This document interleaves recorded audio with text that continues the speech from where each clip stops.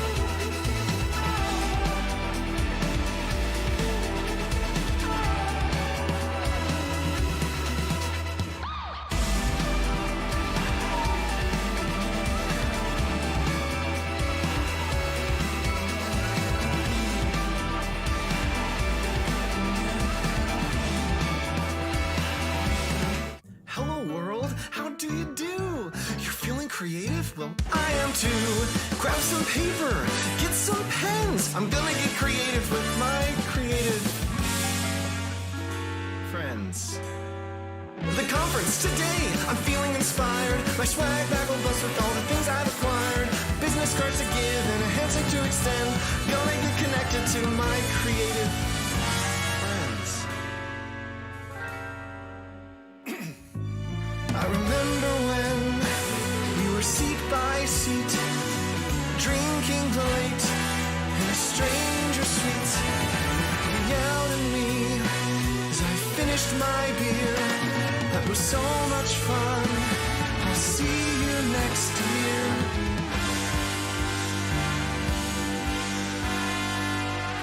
But you're not here. I'm not there. I don't care. I'm here with all these online only. Not right there, but not quite lonely. Drawing things and fixing kerning. Always fun and always learning. Here with my imaginary friends.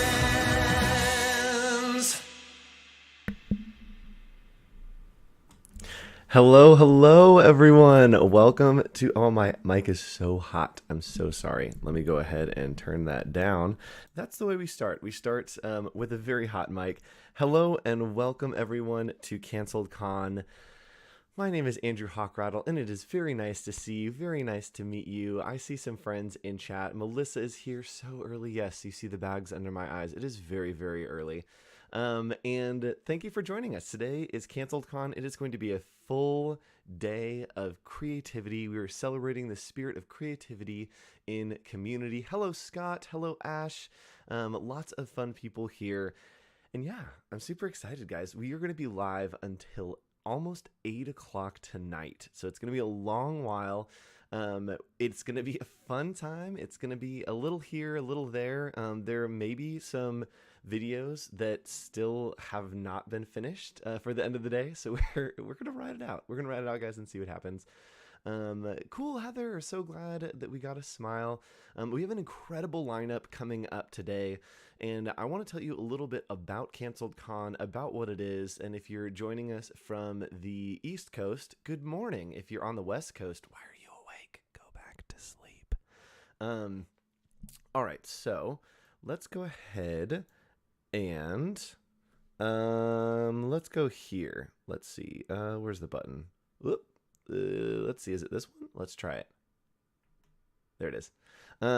So this is where you can get involved. There are all kinds of things to do with Canceled Con, which is what is happening right now, happening today. East Coast represent. So you can come in here and you can watch our stream live, which hopefully you are in the chat and maybe in watching here. If you're just embedded on canceledcon.com, go ahead and come on over into the chat in YouTube. We're talking, there's a bunch of cool people here. So come hang out in YouTube. You can see our guests that are coming up, and let's take a look at the schedule real quick. So first up is me. Hi, it's me. And then we will be moving on, and we are going to be hanging out with actually Wade Acuff. He is in the chat. Wade is here. He will be joining us first thing, bright and early in the morning. And then we have Chris Porter coming up. We have Jeremy Cowart. My super excited segment with Telly Lee Young, one of my favorite Broadway performers. So we have an incredible lineup today. It's going to be so much fun. All kinds of people. So you can go to canceledcon.com, look at all of that, get all the information about everything that is going on today. You also can, if you like, help to support Canceled Con. So this is all something that we do on our time. And yes, rise and shine. Laurel's here. Hello.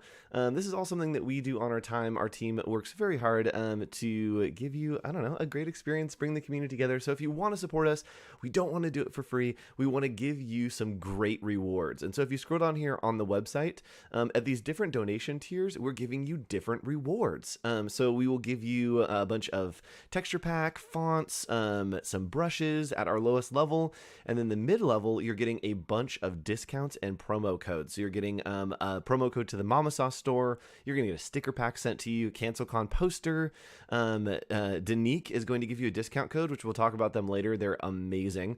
Our friends at Bad Lucky will give you a discount code, and our friends at Hellcats will give you a discount code. And at the top tier, which is $100, you're getting a free year of Yellow membership to the online subscription for Yellow. And you also are getting 25% off Circles Conference. So these do stack, and you get all the rewards at whatever you donate. So if you want to donate, no pressure. Don't if you don't want to. That's fine. You can hang out and watch with us. I just like having you here. All right. So let's, I don't know. Let's hop in, I guess. I've got about 20 minutes in my segment. So if there's anything that you guys have questions about, anything you want to talk about, let me know and I can answer those questions as we get started here. And let me know about the audio if everything sounds good. My mic actually looks like it's doing something weird, but we're kind of rolling with it. So let me know how it sounds, if it needs to be a little bit louder, which it does. So we're just going to turn that up. Check 1 2, check 1 2. You know what? I don't think it's pulling through the right mic. You know what? Hold on. Give me a second, guys. Check 1 2. Huh. Let me know how the audio is. That might be we might be having some issues. All right. I'm going to continue. Let me know how that is, if it's coming through the right place, cuz it might not be. All right. Yeah, this is how it works in the morning. Everything gets weird and wonky. That's the sexy time voice. Yes, it is. I'm trying to think if it's coming through. Nope, it's coming through here. All right. I'll just assume that it's good. Audio's great. Good. Glad it is. Cool. So let's go ahead and hop in. Audio sounds great. Audio sounds fine. Audio sounds good. Thank you. Wow. Glad I spent a bunch of time on that. All right. Let's go ahead and hop in. I'm going to tell you a little bit about what CancelCon is, kind of the spirit behind it, but more so about creativity. Today is all about creativity. It is a day that celebrates creativity and all that comes along with it. So what we're going to do is I'm actually going to hop over and y'all, this is crazy. We're starting the day out in PowerPoint. It feels right. What snacks do you have on the bed today? I don't have any snacks yet. I need to order food. Our first two are recorded after Wade, so I'm going to take a shower and probably order food then. So there will be I didn't get egg McMuffins. It's too early. Usually I can't get it delivered till 9, so I will get McMuffins at some point. So I want to give you guys a little overview of me, just say hello, and tell you a little bit about what's going on with creativity. Let me go ahead and there we go. Kill that. Cool. So my name is Andrew Hockrattle. Hi. Hello. It's me, Andrew Hockrattle. And I love creativity. I run Hawk.co, which is just a multidisciplinary, award-winning, recognized. You can see my joke there at the bottom that I've written. It's just me in my bedroom. It's food bed. So it's me in my bedroom. I run Hawk.co. We put on live events like this. We do design work. We do experimental illustrations. We do a little bit of everything that goes with creativity. And that's what I want to talk to you about today is creativity. So if you're not familiar, here's some of my work. This is my weirder work that I like people seeing. Sometimes I don't show this work. Sometimes I do. So this is my weird work if you want to see some weird stuff. This is my weirder work if you want to see some really weird stuff. You can go to mydirty30.com, and it is a series of portraits that I created with my friend Alex Casillas, amazing photographer, and it's 30 portraits compared to 30 confessions from 30 years of my life. So you can check out that project if you like. If not, that's fine. So this talk is called What the Why and How It Matters. So it's all about creativity and really breaking down the idea of creativity. And you're just going to see where I'm going with these. You'll probably see my presenter notes. So just pretend like I'm giving it live. That's how CancelCon works. So creativity, right? It's this big idea that we talk about. It's creativity, right? But when I talk to my parents, it's more like creativity. I don't know what that is. And so what I want to do is kind of break down the mystery of creativity and talk a little bit about what it means to me and how I use it in my everyday life. And hopefully this will be something that we come back to and talk about again throughout the day. So the first thing that we need to define is what. This is actually a clip of Skeletor, and he goes, "What?" So man, that's one of my favorite noises. I heard it come through my ears and it made me very happy. So the first thing we need to do is define what. We're kind of burying the lead here and you're getting the joke early, but here's the thing. Regardless of what you believe creativity is, right? If it's from like some divine power, if it exists in the cosmos, if it's energies flowing through you, the truth is that Gordon Ramsay is your God. And what I mean by this, right? It's a big, so you're like, oh, Andrew, that's such a big statement. Yeah. Gordon Ramsay is your God. And what I mean by that is that Gordon Ramsay, if you've ever seen something like MasterChef or like one of his cooking shows, I always think of his pantry, right? A creative pantry. And when you run into Gordon Ramsay's pantry, there is everything, right? The finest ingredients from around the world, just stacked 20 high. And I like to think of that as creativity. Creativity is this giant pantry that whether it has existed in the cosmos or something has given it to us, or it's these, energies kind of going through.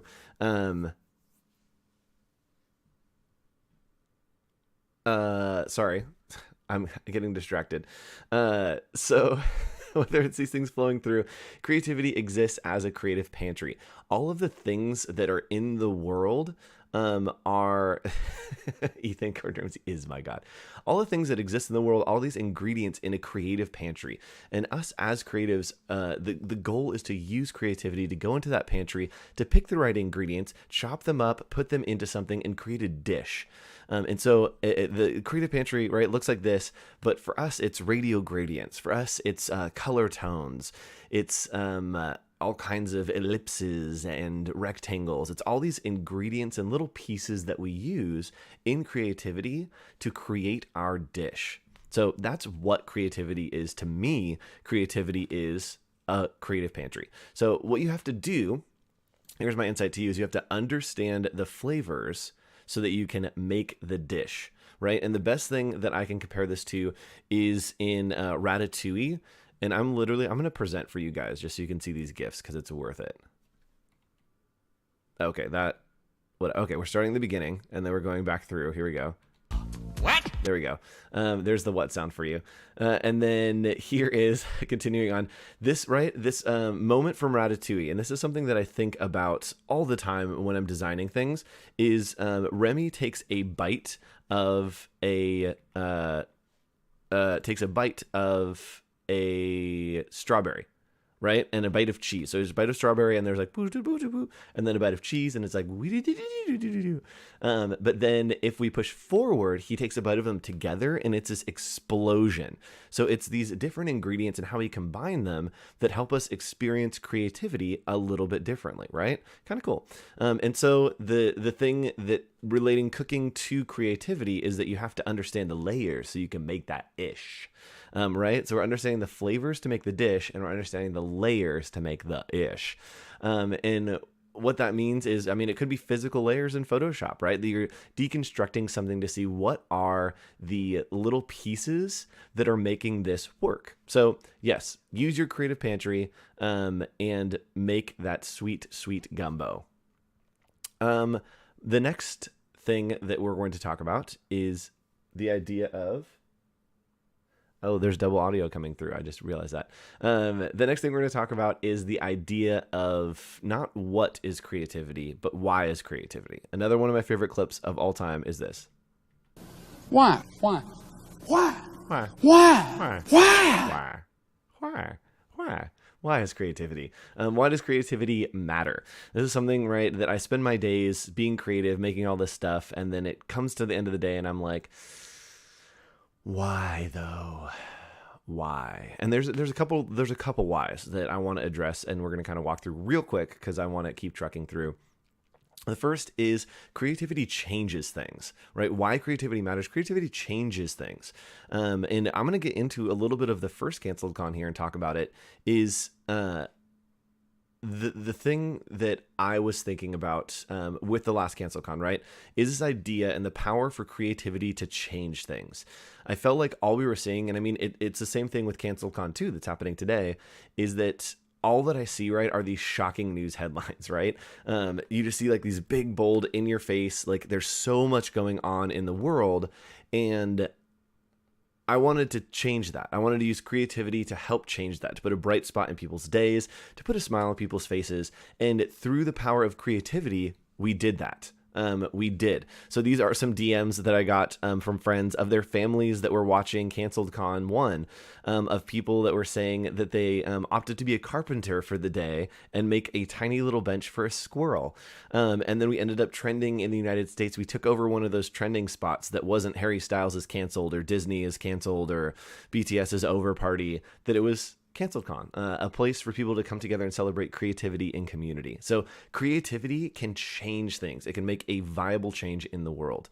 The next is that creativity provides checkpoints for people in their lives, for where they are, where they're growing, and where they're going to. And I think, hello, Natalie, good morning. I think that the best example of this for me is this, and you can see my notes over there if you want to rewatch this and kind of get a deeper view. Is this. Does anyone know what sound this makes, right? I always think about this. What sound does this clip make, right? It's a checkpoint in your brain, hopefully. Here's the sound.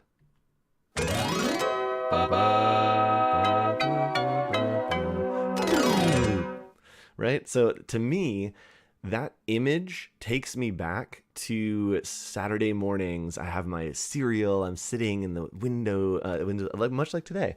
The window's open. I'm going to open this window because it's gorgeous outside.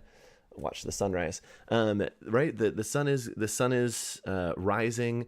The day is starting, and I'm sitting there watching Rugrats. So that is a mental checkpoint that takes me back to a certain place, and that is something that some creative decision was made at some point.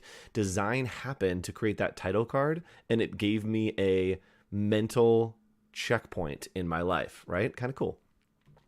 So next is that creativity informs what is to come. Excuse me, burping. Creativity informs what is to come. And that means that it just gives information, right? When we were working on the first Canceled Con, and hopefully coming into this Canceled Con, our design has helped you to inform you what is to come. It's a dumpster fire. And that was in our first one. We talked a lot about being canceled, the best canceled event ever, right? We're using creativity to help inform what was to come. And even with this nice little moment here, if y'all remember this. Too many Andrews.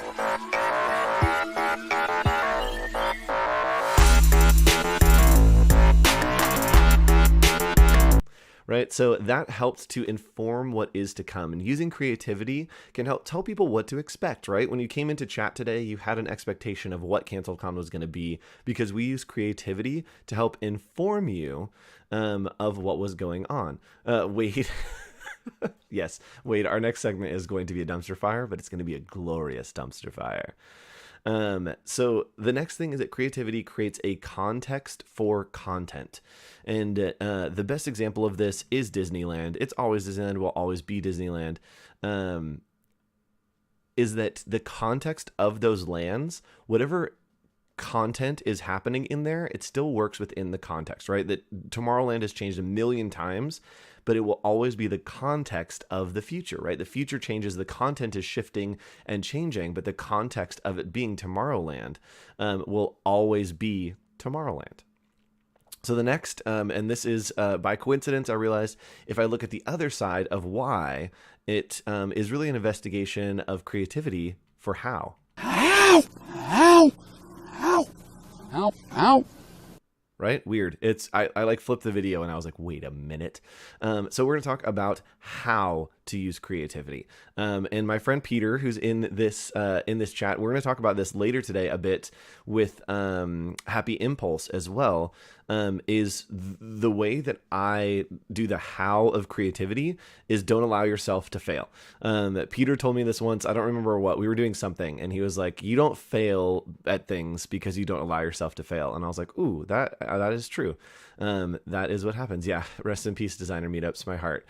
And so what I mean by that is not like, oh, just work your face off until you never fail. Like, right, we're all going to have some sort of failure, but if you reframe it, it doesn't become failure, right? If you don't allow yourself to fail by either of these two things, increase your effort or compromise your goals. And neither of those are bad things. So you can either scale back a little bit to reach what you want to, or you can increase the effort. And sometimes it's a middle ground, right? I stayed up super late last night trying to get stuff done, but I realized, cool, the opening video is not going to be as big as I wanted it to be. So we're going to have to compromise that a little bit so that we don't hit a zone where we have failed. I still have a video of my mom to edit later today for the end of the day for her segment. And so that is something that I'm currently compromising my goals, that it is cool. I'm going to increase my effort to get that video done until I hit a point where I realize, cool, if I keep going for that, I'm going to fail. And so I'm going to go ahead and have to scale that back and compromise this goal. And maybe we'll watch clips together and I'll walk through the recipe as we go, right? So it's not about trying to hit a certain thing. It's about setting a goal and then realizing how you can use creativity to scale and those efforts to fail. Yes, the security of freelancing versus working at a company. A company can fail and let you go. Oh, interesting. That's a good perspective.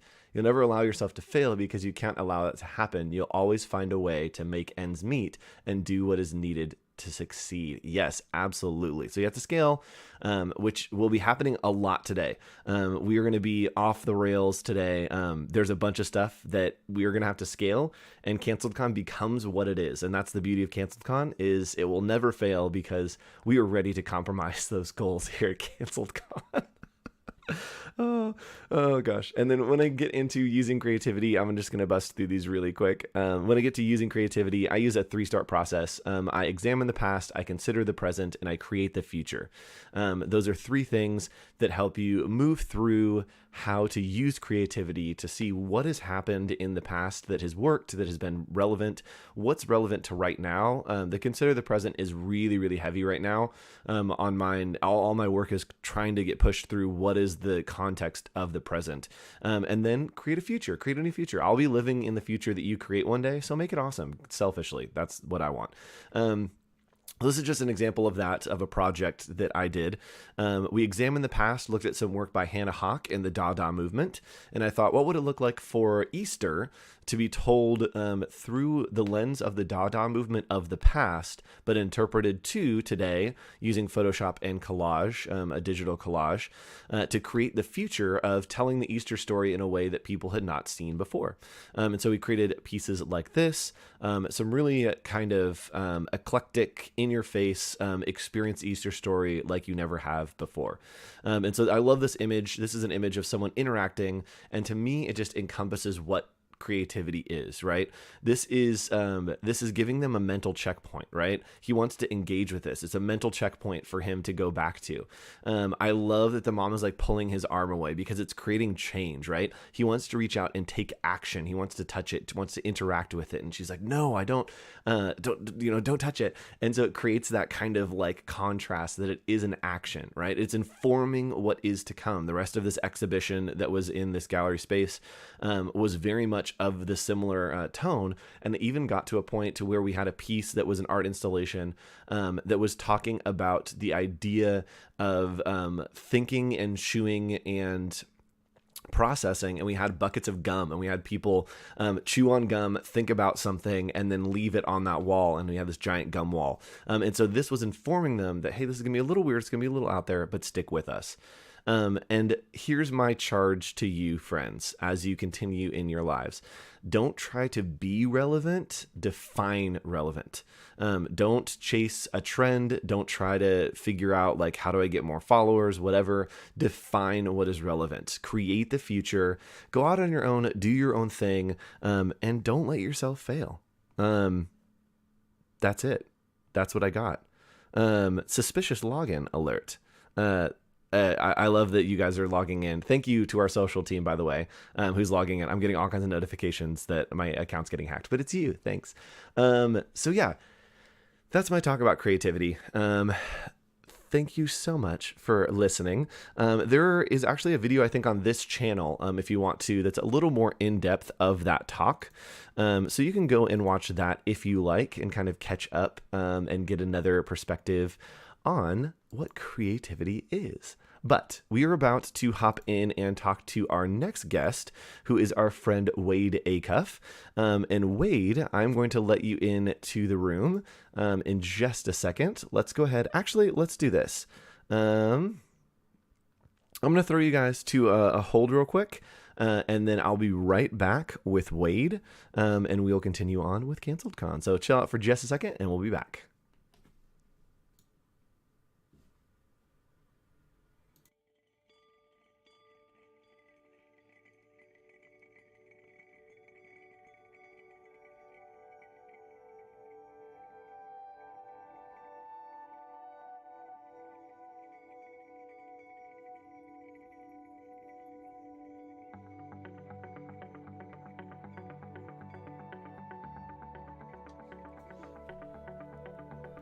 All right, so we're back, and we're going to bring on our friend Wade Acuff. And Peter is walking around the kitchen making pancakes, watching the kids singing "Do Do Do" to the Canceled Con intro video. Yes, that makes my heart so happy. Nice. All right, so let's bring on our friend Wade. Let's push the button and see if it works. Hey, it worked. But you're not Jeremy Cowart. You are Wade Acuff. Let me go ahead and change out your name tag.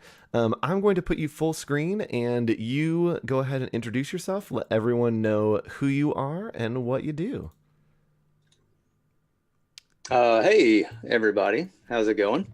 My name is Wade Acuff, and I am a motion graphics artist, animator, illustrator, kind of a catch-all. For my market and freelance, that's kind of what I have to do.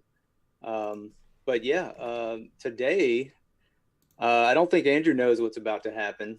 So No idea. I'm not sure what's about to happen, to be honest. I know that I am becoming increasingly aware of how like greasy my forehead is. So that's happening. That's currently what's happening for me. Fine.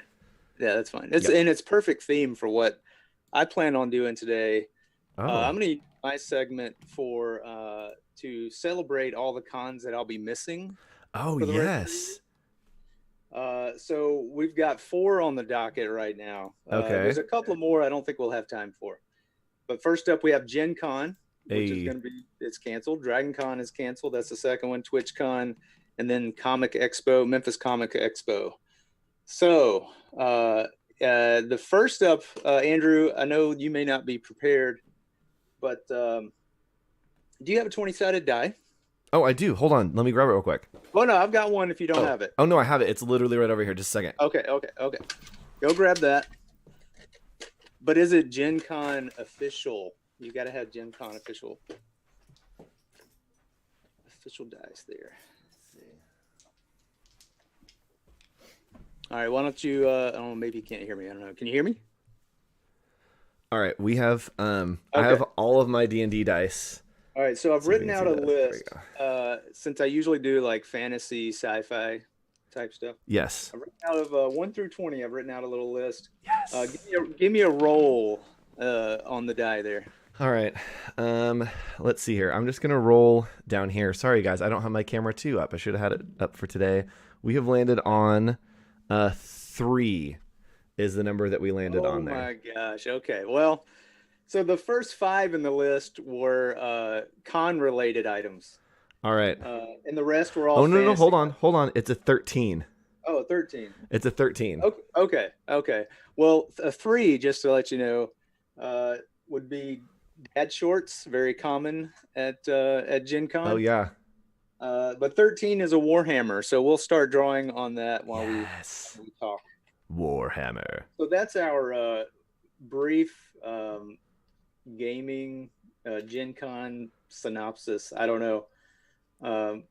Do I need to share my screen? I need to share my screen, right? Oh, yes. Go ahead and share your screen. I'm going to cut to me while we get that set up. So if you want to follow Wade, you can follow him on Instagram. His tag is just under his video face. I need to enable my sharing because I do that all the time. There we go. So you can follow him over at Wade Acuff. Let me show you real quick. Oh, I can run a little video too, real quick, to show some of the work that I do. Oh, yeah, let's do that. Does it have music on it? No, no music, no music. Yes. Don't give me copy. We are already going to probably get at least one copyright strike today, so just know that that's coming, everyone. Okay. All right, let's go ahead and So run this, that video. Oh my gosh. so this is I do a lot of time lapse stuff just to show my process. But this is a quick video that I made just to kind of highlight some of the work. Um, but yeah, this is a little bit of what I do, just a quick taste. But we're going to try to get started on this Warhammer and see how far we get. I may post it later in the day if we get to something finished. But that's This is pretty much so it. crazy.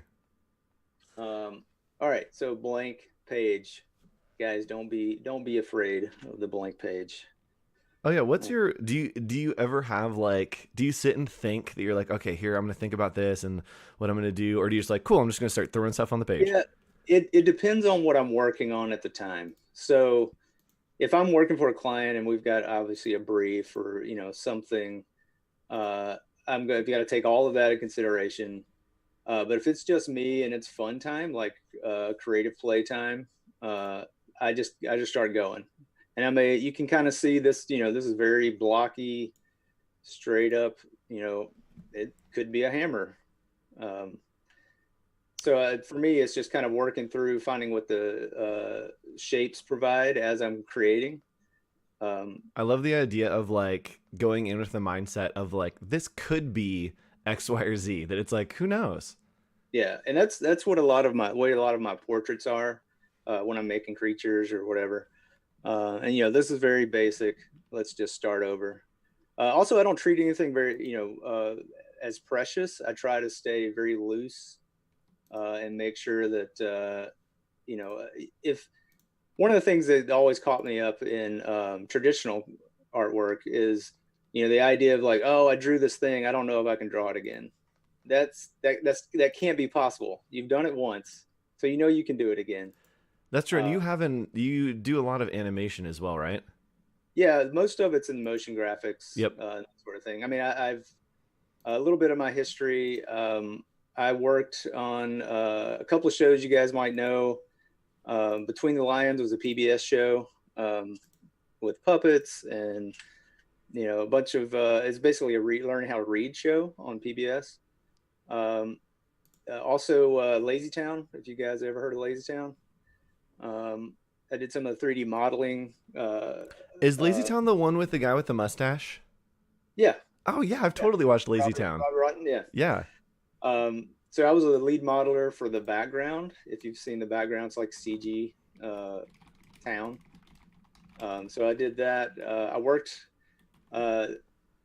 on Return of the King. I was a Okay. modeler for Weta at the time. So that's another little drawing tip. Is I always try to think in 3D. And again, this is very quick right now, so I don't know where we'll get with this, but And yeah, that's just a quick. you're working in black and white or like grayscale at least to start to just get like your values down and stuff, right? And then you Yeah, add this everything is in later. all right now. This is all real rough. Don't really care about color at this point. Sometimes I'll jump right into color if I know where I'm going. But we just established most of the time I'm just starting out. I don't really know where I'm going. Yep. Um, but yeah, and let's see what else was it? Where are we on the time frame? Because Oh, we're I've so got good. out that's every 7 minutes I have to switch cons. We have 24. Oh, okay. So we're 1 minute away from the 7 minute. Okay, well, let me know when that happens. All And right. I've got to do a costume change. I'm going to pop off and Oh, I will make my sure to Dragon put. Con cosplay because I won't be able to wear it this year. Cool. I will make sure to put it onto my screen so there's no Okay. wardrobe malfunctions. Oh, thank you. There have been Uh, so many times that I've like run off to do a costume change or something, and I'm like, I just want to make sure that I'm behind my green screen, just to confirm Right. that for everyone. Well, I've learned from watching your streams that there's nothing that adds to production value like a wardrobe change. Oh yeah. Maybe, man. Well, should I? I might put up my green screen and toss something on. We'll see. Sure. I've got some good cosplays in my closet.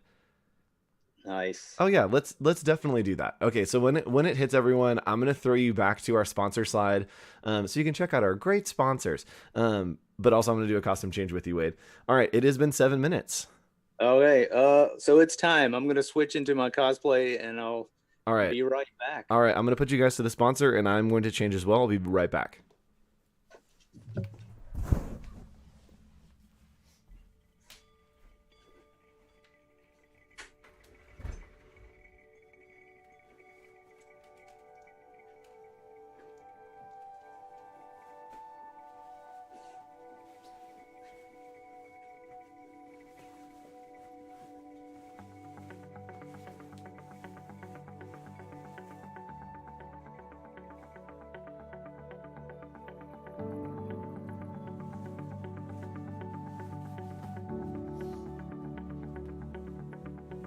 Don't fade away, 'cause I still need to hold you in these eyes.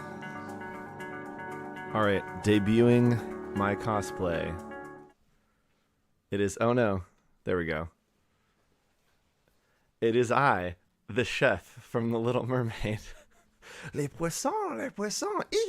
Oh. This is my cosplay. There we go. Wade is currently, I can see he's putting on a jacket of some sort. I'm gonna give you a play-by-play of Wade dressing. He's putting on a jacket of some sort. Okay, there's a wave. He waved to us because he loves us. How are we doing today in chat? Actually, yeah, go ahead. We have giveaways in chat. We have so many giveaways. We're going to wait till a little bit later today. We've got Apple Pencils. We have AirPods. We have Creative Cloud subscriptions. We've got, I don't know, a bunch of other stuff. Oh, we've got some stuff from our friend Alicia, whose birthday it is. So we have a ton of giveaways throughout the day. So keep watching. Tune in all day. We'll be here till pretty late tonight. And all right, Wade, are you ready? Yeah, I think this is as good as we're gonna get. It's not quite buckled down, but we're gonna go with it. Wade, I haven't put you on the screen yet, so I can see it, and I just want everyone to know, I think Wade is so cool, and I had no idea that this was a part of your life, and I like Most now I people want don't. to be your friend so much more. So we are going to go ahead. All right, ready to debut. Number 2, here it is, the Wade Acuff. There it is. Wow. If anybody knows what this is from, please let me know. Oh, It's very difficult for some people. Some people don't know the movie, so. But if anybody's not familiar with Dragon Con, it is one of the, I guess, most cosplayist cons I've ever been to. There's casual cosplay, there's professional cosplay, obviously. I never did cosplay until a group of ours talked me into it. And so does anybody know it? Has anybody chimed in? I do not. Oh my gosh. I might. No. Hold on. Okay, here's gonna be my shot in the Alexandra dark. has it. She's got it. Is it from who is it? I think it's Alexandra in chat. She has it. The Shoveler.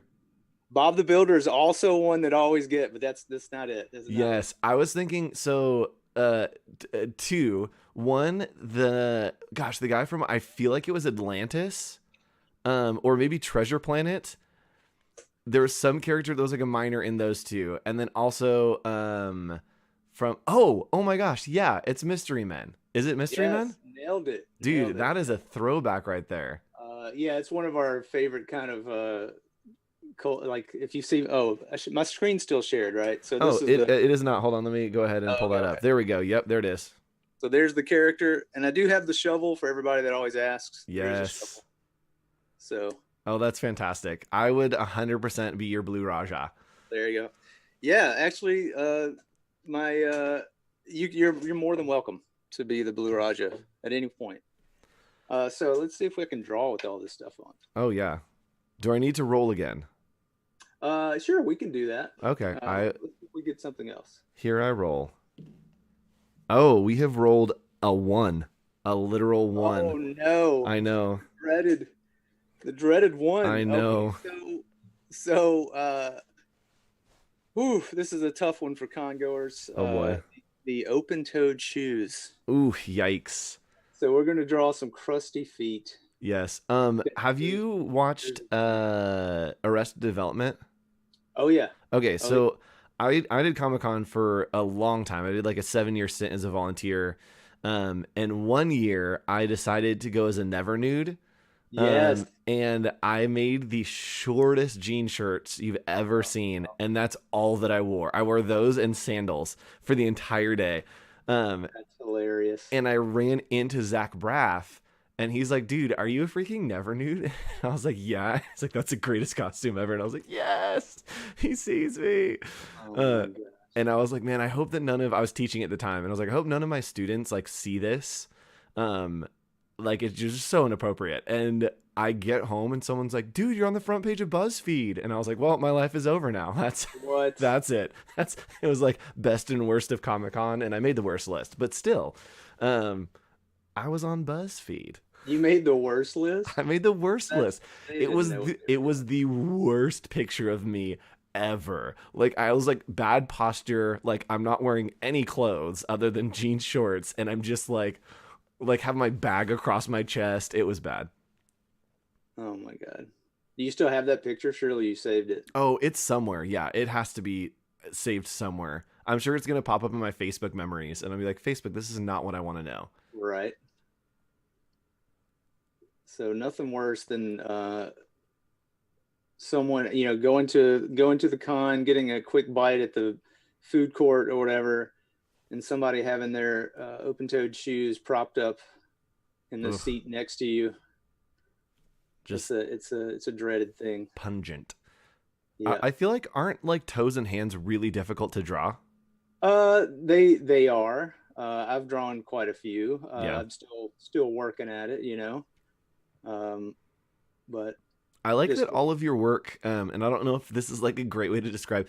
It feels like lumpy in like a fun way. Everything feels squishy that I see you do, and you showed me something last night, and I was like, I want to touch it. oh yeah. This was I think it's still up.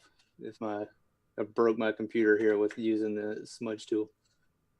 Give me 1 second. Come on, Photoshop, you can do it. I believe in you. Oh my gosh. You can do it. Yes, Allison, I had to be validated by Zach Braff. It was very important to my life. Okay. There we Go go. back. So Where is my squishy? nope. Oh, it's on this. It's right here. There we go. Oh, hey.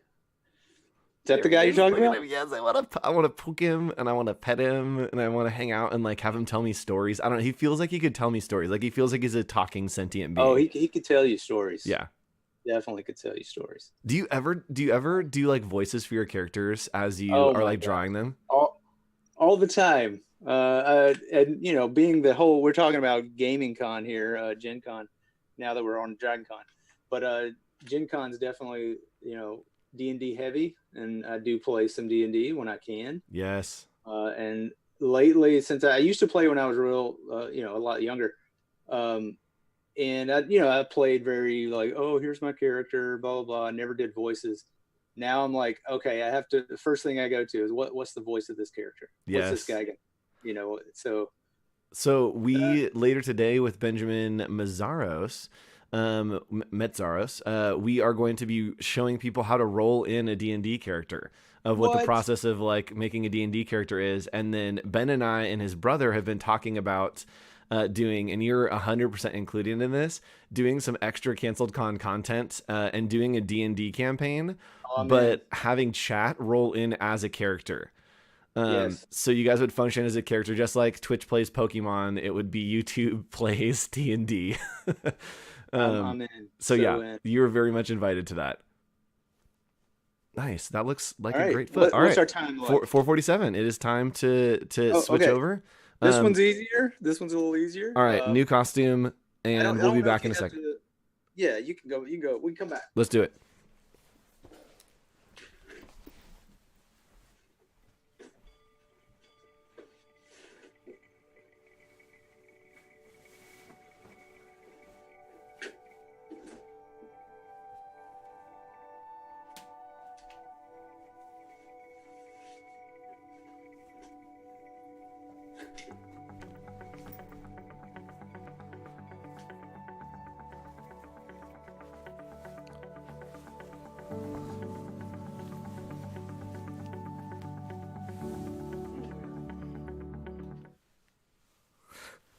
All right.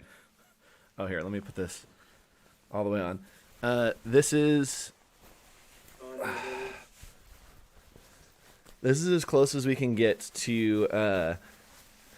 I'm not really fully confident. It could either be Richard Simmons or it could be like Rip Taylor.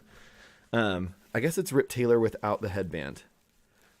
There we go. Yeah, now it's Rip. Wait, hold on. Now it's really Rip Taylor. If you guys don't know who Rip Taylor is, go ahead and literally look up on YouTube. Rip Taylor's one of my favorite performers. I think he just passed away this year, which is sad. But his whole thing was literally just throwing confetti on people. Like, he was famous for just throwing confetti on people.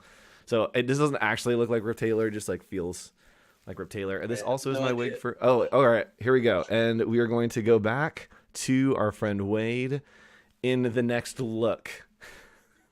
It's not a great look. It's really just the Twitch swag. It look. Feels right. It feels like you are sponsored content. Like, gotta have there's a Twitch tag on here. You gotta have the tag out. And the swag over here.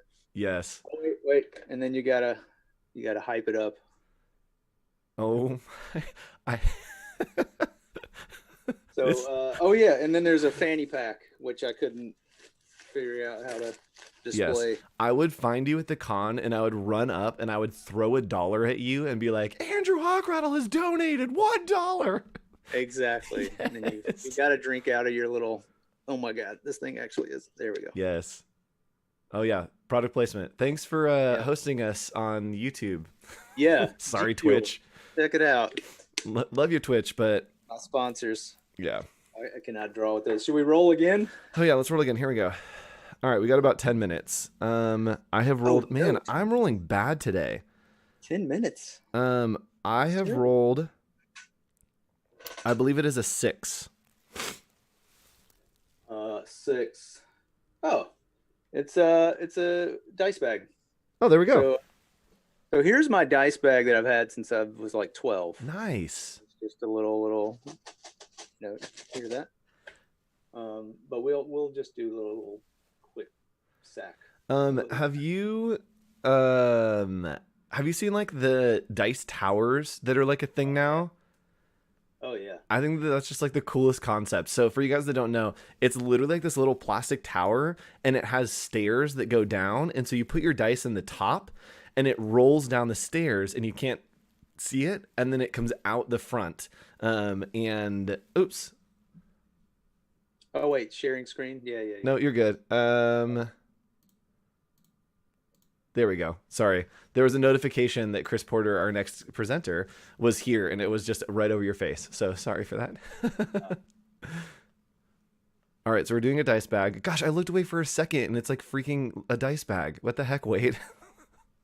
Well, you got to work fast, You got to be efficient sometimes. Oh man, and it's crazy how fast you can render like 3D space and then get the like values on there.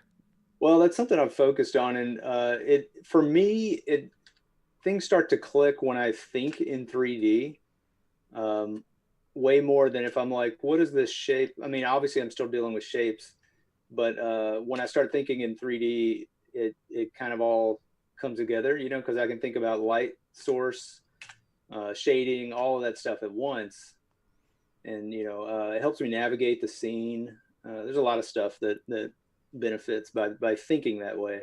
And you're working on a 50% neutral gray so that you can pull out highlights and shadows, right? Yeah, and I haven't done any of that, just time wise. But if I wanted to pop into here, I can start pushing out some of the highlights, and I can really sell that the light's coming from this direction. Yep. I can even kind of just do like a quick light on the thing, a little soften the shadow a little bit. I don't want to break the machine again. I know. That's crazy. So I'm very much not an illustrator at all and like don't know anything about digital painting. So I was very excited that I was like, it's neutral gray so you can do highlights to not go on white. Yeah. And that's cool that you're basically just working with values and making sure that the values work and then doing contrast, doing color, adding all that in after the fact once your actual values work. Right. And sometimes when I work straight into color, I just switch back and forth from grayscale just so I can keep checking my values. Yep. It's always important part of that. Yep. If What are we doing on time? How are we doing on time? Oh, we've got about 7 minutes left. So do we want to do Okay. one more? So TwitchCon is done. We don't have to go anywhere for this one. All right. I'm just going to grab my hat. Oh yeah, let's see if I have anything near me. Blinding the poor folks at home. Oh yeah. And this one is for the Memphis Comic-Con Expo, which is just my t-shirt. So There we go. keeping it simple. This one's for Oh my gosh. fitness. I just looked at your screen. I saw when you were changing, but I just now looked up. Oh yes. This actually is like making my forehead feel so much better. So for you guys who are watching, I haven't showered yet. I'm gonna shower during our first recorded segments, and let's see if I can get a better roll. My goodness, I've rolled like 3-4 times. Okay, 7 is our new number, which is a fitting end to our series of 7s. Yeah. So this one is a wizard staff. Ooh, So we get to kind of just do something. the staff of a wizard. Yeah, something bendy maybe. Do you have any character names? Like, do you name your characters that you play? Oh yeah. What do you got? The last campaign, I played an elderly woman, unknown age. That's how old she was. Elderly druid human. Nice. Her name was Grindelin. What was the last name? Grindelin something bottom. I can't remember what it was. All right. But she was an old lady, and that was a lot of fun. Nice. My last I played, he was a halfling and his name was Milo. He had a gosh, what are they called? Like an iridescent black snake as a companion. And his whole thing was that he was like super in tune with animals, and so I could like coerce animals to like suggest them to do things. Which was really fun because I like loved nature so much that we would get into battles with like, oh, we went into this warehouse and there's a lot of like rabid rats that are attacking us, that I'm like, man, my character can't attack these rats, but I'm about to die. What do I do? And so it was a bunch of like letting my other people attack the rats while I'm trying to like save the skins and like give them proper burials. And I'm like, I'm sorry guys, I'm not helpful here. Like 0%. I'm not gonna kill these animals. Yeah, Grindelin Thicketbottom was her last name. Thicketbottom. She was a druid. And she kind of just, her biggest thing was sort of the same situation. She took care of the animals and did a lot of polymorphing into creatures. Oh yeah. They got to do some creature, kind of things. It's kind of fun. The cat in the background. Can you hear my cat? She is upset. We did. Just a little bit. Sorry. Oh no, you're good. It was funny because you were talking about polymorphing and then I was like, meow. And I'm like, oh, wait, where have you gone? Okay, what animal would you take the form of if it was possible, like right now? Oh man. Fantasy or real? Oh, like anywhere, anything. I don't know. My first mind just first thought just jumped to sloth. Oh, that's literally, yeah, that's a good one. Maybe a sloth pangolin combo. Oh, yep. Yes. I feel like I would go with, what would I want to be? What's our time looking like? We got 3 minutes. Oh no. I know. All right, so you were talking about copyrighted music or getting getting copyright strikes? Yeah. So in Dragon Con, there's a Dr. Horrible sing-along blog. Oh, yes. I didn't want to throw this on you without you knowing about it, but I could sing a minute of that. We could all sing along.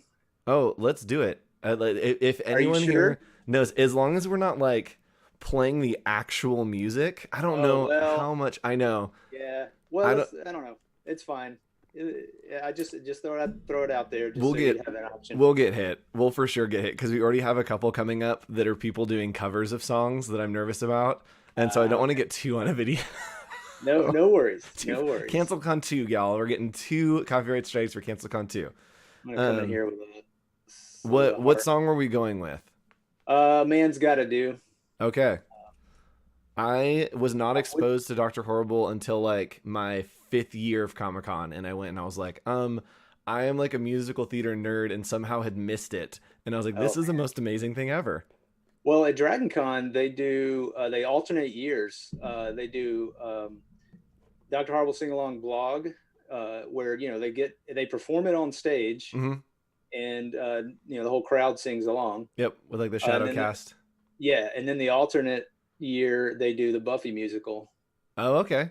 I thought you were gonna say Rocky Horror. Are you a Rocky Horror fan? Yeah. And I'm late to that. Okay. Like, yeah. I So was very late to that. yes, Rocky Horror. That was one of the last things that I did before COVID happened. I went to a screening that was here in town. And it was a bunch of people that like didn't know what it was. Like they just bought tickets for like, oh, it's like a movie thing. And people had no idea. And so I come in like in my red jacket. I've got like short little shorts on. I've got like the red lipstick, like the whole 9 yards. I got like the toast and like the whole 9 yards because I love going all out for Rocky Horror. And these people, like, I'm like yelling during the movie and doing the callbacks, and people are like shushing me or like looking over weird. And I was like, no, this is not how this works. Like, we are not watching a film here. This is an experience. That's hilarious. Yes. Oh man. Yeah, one of these times that we do like a shorter segment on the CancelCon channel, I think I'm just gonna like start taking hits and just do sing-alongs and stuff, and just we'll make like a Finsta canceled con where we can just use it for copyright strikes. Nice. Yeah. Look at this. Well, in my head, I was like, maybe this will work because the music is not, I'm singing over it. It but I would did find not it and it would kill us. Yeah, I did not want to bring that up, and they're like, oh, well, now you've put Andrew in a bind. Yeah. My freeze ray, I will So stop we sort of the have world. something going on here. Oh, one of my favorite things to sing super late at night is I'm like driving home and just like if I like watch a scary movie or something, I'll just be driving home and turn on oh gosh, there's something in my eye.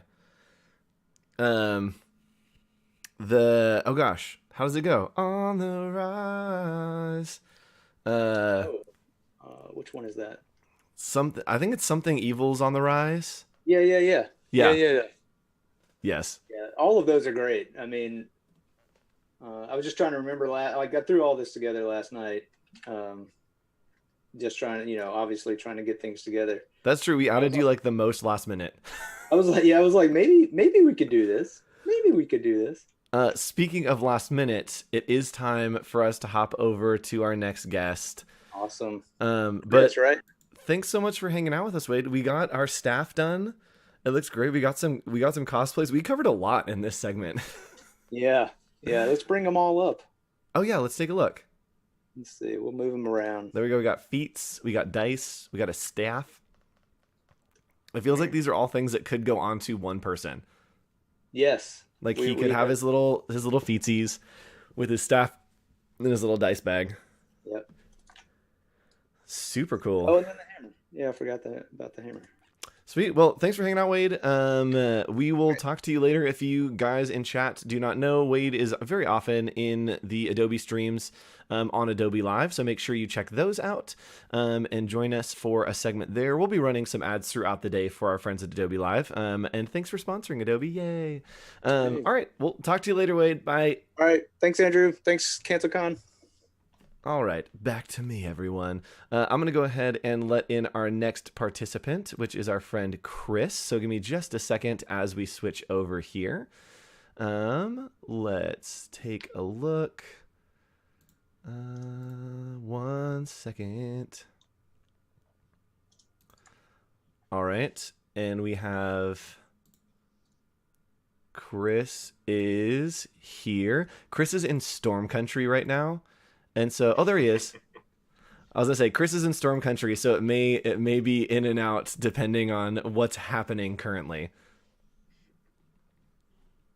All right, cool. Let's bring him up on screen. Hello. What's up, dude? What's going on, man? Oh, just doing an online conference with some of my friends.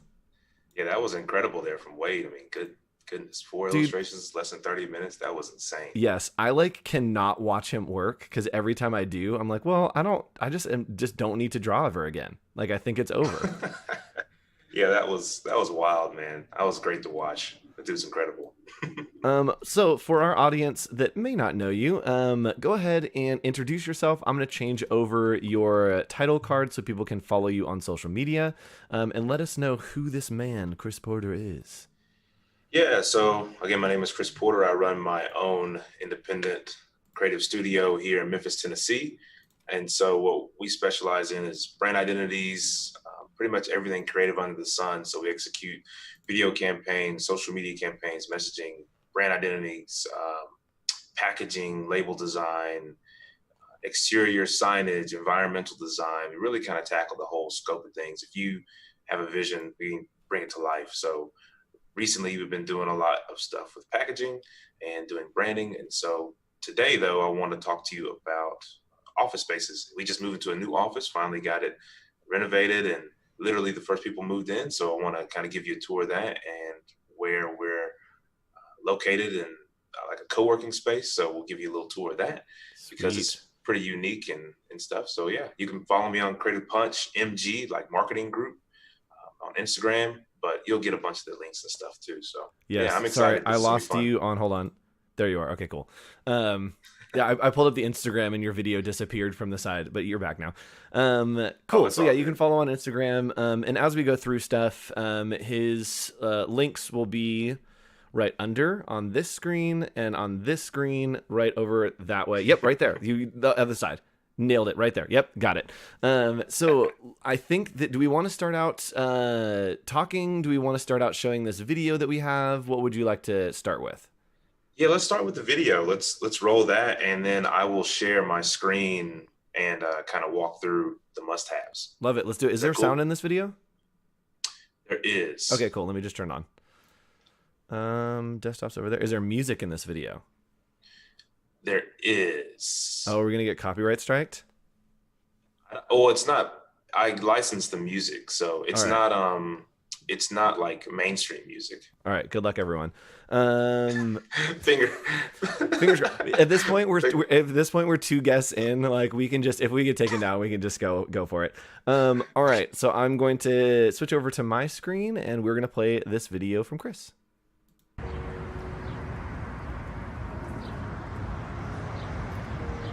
What's up, everybody? My name is Chris Porter. I'm a creative director and owner of Creative Punch Marketing Group. This is where our office is at, here at Wonder Co-work Create in Memphis, Tennessee. I want to give you a cool tour of where we do our creative work and the environment that spurs our creativity. Let's check it out.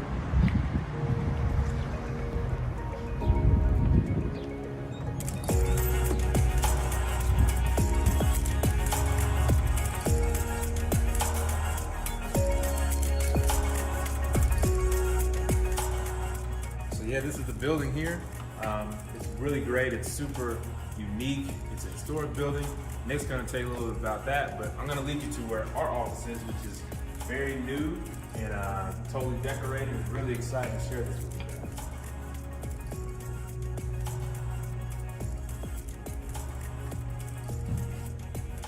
All right, here we go. So this is a custom logo I got created to just give our office a little bit more identity.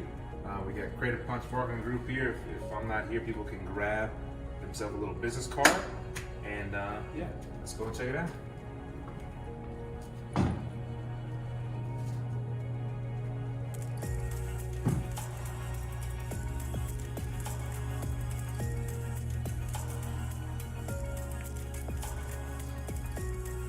So this is the space. It looks a little smaller than it actually is. We got a lot of room in here, but first and foremost, we got really cool art, a place to hang your jackets. So these are some really cool custom hooks that I bought. Really wanted to have the same aesthetic with light grain wood, this light oak, and some color splashes with artwork and stuff. Got a really cool print. I'll have a link to that where you can get those prints from that artist. a custom bike rack. I always bike here from home to work pretty often, so I gotta have a place to do that. This is really cool. It keeps it out of the way, a little artistic. All my shelves have a little Funko flavor. I have a lot of cool childhood memories, so I like to look at those and remember and things like that. I got Sonic and Thor and Hercules and things. Just a lot of fun stuff. Some custom artwork here from my fiance, Black Panther. She painted that, so shout out to her. This is some things that inspired me. This is a soccer ball. I'm a big soccer fan. So this is a signed ball from one of my high school teams that I used to coach. So I like to keep these memoirs to inspire me and keep me motivated. Huge Spider-Man fan, so I've got this comic book collection here where I can read some fun stuff during lunch. I've got books to reference things like this one here, freelance business and stuff from Hoods. Definitely make sure you get one of those. I don't know if I can put that back there. Some more custom prints from them. Shout out to Creative Works for this. Here's some art that I did. So I got to display my stuff, a piece by Aaron Crackle in there. This is a fun little thing that I've created for myself. It's a sticker wall. So pretty much anytime I get a sticker, instead of trying to find a place where to put it, I just put it on the sticker wall. And over time, it'll just keep growing and expanding. So that's pretty fun. Gotta have yourself somewhere to put all your legal documents and store stuff. Over here, I got some custom art pieces. I'll have a link to where this artist hooked me up with some illustrations of Spider-Man. Again, huge, big fan. Gotta have your own work on display, like these whiskey bottles that me and my partner worked on. Always gotta have stuff that you are really happy with, that the client is happy with. That way you can keep that motivation going. Really cool lamps. A lot of stuff from Grove made on my desk here. Standing desk. So trying to always be up and down, living a more healthy lifestyle. It's good to have a good chair. This is a vintage Herman Miller chair. And then another Herman Miller desk here. So I'll have links to all that and where you can find it. But it's good to have this environment that spurs your creativity. And also most important, you gotta have somewhere where you can just sit back and you can relax. So get yourself a couple of relaxation things. It took me a long time to find this poof that matched my rug. So definitely want to find things that you like. This is my partner space here, Patrick. He's got pictures of his family. He's got his own art on the wall. This is a custom desk built by Nick, who's on the camera duty right now. But yeah, so we've got a unified space that's really creative, but also unique to us. And now I'm gonna take the camera over from Nick, and he's gonna lead you to the office. Hey everybody, Nick Pena here, co-owner Wonder Co-work Create.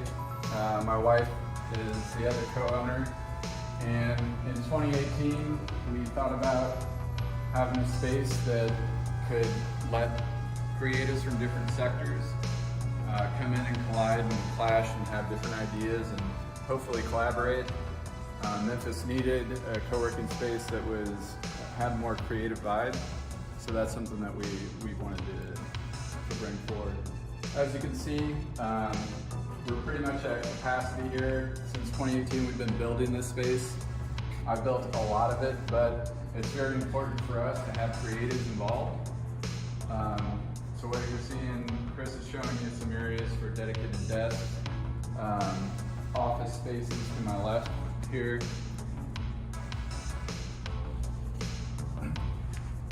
As I was mentioning about creatives, this is Creative Rehab, Russ Reeves. He built this meeting table for us. To your left, you're also seeing a local artist, Waco, Caleb Elkins, who did that mural on the wall. And then I'm sure you noticed the plants here. My wife has a really big green thumb, so we were wanting to add a feature with the skylight, so we built I built these hanging systems for the plants. And then we consulted with another local creative who helped us pick the different plants. So we're really about bringing people together, trying to create a really good vibe in a space. And this is what we do at Wonder Co-work Create. Awesome, man. You want to show them the office? Yeah. So we like meeting space, pretty intimate meeting space for people. come in and do any Zoom meetings, WebEx meetings that you would have with a client. You could do face-to-face meetings once COVID-19 ends. We'll try and come through here and get more people involved. But right now it's mostly for virtual meetings. Sweet. All right, I'm gonna hand it back to you. All right, y'all. Well, hey, look, I'm gonna hand it back over to myself there live. Thanks for kicking off Cancel Con Season 2 with me, and looking forward to sharing more office must-haves with you here shortly. Thanks for tuning in. Boom. There we go. Oh no, something else is about to play. No, don't play. And just close the tab. Got it. All right, cool. It was like up next, and it was like a countdown, and I'm like, it's a time bomb. That's funny. Rachel Thomas, I love the plants, but how do you water them? All those hanging plants. Oh, so Nick goes on a ladder, and they've implemented a watering pipe that goes around the whole ceiling. So he just grabs the pipe, and it's self-propelled, and he just waters all the plants. It's pretty so awesome. Fun. We were going to show it, but it would have taken too long to get him up the ladder. Yeah. Yep. All right, so we are talking about office essentials today, things that you love. Also, I think I've seen like the back wall. We've been spending a lot of time together this week. If you guys haven't, we were doing Adobe Live together. And so we spent a lot of time together. And I think I saw the wall and had no context how cool the rest of that space was. So it was cool to see the rest of that space. Yeah. So what do you have for us today, Chris? Well, I'm going to screen share real quick. Dope. And see if you can see my screen, then yep. Let me go ahead and switch you over. Oops, I just hit the wrong thing. There we go. Let's hit this button, and then let's go here. There we go. Now we got it. Sweet. All right, so let me make sure you guys can get. So I'm just going to talk about a few office must-haves and like tech ideas today. So make sure it's going. Just so you can see some of my work really quick. I don't want to spend too much, but so you kind of have a context of what we create in this space. You want to have a space that is fully mended to allowing you to create your best work. Again, we're going to be going also must-have. So we talked about desks, decor, how to relax, some tech, and then how to build an environment that's good for your own mindset.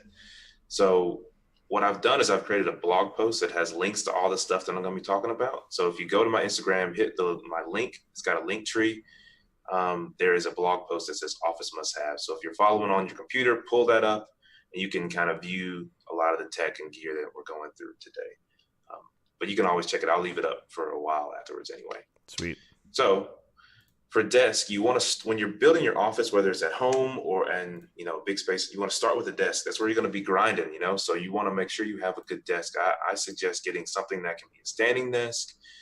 There are also things that you can get that you can just put on your desk to allow it to stand if it's not a standing desk, but it's important to kind of always be moving a little bit in that way, especially now. And a wide desk is really good if you need an L shape, whatever is best for you. If you need double screen, make sure you got enough room.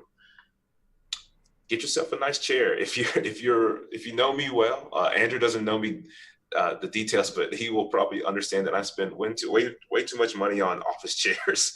I buy a lot of vintage Herman Miller chairs, and so I've got one at home, one here at the office, another one for other stuff too. And I just love having a good chair. I had a back problem when I was younger, so I have to have really good lumbar support. If you can't afford a really nice chair, that's totally fine. They have seat pads you can put under you, or you can get like little back arch supports. Or if you just need to get a pillow, just put a pillow like right under your back, and you're gonna be, a lot better than just sitting in whatever chair for an extended period of time. Get things out of your pocket in the rightful place. So if you get like a catch-all or a shelf somewhere, if you're at home, don't just carry stuff in your pocket. Like, be free from the things and the chains or whatever, and just kind of sit and get in your zone. So it also allows you to be organized. So if you come into your office, like for instance, my office, I have a catch-all that's on the screen. I put on my keys or my wallet or my mask that I'm wearing for the day. I put it in there, and then I get to work. Make sure your back, your bum, your foot, and your eye have support. So there's these this foot foam here I actually am using right now, and it takes all the pressure off of my legs and my knees. So, and my feet are just totally comfortable. I can take my shoes off. I can wear some fun socks, and I can be really comfortable, especially if you have like hardwood floor. It can be like a transition to have a rug, and you don't have to spend money on a rug. They're like 20 bucks. If you look at a screen all day, I think it's good to have some blue light glasses. I'm wearing some Warby Parkers, but there are plenty of them online. Like you can get some from Amazon for like $15. I wear those too, and they do wonders. It gives you your eyes a break. Get eye level with your computer. So there's these stands if you have iMacs that you can purchase and put them in. Those have storage and it elevates it. So I actually have a computer stand and another one of these stands, and basically it gets you level with your computer so you're not hunched over like this when you're looking, because we're all going to lean anyway. But if you can be as level with your computer as possible, your neck is going to be relaxed, your shoulders, your back, it's going to do you a lot better in the long run. And get lit, make sure there's lighting. Get you a cool lamp, something that you can turn it on. Maybe if you're, if it's storming outside like it's been the past few days here, I can turn that lamp on and I've got a nice little calming light. Talk about decor. Use art to create positive vibes. So I've got a bunch of links in that blog post to where you can buy prints, you can buy banners, get you some stuff that's going to create good things for you. As you saw, I'm a big Spider-Man fan, so I have a lot of Spider-Man stuff because it gives me that creative zone. One that's right above my desk is the Spider-Man art that says amazing, and that just motivates me every day to do something amazing, whatever it is, even if it's just sending emails. Like let those emails be the most amazing emails that I can send for that day. Use shelving to organize in creative ways. So if you can afford to have some shelving, definitely have that and put stuff there that is not cluttering up your desk. If you're at home, you can use bookshelves, you can use dressers, just things to get away from your desk if possible. To declutter a little bit will help you focus on the work you're doing. Decorate your desk. I've got a bunch of things from Grove Made. So they're handmade in Portland. It's an awesome company, and it just makes me feel right at home. I have a good color palette, like with leather pads and stands for your keyboard, your wireless keyboard.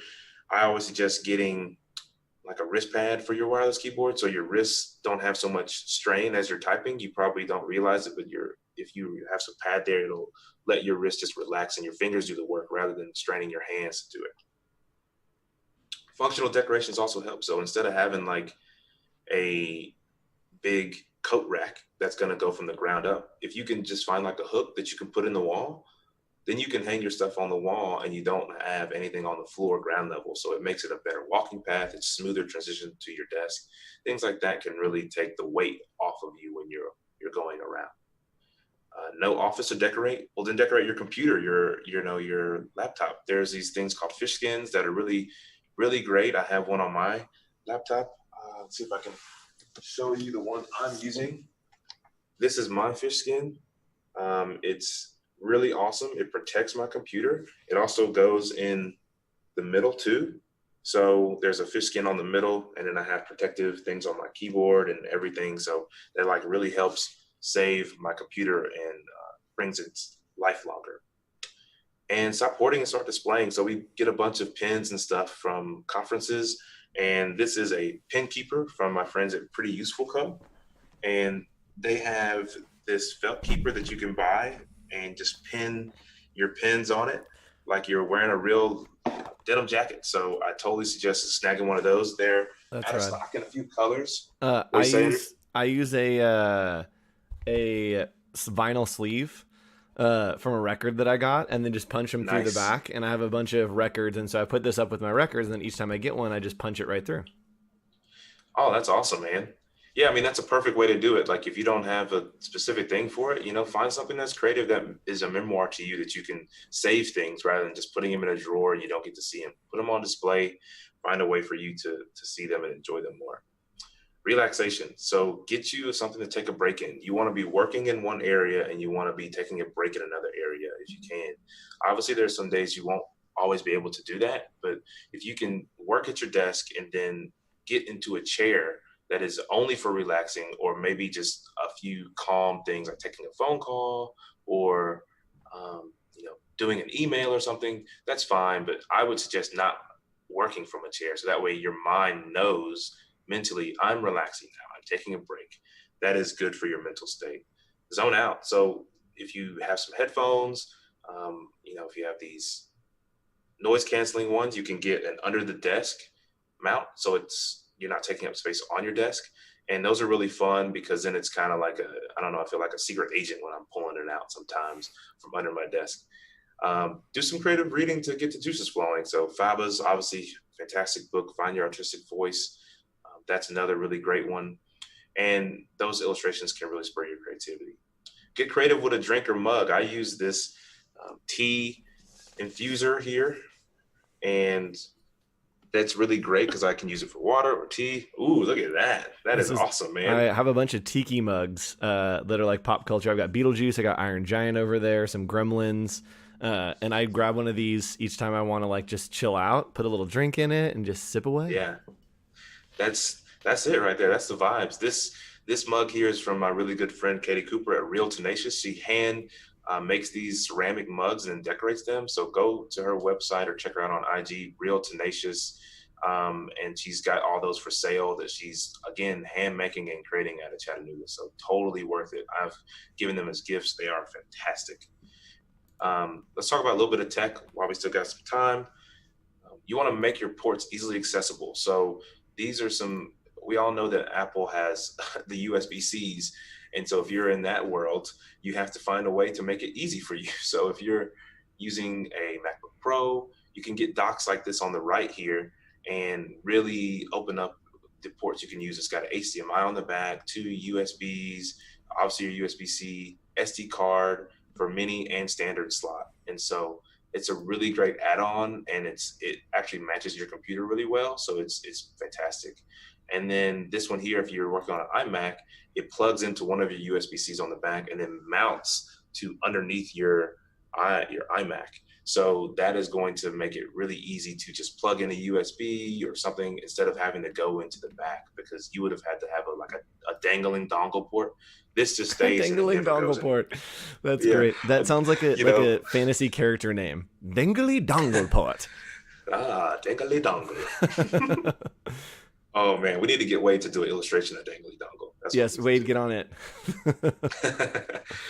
Get your cords in order for your own sake, please. This Sidewinder here is what I use for my MacBook Pro charger. And so it never is dangling everywhere. I remember when I first made the transition from PC to Mac, all my cords were just everywhere. So now I have these cord wrappers. This is from a Black-owned business, Odin Leather Co. in Texas, I believe. And so he does a lot of really great custom leather stuff. I've got links to his in that blog as well. These are from Fuse, this phone charger here. This is, you can see the before and after. And then obviously this cord for your MacBook Pro, you can have it to any length. So if you're just at a plug really close to you in the airport, your cord isn't, wrapping around something. It's really easy to port to. Protects your equipment. So I've got protective things all across my tech. So I use Whoosh to clean my screens. I use these covers to seal like my trackpad on my Pro. I've got a keyboard cover, and I've got this cloth every time I close my computer, because your keyboard is hot. So your keyboard normally is mine anyway, it gets hot on the screen. It might leave a mark. This keyboard protector prevents dust from getting into it. And I know there's a lot of stuff about how Apple's keyboard, no one really liked it because it always broke and stuff from typing and it was loud. This kind of mutes that a little bit, protects it from fingerprints, and this protects the screen. So having things like that can elongate the life of your equipment, and they're fairly reasonably priced. And even just getting one of these will go a long way. So I would suggest that totally. Be portable. So it's important now to get a new webcam or something, if you can do it, that has a good mic, because we're all doing Zoom meetings. So I would suggest getting one of those. And even when you're out and about, like if you, again, don't have an office, or maybe you work at a coffee shop, you can elevate your computer using something like this, right? It's a sleeve, and I think it's on Indiegogo right now where you can support it. But yeah, it's a sleeve that you can carry a computer and elevate it a little bit. So definitely find ways to do that. And then your mindset, we'll wrap up here. do what makes you more creative. So move your body around or do something that is going to get those creative juices flowing better. This year is a bag from Buffalo Jackson. I'm a big leather fan, if you probably couldn't tell from all my accessories and stuff. And this is one of my favorite bags. I just feel like a creative boss when I'm carrying it into a meeting. Just like, yeah, I got my bag. And so I saved up and bought one. And so that helps me spur my creative juices. Listen or Read Fun Things. This is a book by Aaron Draplin that's got all of his stuff. It's got his personality that can spur your creativity. There's a lot of really great design podcasts like the Daily Graphic Design Cast. That's another great one. Like You is another one that is for kids. So if you've got kids that need, something to listen to that's fun. Like You is a podcast by my friend Noah Glenn, and he's tackling a lot of really issues that we're dealing with today. So I would totally suggest subscribing to that. It's on Like You Pod on Instagram as well. Talk to people, hop on a Zoom call, just talk to people, see how they're doing, check in with your friends, and just get advice too. That's ways to get your creative juices flowing. Try not to compare yourself to others.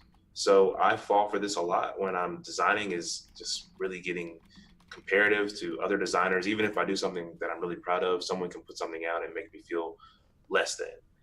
As long as you're doing stuff for your client that you're proud of and you put forth your best effort and you're proud of the work you're doing, that's really all that matters. You're doing what is good for you and for your work and for your client, and try not to compare yourself. And create inspirational pods. So I found this on, is it Oxford Pennant's site? And this person, they decided that this was their super creative motivational thing, right? So this could be whatever it is that creates your creative pod. Mine is having these custom Spider-Man illustrations by Average Joe Art and having all this stuff on my desk. That's my creative pod. Yep. So And I would invite you to make yours. yeah, Oxford Pennant is really, really great tool. I actually have 3 on this wall over here. There we go. One of them says "Had to be you," and I put that in front of my bed. So every morning I wake up and see that, and I remember I have to be me. And then above my bed, you guys can't see it on this side, I have 2, and one just says yes, and one just says no. And for me, as I get into bed at night, I always have a million things in my brain. And so it just reminds me quick yes and no, and go to bed, go to sleep, get out of your head. So that's a really great advice to do the kind of that, make your space. Yeah, that's awesome, man. I mean, that's exactly what it is. You don't have to have an office to have that. You have that at your house. That's what you can do to create those vibes. And so, anyway, that's it. I'm glad to share these things, and you can feel free to DM me or check out the blog and comment and stuff. And if I miss something in there, let me know and I'll send you links to it all. But glad to share all those tips and tricks with y'all. Sweet. Well, thanks for hanging out, Chris. This was fun. Yeah. And thanks for the insight on all the great things. Again, you can follow him over there right under his name at Creative Punch MG to get all of that sweet, sweet goodness. And I think, is there a link to your personal account as well? The link to my personal account should be in there somewhere. Okay, that's what I thought. Yeah, cool. It's CP23. If it's not, it's CP spelled out 23. And if you're not tired of hearing me talk, you can check out my podcast, Creative Punch Podcast, where we talk about the why behind branding. Yes. So that's on Apple and should be on Spotify and other ones too. But there's a link to that in the link tree as well. I totally check that out. And yeah, y'all just, my sign off is keep punching. So whatever life brings at you, just keep punching. There we go. Thanks, Chris. Thank you. Bye. All right, everybody. We are going to continue on with our canceled con, but I want to kind of go ahead and show off one of our incredible, amazing, awesome, by the top tiers of the elite sponsors. I gave them a bunch of adjectives. And that sponsor is our friends over at Underbelly. So Underbelly is an agency. They are a digital design and development agency. Do some incredible work. You guys can follow them on Instagram. Get some of that sweet content. Just Underbelly on Instagram. Super easy. Oh, I forgot to turn my video back on. There we go. Just Underbelly over on Instagram. And what I want to do real quick is I want to play a little video and show you guys a little bit about who Underbelly is and a little bit about about what they do. So I'm going to go ahead and run this video, and then we'll be continuing on with our next presenter, who is the indomitable Jeremy Cowart. Amazing photographer, amazing creative. So make sure you stick around for Jeremy. That's going to be in an amazing segment. And right after this video from our friends at Underbelly.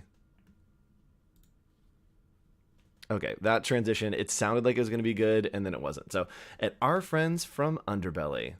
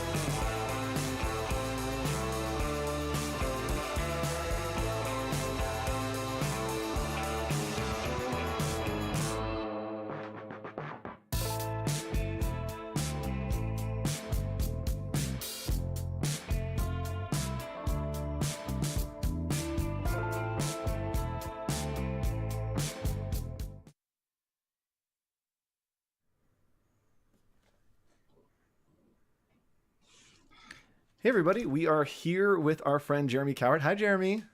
Hey, how y'all doing? Hey, how are you doing? I'm doing good. I am hoping that when this airs over the weekend, so we are saying hello from the past. Hello everyone. I think I'm wearing like 9 different shirts during the day, so just know that just costume changes, but hopefully I'm cooler. I'm very hot and sweaty right now, so if I'm glistening, it is because I am in the glory of Jeremy Cowart here. Oh, whatever. Basking in your light. Awesome. How are you? Do you want to tell everyone a little bit about you, those who may not be familiar, where you are, what you do? Give them the rundown on who this Jeremy Cowart guy is on our screen. Yeah, it's a question I ask myself every day. I don't really know who I am. Yeah, I'm a photographer and an artist, and building a hotel and raising 4 kids and trying to be a good husband and a good dad and hanging out with my dogs and all the things. I think that is exactly what I expected. Hello? Listen to me. Oh my I gosh, know. I'm so sorry. He's a busy man. I'm so sorry. No, you're good. Let me text my wife real quick. We Oh yeah, can go edit for it. this out. It's fine. Yeah. I'm in the middle of a podcast interview. Sorry, I can't chat. There have been multiple times that my mom has called midstream, and I'm like, you know what? We're picking up. And I'm like, hey, Mom, you're talking to a whole bunch of people right now. What do you got to say? Come on, let's do it. Yeah, exactly. You chose So this sorry time. It's your about that. call. We were on a roll. No, you're good. Oh my gosh. Oh my gosh. Our dogs are at Mojo's Tacos. I gotta go. I'll be right back. My dogs escaped the studio somehow. Oh no, go for it. Okay.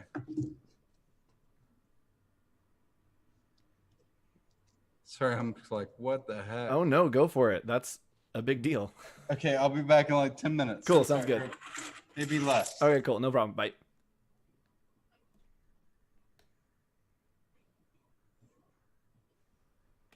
All right, we are back. And in case you're wondering, it was who. If you're wondering, still from the '90s, who let the dogs out? It was someone in Jeremy's office. That's what it. That's what it was. Yes, I'm literally covered in sweat right now because I had to sprint down the building to find my dogs at the taco shop, which is a really smart decision on their part. There you go. I feel bad that we're rushing to do this because I feel like you would have gotten tacos. Like it would have been making the best out of the situation, and I feel like I might be the reason you're not eating the taco. It's a safe bet. Yes, I would have stayed for. They're the best tacos in town, so my dogs are pretty smart. And you're in Nashville? Yeah, just south in Franklin, Tennessee. Oh, cool. Right. Yeah. So yes, to catch us back up, this is Jeremy Cowart. He is a little bit of everything, and that's kind of what I was hoping for in your intro. Is I don't know how I would intro you either. You do a whole bunch of things, and it all stems from kind of this creative idea that you have of like incorporating creativity into everything you do. Your approach to living life and the ideas you have are so unique. And I'm going to pop over to your website for our audience with this button. There we go. I love that you have a lot of your work here, the amazing photography that you do, but then at the top there's a section that is just like ideas. And I think that's so you. That's just like, yeah, here's some ideas. So can you tell us a little bit about what you are doing right now with this Love Transported series? So you like to experiment with photography. Can you tell us a little bit about what that is? Yeah, I mean, like a lot of people, I lost all of my work when the pandemic hit. So like suddenly photo shoots were gone, speaking gigs were gone. So for about a week, I went into a funk like everybody else. I'm like, well, I don't know how to make a living. And I got a family of 6. I don't know what I'm going to do to provide. And so I work in a studio where I'm already quarantined. I already work alone. And for years I've worked alone. I finally brought on help just recently. But, it's like I've got the studio, I've got all these projectors. I should like figure out a way to do virtual photography. So I decided to project people onto my wall, onto a painted canvas backdrop, and then photograph the backdrop. So photograph people, literally ghosts of people on a painted backdrop. And so I did it, and it took off. It blew up. In with the span of 6 weeks, I did over 1,200 photo shoots. Oh my goodness. Which has to be some kind of Guinness record. I was going to say, send you a certificate. Because I photographed people in 39 countries and all 50 American states over the course, again, of like 6 weeks. It was like end of March to beginning of May. And it was a blast. I mean, and I'm still doing it. I mean, I'm still doing them once a week now. They're kind of trickling in. And we're about to try to blow it up again. But I got burnt out, so I had to take a break, but there for a while, riding the momentum of that was really fun. Yeah. And so talking about kind of that dynamic that you mentioned a couple times in there, I remember you seeing on social media that you were just in a place where you were like, I'm like tapped out. Like I think you said that you were burning. You're like, I just don't feel like being creative anymore. And then I feel like there was a span of just quietness, and then suddenly like this spark and now this explosion of doing the Love Transported and this like incredible like experimental work you're doing. You're like exploring your fine art stuff. What was that transition like from you for like, I can't be creative into like exploding with creativity? I don't know. I mean, I don't know what causes it to go. I don't know what causes it to come back. Certainly this year has been a boom of creativity. There's no doubt about that, because I've had literally years in a row where there's just nothing. It's just like, I mean, I've told, my photography assistants like that I'll never shoot again, and then I'm done. I'm very emotional. I'm like a preteen with my emotions. And so I get over things. I'm like, yeah, I just don't want to do it anymore. Now I'm like, I've never had this rapid pace of ideas as I've had in the last few months. I even told my wife the other day, I was like, I don't know if it's my disease or age or what, but my flow of ideas lately is near constant. And I say that honestly, like I'm constantly having new ideas, and not like huge ideas, just like ideas like tweak that light, push this light over here, use that gel, add this to the projector, shoot at this shutter speed, do this in post, try this painting trick, like it's that mental state almost 24/7. So it's a good place to be. It's certainly a flow state. But yeah, I don't know why it's here. I'm grateful it's here, but I mean, ultimately, I think it's like working out. It's like you have to revive your muscles. And for the first few weeks, it's really painful and you hate it. And then suddenly you like cross that line, that tipping point where like you crave it and you have to go to the gym, and you can feel your muscles getting bigger and you feel development. And I think creativity is very much the same way. Once you get in a rhythm, like you just start to do things you never thought you could do before. Yeah, and we were talking a little bit before we started recording about this feeling now that there is almost this like no one knows what anything is right now, that there's no real normal right now, and so it kind of has given liberty to chase all of those ideas, right? That it's like, who says I can't do this right now? Like, Mm-hmm. no one knows how to do anything. Let's project people on a wall and start shooting them. Like, why not try this? Why Mm-hmm. not try? Let's do an online conference. Like, it's all these things of why not try? And that can either Mm-hmm. be total killer and overwhelming to creativity, or like force you to adapt, which I think it's been Mm-hmm. awesome to watch you like shift and adapt and like turn into all these different explorations of what Jeremy is. Um, so talking about that wholeness of what Jeremy is, as I scroll through your site, right, there's a lot of celebrity photography, a lot of portraiture that we see. But then if I flip over to your Instagram, there's also a lot of like fine artwork. And I think that people are Mm-hmm. maybe familiar with photography, have seen like, oh, he shot Kristen Chenoweth and, you know, these people. And then they see your fine art and they're like, whoa, oh my, right? Yeah. Like it's not like cool, like fully Jeremy. What's the dynamic between those two sides of you when you're kind of working in those? Yeah, I mean the fine art stuff, it's weird. It's like that's who I really am. That's who I've always been.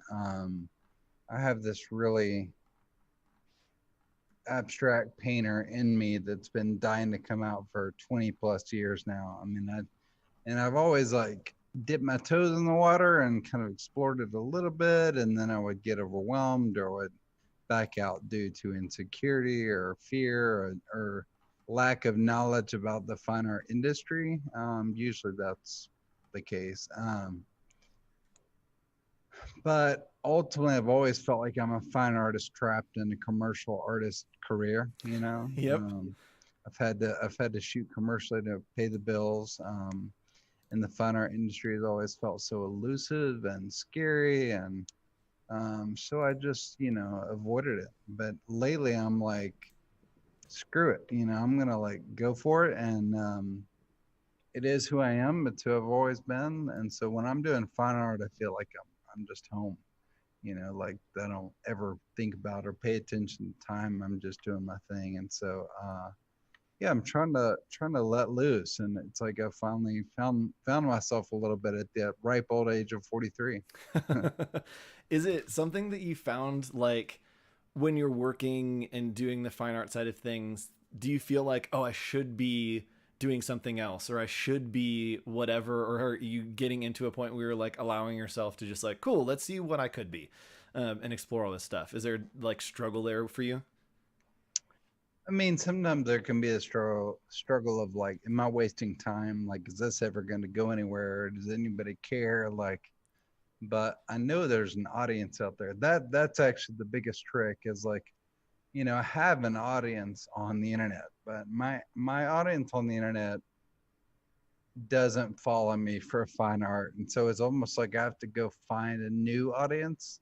I mean, there might be like, I would guess maybe 3% of people that follow me like are into my weird fine art.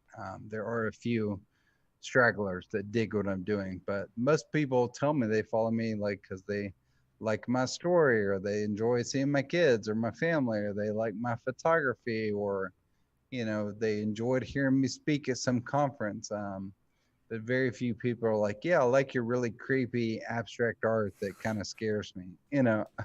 Yes, Um, I'm in the 3%, so I love that stuff. well, Um, good. I think it's interesting too to see. I mean, it's to me when I look at it, and this is just my perspective, it almost feels like your version of self-portraiture, that like I wouldn't think of you doing like a full portrait session of self-portraits, but then I see that and I'm like, oh, this is a piece of him that I'm getting to see. That it's this like inner something from the artist that like I may not understand, I may not connect to whatever the story is that it means to you, but it's cool to see like, oh, this is what's behind that camera of these other shots that I see as I scroll through Instagram. It's like, cool, this is what's behind the camera in that little brain right behind that viewport. Yeah. Um, Yeah, no, that's true. It's definitely like the real authentic me. That's for dang sure. is it magic to you too to be able to get out of being in camera and be able to like get hands-on? Because I was watching on some of your TikToks, it's very hands-on process for you to create that fine art stuff as opposed to mostly digital when you're working with your photography.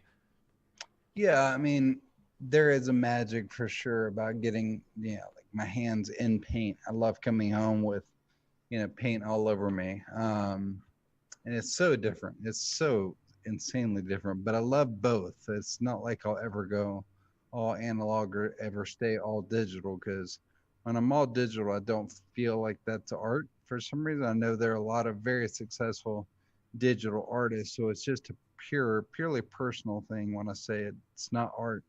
It just doesn't feel like art to me. But that's it's just my choice. So I'd love to combine it, and that's part of that is because like no one's really, I mean, of course there are artists that do it, but I just feel like with so many new tools and so many new apps and technology, that means there are things that have never been done before quite factually. When something brand new is created, a technology or an app or a tool, then if you use that tool to combine it with an old one, you could be the first to ever do that. So I love the idea that, we can always be breaking ground.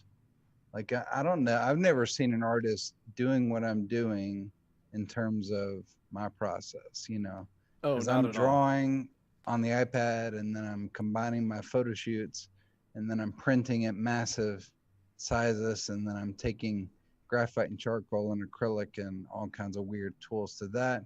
And then sometimes I'll photograph that again, and then that goes back into the iPad and then it gets regurgitated again on the printer. And, there's just a really weird process. I know a lot of artists that do different elements of those, but I don't know many putting it all into one big puzzle. Yeah, and that's an interesting perspective. I talk a lot about, and probably throughout the day as you're watching this in the future, I've probably talked about the idea of like a creative pantry, that we all have these ingredients that as creatives we put together to create these dishes.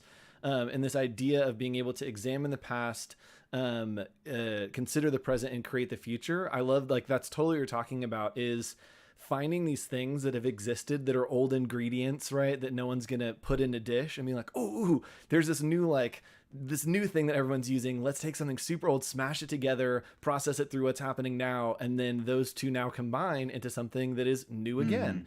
And then somebody takes that and remixes it into something new. And it just becomes like this cool, weird gumbo of creativity. Yep, exactly. No, it's a good analogy, the whole pantry thing. Because, none of the ingredients are mine, but I'm certainly cooking something that is my own recipe for sure. Yeah, you've tasted the mac and cheese and you're just picking out the different cheeses you want and put some breadcrumbs and mix it up. Yep. I saw you the other day burning camera viewfinders and shooting through them. Can you talk just a little bit about that as I pull up some of these images on your Instagram? Yeah, it's actually something I did like a decade ago, but I thought it'd be fun to pull that trick back out of the bag. And I'm on TikTok right now, so I have a video intern who's just like cranking out TikTok content for me, and so I thought that would be a fun one to put on TikTok and see what happens. Unfortunately, that video got no traction, but several of the other videos have. I loved it. Yeah, TikTok is a really interesting platform. Yep. I hopped on for about 4 TikToks and was like, okay, not my zone.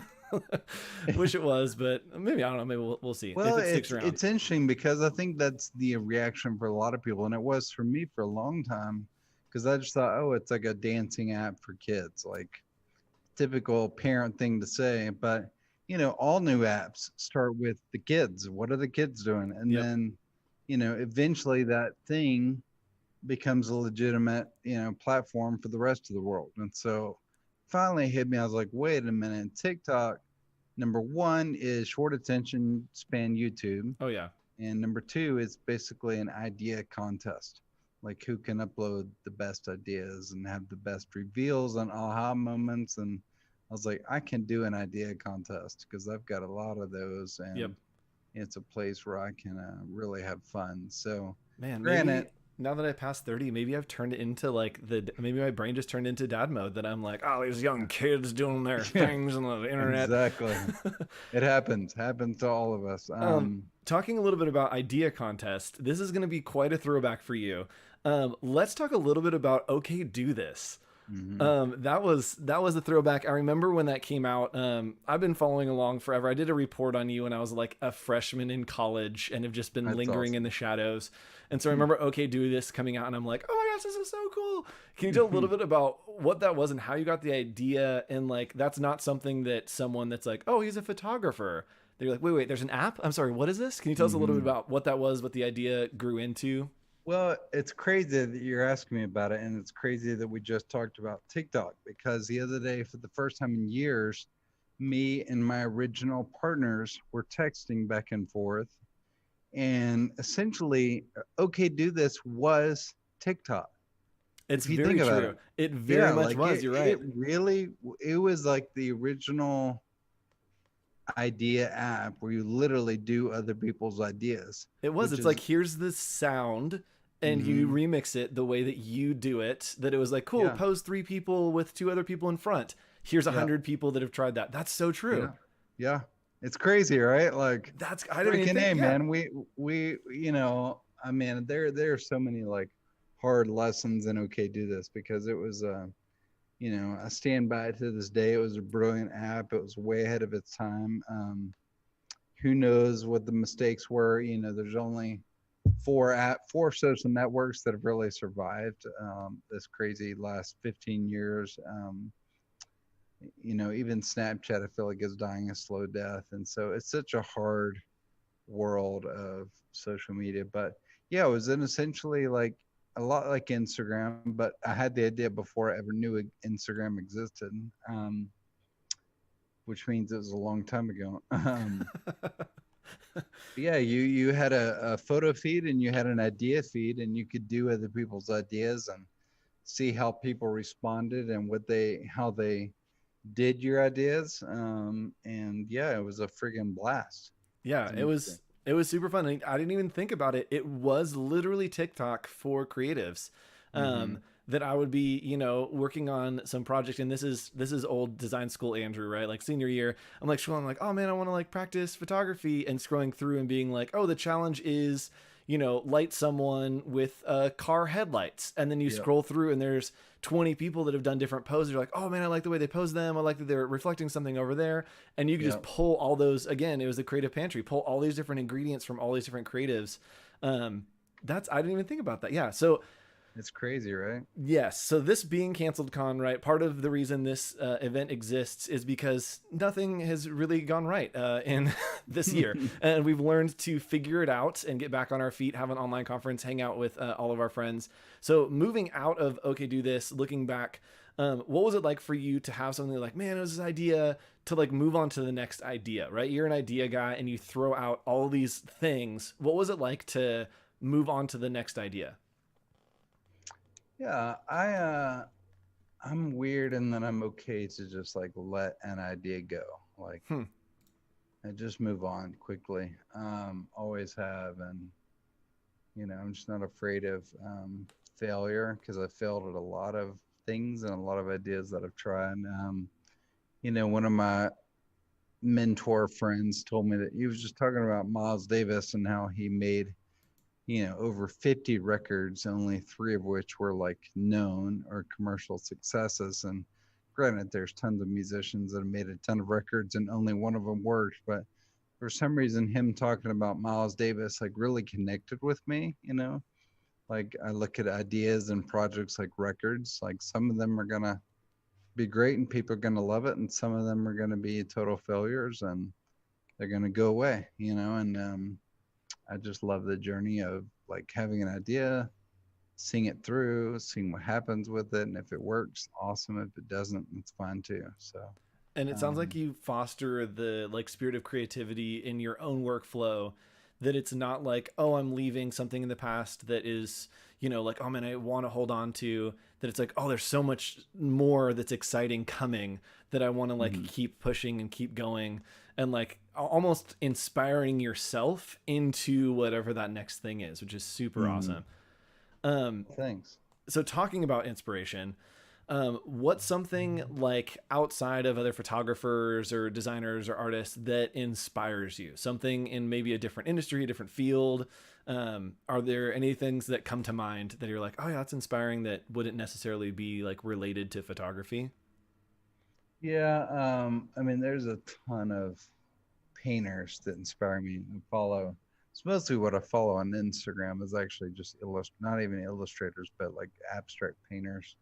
I'm actually wearing a T-shirt of my favorite artist ever, Jean-Michel Basquiat, which oddly enough I discovered. This is going to be such a humble brag, but Do it's it. a true story. Years ago on Facebook, I uploaded some of my art, or like one piece that I was working on, and somebody said, that looks like Basquiat. And I was like, who is this Nashville Basquiat kid? You know, like anytime somebody says your work looks like somebody, you think it's like some local whatever. Yeah. And so I'd never heard of Basquiat. And so I had to like Google him and find out that he was this just freaking genius painter in the 70s and 80s and died at a tragic age of 27. And now I'm like just obsessed with his life story and just his work. And he's actually more popular than ever. And he created like over 1,000 paintings in his short, little run of being an artist. And but yeah, I discovered him because somebody said my work reminded them of him. And so, granted, I'm still not comparing myself to him, but he drew like a child. He drew like this kind of, mad scribble and, just this insane kind of, and that's how I've always created. And so there's like this weird connection that I feel to him. Yeah, like a creative resonance, kind of. You speak the same language. Yeah, for sure. But gosh, I mean, there's so many musicians and movies, and I mean, I'm inspired by so much every day. There's, I'm inspired by my kids, by my wife, and there's like the old saying goes, the inspiration is everywhere. Yep. Speaking of shows, what has been your quarantine? Has there been a quarantine binge, or have you not been watching much? It was. What do we binge? What are all the popular shows?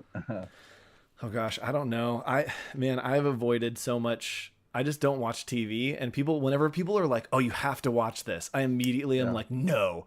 And so like I just watched Stranger Things like a little while ago, and I was like, "Okay, yeah, I just wanted to wait on it." Yeah, we went through Stranger Things. We watched a ton of Office reruns. Yeah.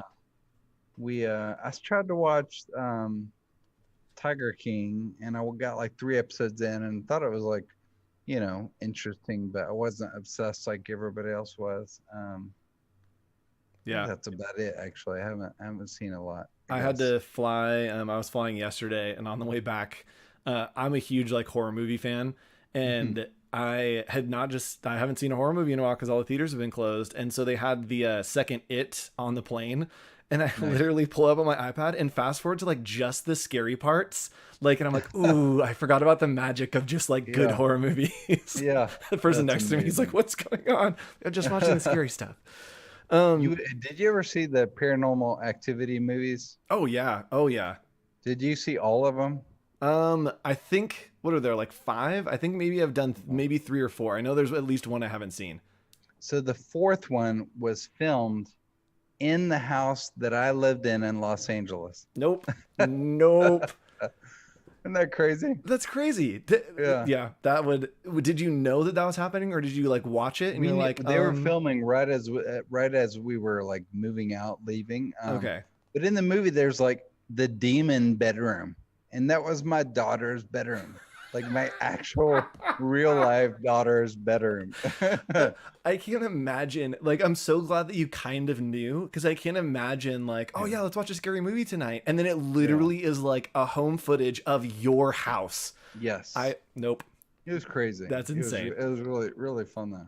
All right. So, to wrap things up here, I have one more question for you that I love to ask people. What's something that is exciting for you in the next 3 months that's coming up? I know it's hard to stay excited about things right now. Do you have anything on your mind? Man, I mean, yeah, like everything is canceled. 2020 is canceled. It's true. I could say something political, but I'll shy away from that. Thank you. Yeah, my Twitter thanks you.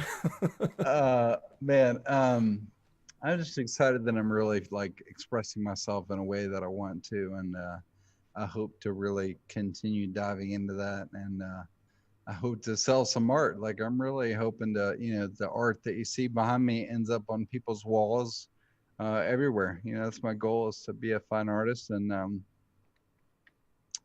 and also, we have some just exciting news brewing in regards to the Purpose Hotel. So, Ooh, yes. long term, I hope to be building hotels and making really weird art. So, yes, I've been lingering on that, waiting for updates. So I'm excited. Yeah, so if I can do those two things professionally speaking, I'll be as happy as could be. Yes. So, chat, if you would like to connect, you can find out more about the Purpose Hotel, what's going on with that. One, by following Jeremy for these mystery updates that are on the way. But if you need a little bit of context, you can check out his website, jeremycowart.com/hotel, and learn all about what that is. And I love that it has the 2017 to current, that it's like, oh, something's coming. And then we just got a little confirmation something is actually coming. So I'm excited because, yes, I've been lingering on that. And then you also can come to his Instagram. And I believe that as you make pieces, you'll be posting them on your Instagram if people want to purchase some fine arts, get involved in that as well, right? Yep, that's right. All right. Well, any parting words for us, Jeremy? Thoughts of inspiration for our young folk watching Canceled Con this Saturday? Keep your head up. It's a tough time. Keep creating. Keep doing personal work. You gotta keep those creative wheels turning. There we go. You heard it here first. Yeah. Cool. Thanks, Jeremy. We will let you go and hopefully see you down the line, and maybe hang out in one of your hotels. All right. Sounds good. Bye. See ya. All right. That was Jeremy Cowart. We are back. We are back here live. Hello, live. I have showered, I am clean, and I am so excited. We are also 4 minutes behind schedule because that's how CancelCon works. We're about to be 10 minutes behind schedule because this next video goes a little bit over as well, but I could not be more excited for our next video. I'm beside myself for our next video. So we're just going to hop in. It is the legendary Telly Leung from Broadway, one of my favorite Broadway performers. Maybe you'll recognize him from Glee. He was part of the Warblers. So I'm going to hop straight into that interview, and we're going to keep Canceled Con going. If you can, for me, go ahead and tweet out the link. Let people know that Canceled Con is happening. Use that hashtag CanceledCon, and you'll be entered to win a free year of Creative Cloud. We'll do that giveaway around noon, so all our West Coast peeps can wake up, get their coffee, and get going. So share with your friends, tweet it out, tag Telly if you want. It's just Telly Leung on Twitter, and we're going to hop into that interview, and he has a little concert for us, which he is calling Songs in the Key of COVID. Hey everybody, we are back onto our next segment. Another costume change, maybe. Who knows what I'm wearing today? And we're here, it's fitting, with our friend Telly Leung. Hi, Telly. Hi, Andrew. How are you guys? I'm great. Hopefully chat is doing well in the future. Hopefully chat's doing better in the future. Let's shoot for that. Yeah. I think we'll take all the better we can get right now. So if you don't know Telly, our friends from CancelCon who are watching online, Telly is one of my favorite performers.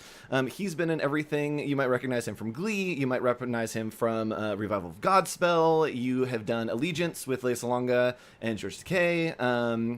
What else? Flower Drum Song. You've been around the Broadway tracks. Do you want to tell everyone just a little bit about you before we hop in here? Yeah, I am a Broadway performer. I've done 7 Broadway shows. Most recently, I was in Aladdin on Broadway. I got to play Aladdin, which was really cool. I'm a New York City native. I grew up with traditional Chinese parents that were immigrants here from Hong Kong, but I am a native New Yorker. I grew up in Brooklyn. I went to a math and science high school in New York City, and quickly realized that even though I was very good at math and science, that what I really loved was going to rehearsals for my musical after school. So I ended up going to Carnegie Mellon University to study acting and musical theater. And when I graduated, my first Broadway show was the revival of Flower Drum Song on Broadway with Lea Salonga, actually. And so fast forward, another 10 years after that, and we're working on a musical called Allegiance, where we're playing brother and sister together. And I've been here. I've been here this entire the entire quarantine. You pulled the full roller coaster. Yeah, I didn't really escape the city, and I have to say, New York's there was a bit of a mass exodus out of New York in March and April. I've been here and I live in Hell's Kitchen in New York City. I live in a 500 square foot apartment with my wonderful husband Jimmy. We have turned our bedroom into his office, and I have turned the living room by day into, with my blue screen and my microphone and my keyboard and everything, into my office for teaching and also for a lot of virtual concerts. Right. So I actually didn't realize this until today. You started out, one of your first roles was Bobby and Company, right? I did. So when I was at Carnegie Mellon University, another alum of Carnegie Mellon is Billy Porter. Oh, that's right. Many of you know Billy from his extensive Broadway career, and of course, everybody probably now knows him either from Pose or his amazing looks on the runway at every awards show. He's sort of become a fashion icon. But before that, he was a theater actor and a Broadway performer. And when he went to Carnegie Mellon, he graduated in 1991. And when he graduated, his first Broadway show was the original Broadway company of Miss Saigon. Yep. Again, with Lea Salonga. We seem to all it's a orbit small Lea Salonga web, yeah. in some, and she, Lea Salonga is the sun, and we're just orbiting her, really, is what it is. But so when he did Miss Saigon, he was sort of inducted into the very small family of Broadway Asian performers. There's not really that many of us, just because there aren't that many shows for us. So it's this little tight-knit family of Asian performers. And when you do a show like Miss Saigon, you get inducted very quickly as an honorary member. So fast forward to 2002. It's my final year at Carnegie Mellon. My senior thesis show is Company. And Billy Porter, who's the famous alumni, has now come back to direct my senior show. And I get to play Bobby in Company for Billy Porter. What's interesting is in our production, because of the gender breakdown of my senior class, we were actually switched the genders of one of the roles. Yep. So which is happening right now on Broadway, right? We were totally ahead. You guys, we were trendsetters. We were ahead of that curve. We were definitely ahead of our time. And of course, it's Billy. So Billy was like, absolutely, let's change up some of these roles. But what ended up happening was, while I was teching Company, many of his friends who were his buddies from Miss Saigon were then going to be doing the Broadway revival of Flower Drum Song, which was going to open at the Virginia Theater the fall after I graduated. So he picked up the phone and he called some of his friends from Miss Saigon who were then doing Flower Drum Song and said, I have 3 Asian kids in this senior class that I'm directing in Company. They have no agents, they have no anything, but they're about to graduate and enter show business. Can you get them seen? They're talented, they're good. The problem is I'm teching Company at Carnegie Mellon, which is in Pittsburgh. They can't miss tech, especially Telly, because Telly's playing Bobby and he's in every scene. I can't lose him from tech. He's like, so is it possible? They said, sure. I had to stay in tech rehearsal till midnight in Pittsburgh. I got on a Greyhound bus late that night, and I took that, 10-hour Greyhound from Pittsburgh to New York. I got in around 8 or 9 in the morning. The call was at 10. I splashed some water on my face. I put some deodorant on, and I was at my first Broadway dance audition. And that was how I got my first Broadway show. And it's really because of Billy Porter. So when I ended up going back to Pittsburgh to go back to rehearsal for Company after my callback and all that, Billy, I said, Billy was like, how did you do? And I said, I think I did okay. They kept me to dance. I did all the dance combinations. They kept me to read. I sang Being Alive from Company because they heard that I was doing Company with you. They said I was there all day long. And he was like, I know. I heard you had a really, really good audition, Telly. And I said, listen, Billy, I don't know if I'm going to get this job or not, but if I get this job, I know I only get 30 words in my first Broadway playbill, but I promise you that 4 out of 30 words will be "Thank you, Billy Porter." And if you look at my first Broadway playbill, you'll see the last 4 words on that playbill. I thank Mom and I thank Dad, but then it says "Thank you, Billy Porter" right at the very end. Man, that's so cool to see the lives that get touched through just creativity kind of shotgunning across the board. And I know now you're passing that along, and you're doing a lot of online stuff right now to help educate for entertainment, but also you are in general trying to educate and give back to the next generation. I actually have seen you on Broadway or Bust on PBS, investing back into that next generation. Can you tell us a little bit about that? Yeah, I realized that I really wouldn't be where I am without amazing teachers in my life. Billy Porter being one of those teachers that really, stuck his neck out, picked up the phone, and called on my behalf because he believed in me. He probably saw something in me before I could see it in myself. And I've had so many teachers do that for me along the way. I would not be where I am without them. And so now that I've done 7 Broadway shows and I've gained a bit of experience. I just turned 40 this year. That it's time for me to give back, and it feels good to give back. So before the pandemic, I was already doing a ton of teaching. I was teaching master classes all over the country and all over the world. Everywhere from Tokyo to Edinburgh, I was teaching. And I also teach quite a bit at NYU's New Studio on Broadway, which is their musical theater program.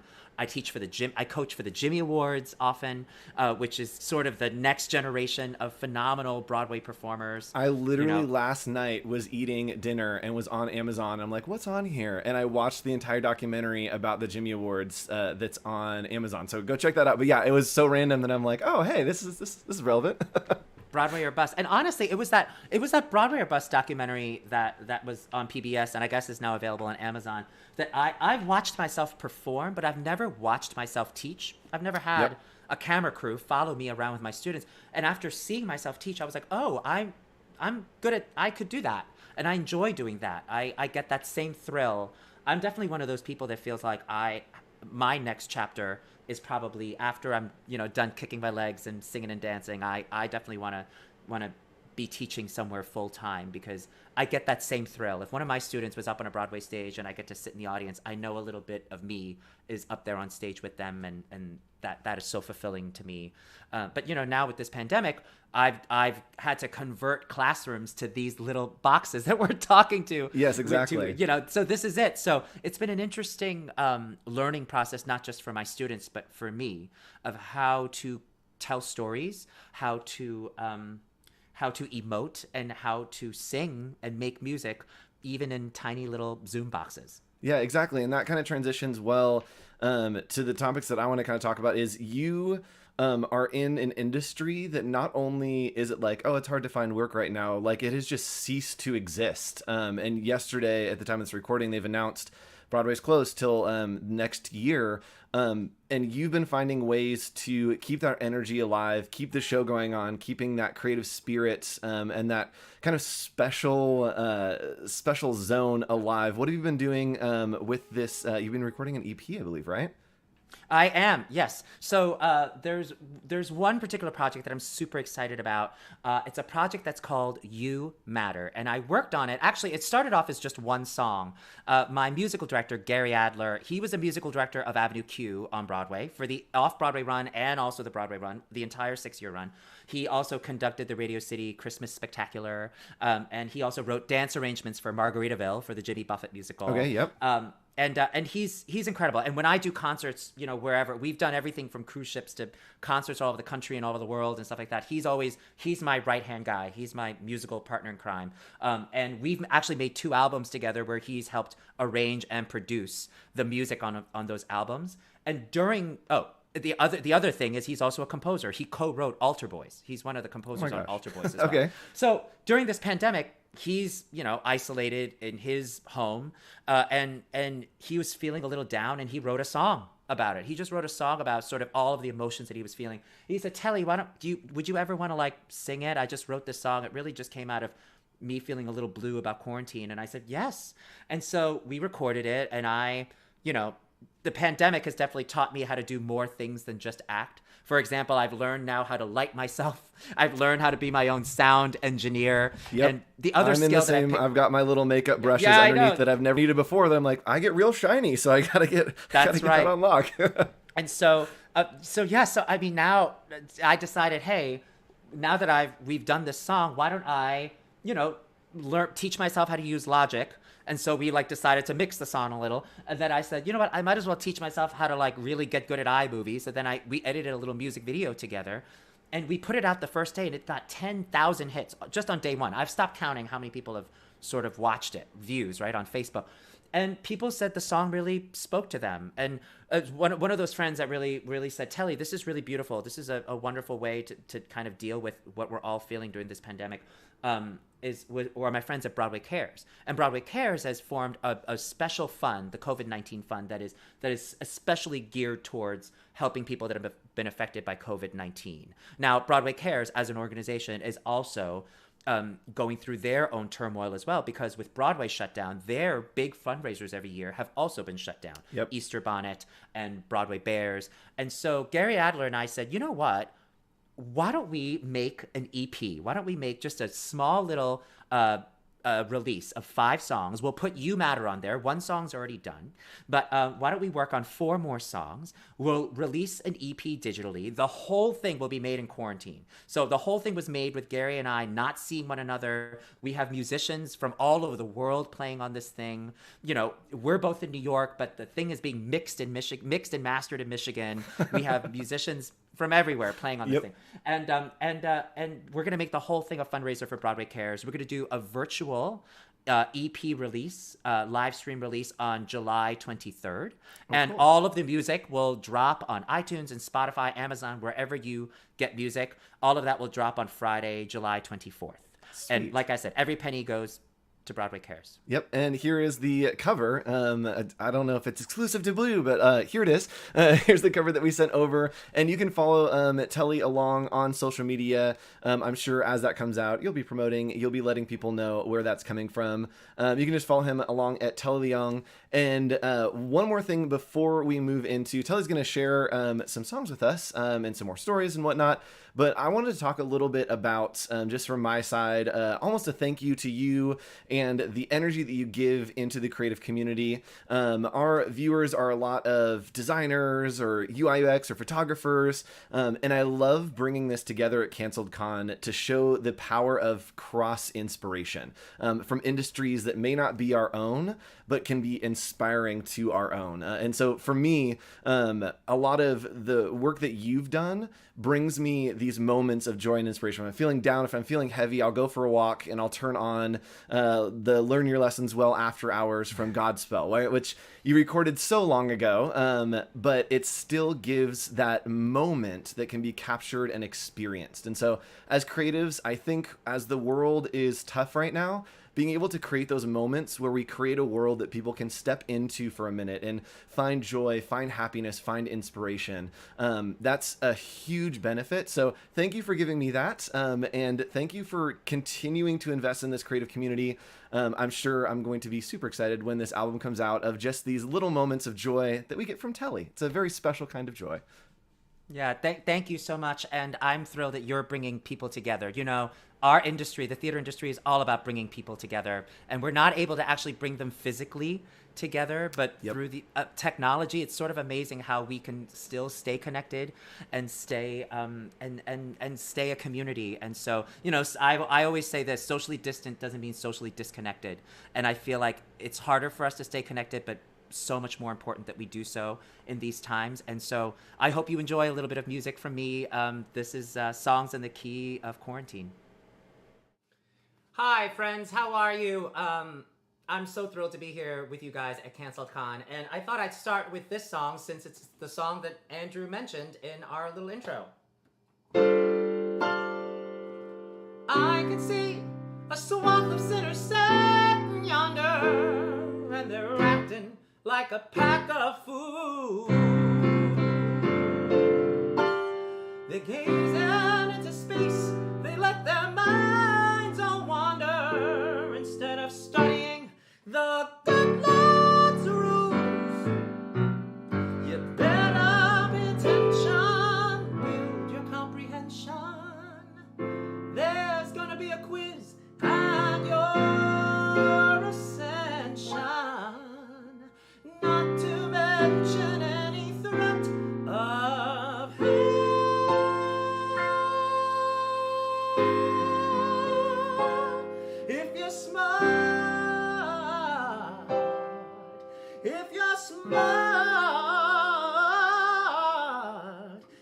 smart, you learn your lessons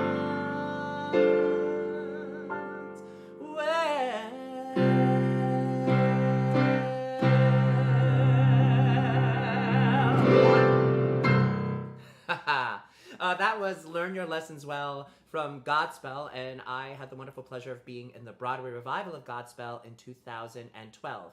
And, we are all experiencing something that is unique and novel, and something that I don't think anyone in our lifetime has experienced before.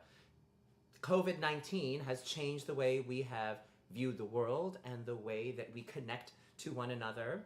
And I've certainly learned my fair share of lessons during this very unique period of time in our world's history. And I thought I'd share some of those thoughts with you through music. So those who know me know that I tend to be sort of a type A personality.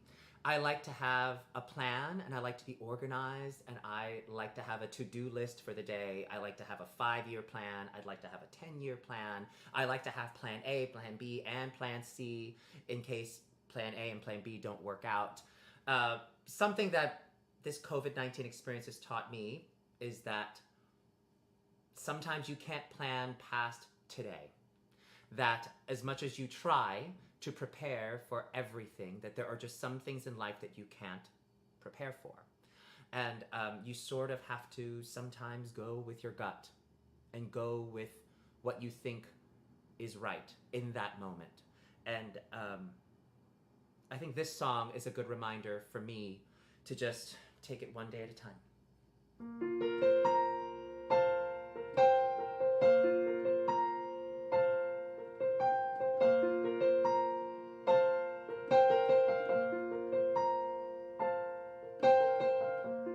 There's only us, there's only this. Forget, regret, our life is yours to miss. No other road, no other way, no day but today. I can't control my destiny. I trust my soul. My only goal is just to be. There's only now, there's only here, giving to love or live in fear.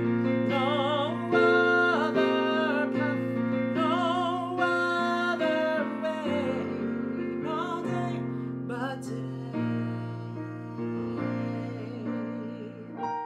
No day but today. No day but today.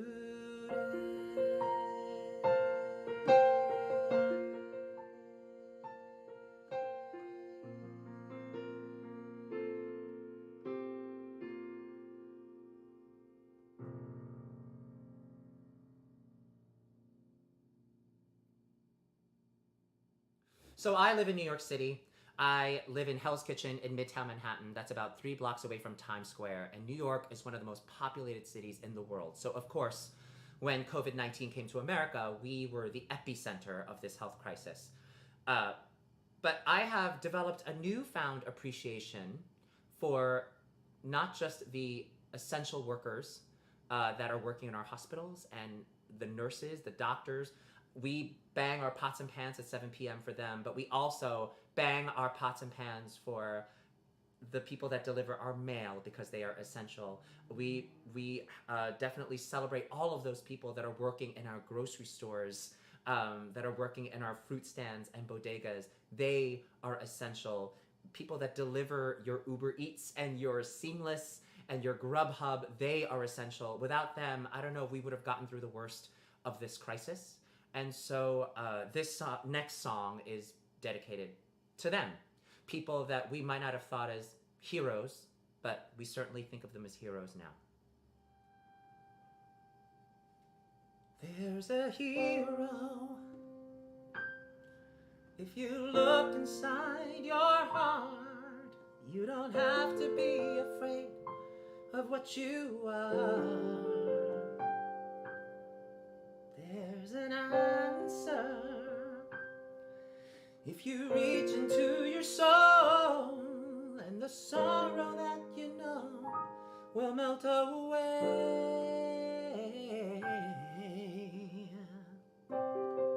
Then a hero comes along with the strength to carry on, and you cast your fears aside, and you know you can survive. So when you feel like hope is gone, look inside you and be strong, and you'll finally see the truth that a hero lies in you. Oh, it's a long road when you face the world alone. No one reaches out a hand for you to hold. You can find love if you search within yourself, and the emptiness you felt will melt away. Yeah. Then a hero comes along with the strength to carry on, and you cast your fears aside, and you know you can survive. So when you feel like hope is gone, look inside you and be strong, and you'll finally see the truth that a hero lies in you. Lord knows dreams are hard to follow, but don't let anyone tear them away. Just hold on. There will be tomorrow, and in time you'll find a way.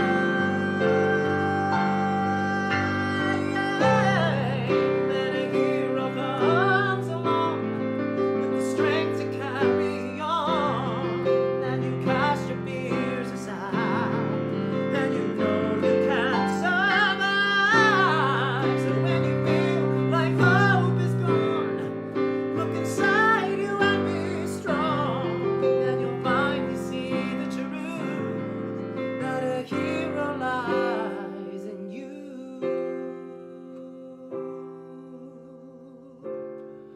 Know that a hero lies in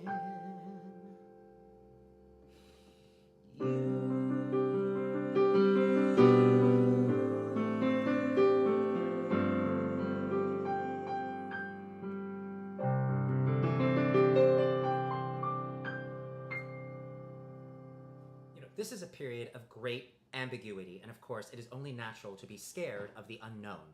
I fully understand. I'm a performer. I make my living doing live performances, and I have no idea when performing arts venues or Broadway is going to open up again. So yes, it is definitely a scary time for me, as I'm sure it is for you as well. But I also believe that great ambiguity also comes with great possibility. And what COVID-19 has forced all of us to do is to stop, pause, and stop running on the hamster wheel of our lives and actually take a minute to reset, take a breath, and reflect on those things in our life and in our society that we normally would not have the time to deal with. And that includes, in America anyway, our problem with racial injustice. You know, America is not a perfect place, and yet why I love being an American is that we always strive to be a more perfect union. We always strive to be better versions of ourselves, and it is built within our Constitution and within our society to change. Now, this time that we have, where we are all paused and not busy with our lives, has actually given us an opportunity to make something right, to actually have social justice and equity in our country, or at least begin the conversation. And so I hope that one day we actually do get to that place where we can see beyond skin color, we can see beyond gender, and we can see beyond sexual orientation, and we can see people for who they truly are.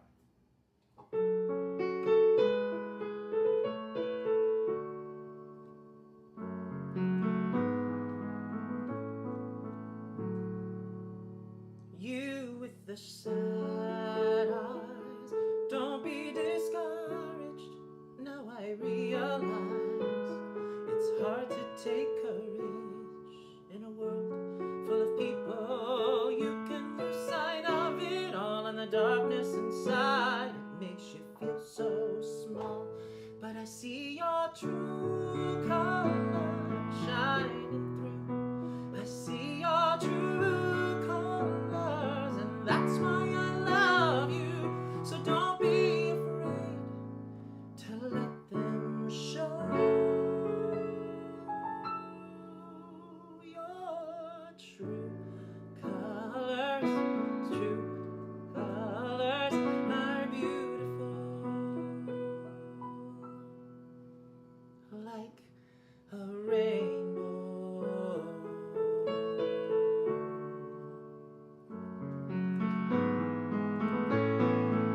Show me that smile, and don't be unhappy. Can't remember when I saw you laughing. If this world makes you crazy and you can take all you can bear, just call me up. You know I'll always be there, 'cause I see your true colors shining through. I see your true colors, and that's why I love you. So don't be afraid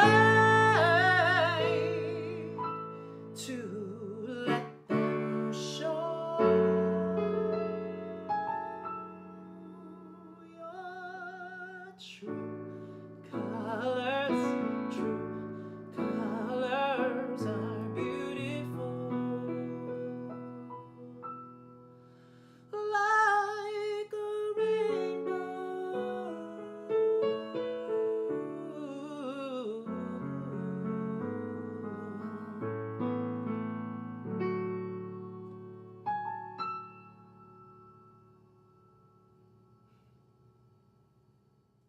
This next song is one of my favorite songs from any Broadway musical. It's called Home, and it's from The Wiz. And that word home means something different to me now after this COVID-19 experience. I live in New York. I live in a tiny 500 square foot apartment. I share it with my husband. And, you know, we're New Yorkers. Our home is someplace where we lay our head down at night, and we spend most of our lives outside of our home. There are amazing theaters and restaurants and museums. We're constantly not here. And so it's been very strange, this shelter-in-place experience, where we've had to shelter in place with each other in a tiny apartment. Not only that, but we're both working from our apartments.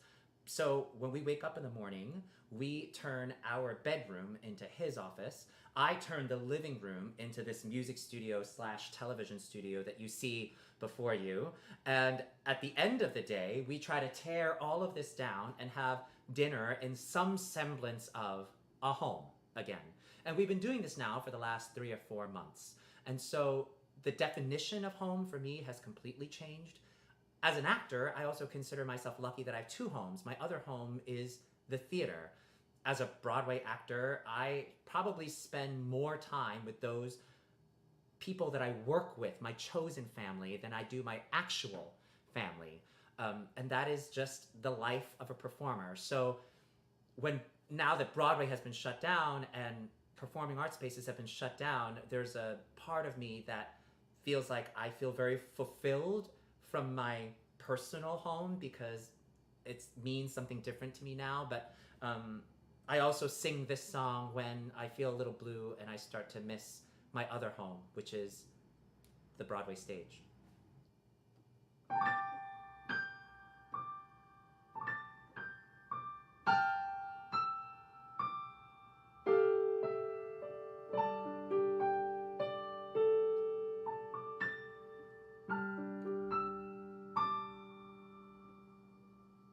When I think of home, I think of a place where there's love overflowing. I wish I was home, I wish I was back there with the things I've been knowing. Wind that makes the tall grass bend into leaning. Suddenly the raindrops that fall have a meaning. Sprinkling the scene makes it all clean. Maybe there's a chance for me to go back now that I have some direction. It would sure be nice to be back home where there's love and affection. And just maybe I can convince time to slow up, giving me enough time in my life to grow up. Time, be my friend, let me start again. Suddenly my world's gonna change its face, but I know which way I'm going. I have had my mind spin around in space, and yet I've watched it growing. Oh, and if you're listening, God, please don't make it hard to know if we should believe the things we see. Tell us, should we try to stay? Should we run away? Or would it be better just to let things be? Living here in this brand new world might be a fantasy, but it's taught me love, so it's real to me. And I learned if we look inside our hearts, we're gonna find a world full of love, like yours, like mine, like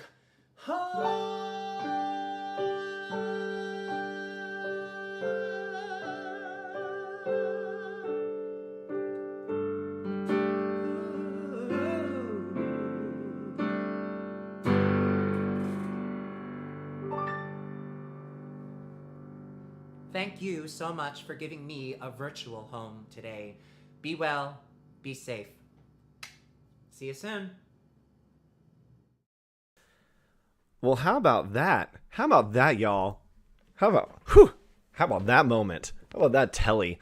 Y'all got tellied. That was incredible. I've watched that video like 90 times. I selfishly, that was my dream guest. Telly has always been one of my biggest favorite Broadway performer, so that was an absolute dream getting to have him to be a part of Canceled Con. So thank you so much, Telly. We'll be posting that video probably separately because I'm guessing we might get a copyright strike.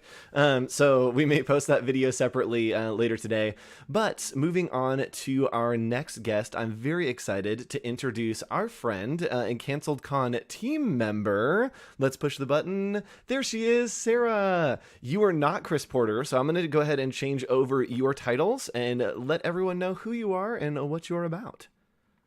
Hi, everyone. I feel intimidated that I have to follow and act like that. I'm super stoked about the lineup that we were able to pull this season. I hope that you are all excited too. Please let us know in chat who your favorite was so far. And I'm here to just talk a little bit about my transition from a designer to a manager. Those of you who don't know me, I'm Sarah Stewart, and I founded a design agency with my husband, Logan Ferber. And we've had Clade for actually over 2.5 years now. And it's been going pretty smoothly. There's a lot going on all the time. And I've kind of taken on the management side of things of the company. And so we have a team of about 6 people now, and we're growing. And I'm learning a lot more about what it means to be a manager. And I wanted to share some of that insight with you guys who might also be creatives or designers and talk about what that transition really is like instead of what maybe you've read about, and give you guys a little bit of a reality check on it. I also have my own opinion and advice about what I think people should do if they're considering moving into the management track. And my really big first piece of advice is I don't think everyone should become a manager. And we'll dig a little bit into that. But yeah, that's me. Hi, guys. I'm excited for this talk, and I'm excited especially for that angle. So I, for a long time, was like obsessed with like, oh my gosh, I like want to be a director. I want to like have direct reports. And like there was this idea of like success that came with it. And it took me a long time to get past that and be like, oh, I don't want that. That is not going to be a good fit for me. Like I would not be great at that. So yeah, I'm excited to hear. So great. Yeah. But then you get into it and it's a lot of paperwork, which is pretty boring. Yeah, so. Exactly. So I'm going to transition over. Do you want me to just give you full screen share and we can hop in? Yeah, let's do that. Sounds good Thanks, to me. Andrew. All right, so hopefully you're seeing my beautiful slide here that says designer to manager, and that's me, Sarah Stewart. And we have this lovely illustration here. We have a yak character at Clay Design as kind of our mascot. And so I always thought about being a manager, kind of what that would be like. And I had all these ideas of how it would feel. And now I want to talk a little bit about what that's actually like for me personally. And feel free to ask questions in chat. I'm going to have Andrew kind of interrupt me and let me know what you guys want to know. And I'm happy to answer any questions you might have. So without further ado, so maybe you want to be a manager, or maybe you're thinking about if you want to be a manager. And again, I don't think all designers should necessarily be managers. Moving from a designer to a manager is a completely different skill set. It's not like, oh, I'm really good at drawing, so I'm going to be really good at managing. Not a one-to-one like that. And you've probably understood that a little bit, maybe if you've worked with a manager before. But let's break down why you might want to be a manager and see if you're going to be the right fit for your career goals and also for your team that you're currently working with. So we're going to talk about some management realities. We're going to talk about your passions and skills. Let's do some self-reflection and figure out what we like and don't like. Let's talk about when we think it's the right time to make the jump. We'll talk about my specific tips, and then we'll continue to improve because I'm learning every single day ways that I could be a better manager for my team. So, management realities. I think 90% of the time, I don't know what I'm doing, and that is completely normal and fair. Going into management might have been a transition that wasn't your choice. Maybe it was out of necessity, and you need to figure out what's going on. And so I was expecting management to be this amazing thing. I was going to give these wonderful sales pitches and motivational speeches, and I was just going to be this glamorous person. And it really looked more like this. So here's a picture of me after we purchased our first trash can for the office, setting it up. And this feels more like my day-to-day, honestly. And that's not necessarily a bad thing. I personally thrive on helping other people and helping creatives. So I think that this is a good position for me. But if you're thinking about management, you got to consider some of the things you might actually be doing. And so another hard part about being a manager is, especially when you're transitioning from design or a creative pursuit, is you're used to creating these tangible things, and that's going to go away. Most days you're going to feel like you haven't accomplished anything tangible. And so you have to realize that the work of a manager is really based in conversation, facilitation, and creating a really great work environment. Those aren't things you can see, but they're definitely things you can feel. So you got to say goodbye to all those design programs you love. I still know how to use design programs, don't get me wrong, but I'm using Google Sheets, Google Docs, and email a lot more than anything else these days. And so I ask myself a lot, and you're probably going to ask yourself a lot, what did I even do today? Because it feels very intangible. Another part of being a manager that you need to be okay with is that when things go wrong, it's your fault. And I'm not saying like blame yourself. I'm just saying you need to take responsibility for your team and you need to make them feel comfortable. And so you might be seen as the boss or bad guy in some situations where you need to make a tough decision or a tough choice. But you need to understand that your relationship with designers is now changed. It's different. You're not on the same level as them. You're not buddy-buddy anymore. You're going to be making decisions that affect their career. And that's a big deal. And so you want to have a little bit of a boundary there while still being friendly and nice. Do you remember in A Bug's Life, there's the quote and he's like talking and I think it's Hopper or somebody that it's like, oh, I want to be like the king or the queen or whatever. I think it's the queen. And then she becomes the queen and the Hopper's like, the thing about being queen, everything is your fault. And like you Really? said that, and I was like, it kind of like literally flashed back to that. I was like, yeah, if you're in leadership, like a lot of things can be your fault, and you have to learn to just own it. Yeah, I think it's a really good skill because if you can bear that weight for people, that is such a valuable and amazing skill to have. As long as it doesn't eat you inside. Like you got to be a little bit like a bug with a hard shell exterior, but soft on the inside. So now I got to add a Bug's Life gift to this slide moving forward when I give this Absolutely, presentation I'm sure that there's a again. gif like of that moment with the caption. 100%, yes. Nice. All right, I'm gonna task Andrew to help me find that. Cool.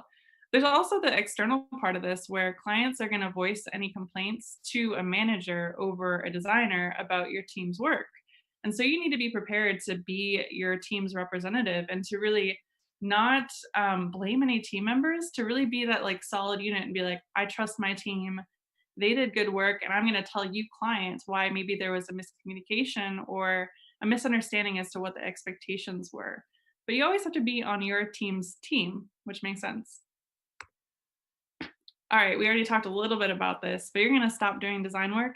And I don't want to say that you have to stop. You can definitely still do side projects and do stuff for fun, but you're going to be getting into QuickBooks, profit and loss Excel sheets, Google Docs, keynote presentations, and you can design those things, but they're not pretty. But they're fun in their own way because, again, it helps you enable your team to succeed. Um, and also, if you do design work, your management duties might fall to the wayside, and then your team's morale will suffer, and then you're being a bad manager. So you're not really doing the role if you end up wanting to do the design work, which is another reason why, if you really like doing design work, management might not be the right fit, and that's okay. Also, my days are insane. So I do a lot of context switching during the day, and so I'll do things like create 2 SOWs in a day. I'll phone a client to talk through a problem. I'll mail a rent check. I'll have a one-on-one with a designer. I'll do tax documents, talk to my accountant, give feedback on designs, and the list goes on. And that doesn't even include my personal life. I also have a lot going on in my personal life. Let's see. I moved out of my house 20 minutes ago before getting on this call. I was gonna So say, we're so for those of you that you guys don't know any of this, like there's a Slack channel that we have for the organizers, and it literally was like, all right, we're out of the house. I'm gonna get to internet and be on Zoom. And yes, you're managing your life of like literally you're in an Airbnb right now, right? yeah, Yep. so I walked into the Airbnb, thought this was a really nice corner, sat down, and here we are. That's what you got to do. That's really the spirit of Canceled Con is figure it out and make it Hell work, yeah. and then you just keep going.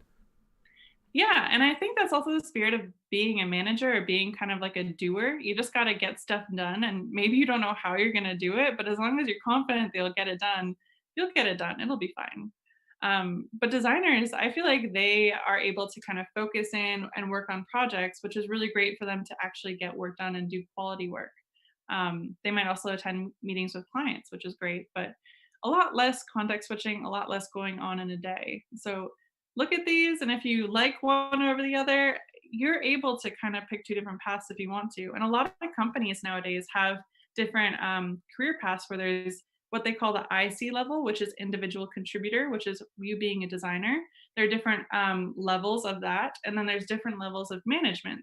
So you can choose which path you want to go down.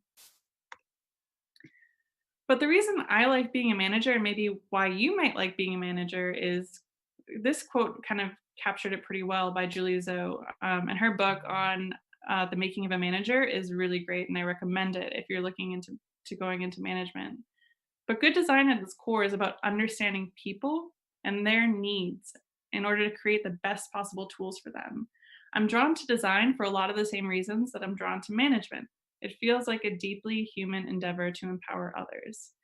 And so really that's what I like doing most is I like creating great designs to help people, which is why I like being a good manager to help my designers create cool things. And so if this resonates with you, let me know because this really like struck a chord with me when I was reading her book. My passions and skills. So nowadays I gotta say stuff like I just love a good email. Again, this is kind of the reality of it all. But I think this is a really fun exercise. So if you have a pen and paper, I would like to do this with you guys to see if maybe management or design work is what you are passionate about. And really, all you got to do is you've got to write down one passion statement, your main drive, and then maybe write out some strengths and weaknesses that you're aware of yourself. And so I'm going to put my weaknesses here on the main stage. I think it's very great to be self aware of your own weaknesses. But my main passion, again, is to help enable creatives to make cool things, which is why I kind of fit into management. And my strengths are information architecture, speaking. I like speaking. I like tough situations. Throw me in like the hardest situation ever. And if I can figure it out, I feel the most accomplished. I'm also a little bit of a quick learner. I read a lot of books as a kid, so I'm just like a nerd. But I'm not great at not overthinking things. I definitely have some anxiety and I overthink things sometimes. I also get bored with the final details of execution, and I'm very aware of that. Sometimes my tone can also come across as mean when I'm really deep in thought and like thinking things through. And so I need to work on like being fun to work with and not just being like data, data, data, data all the time. So I need people that can help me with all these things that I'm weak at.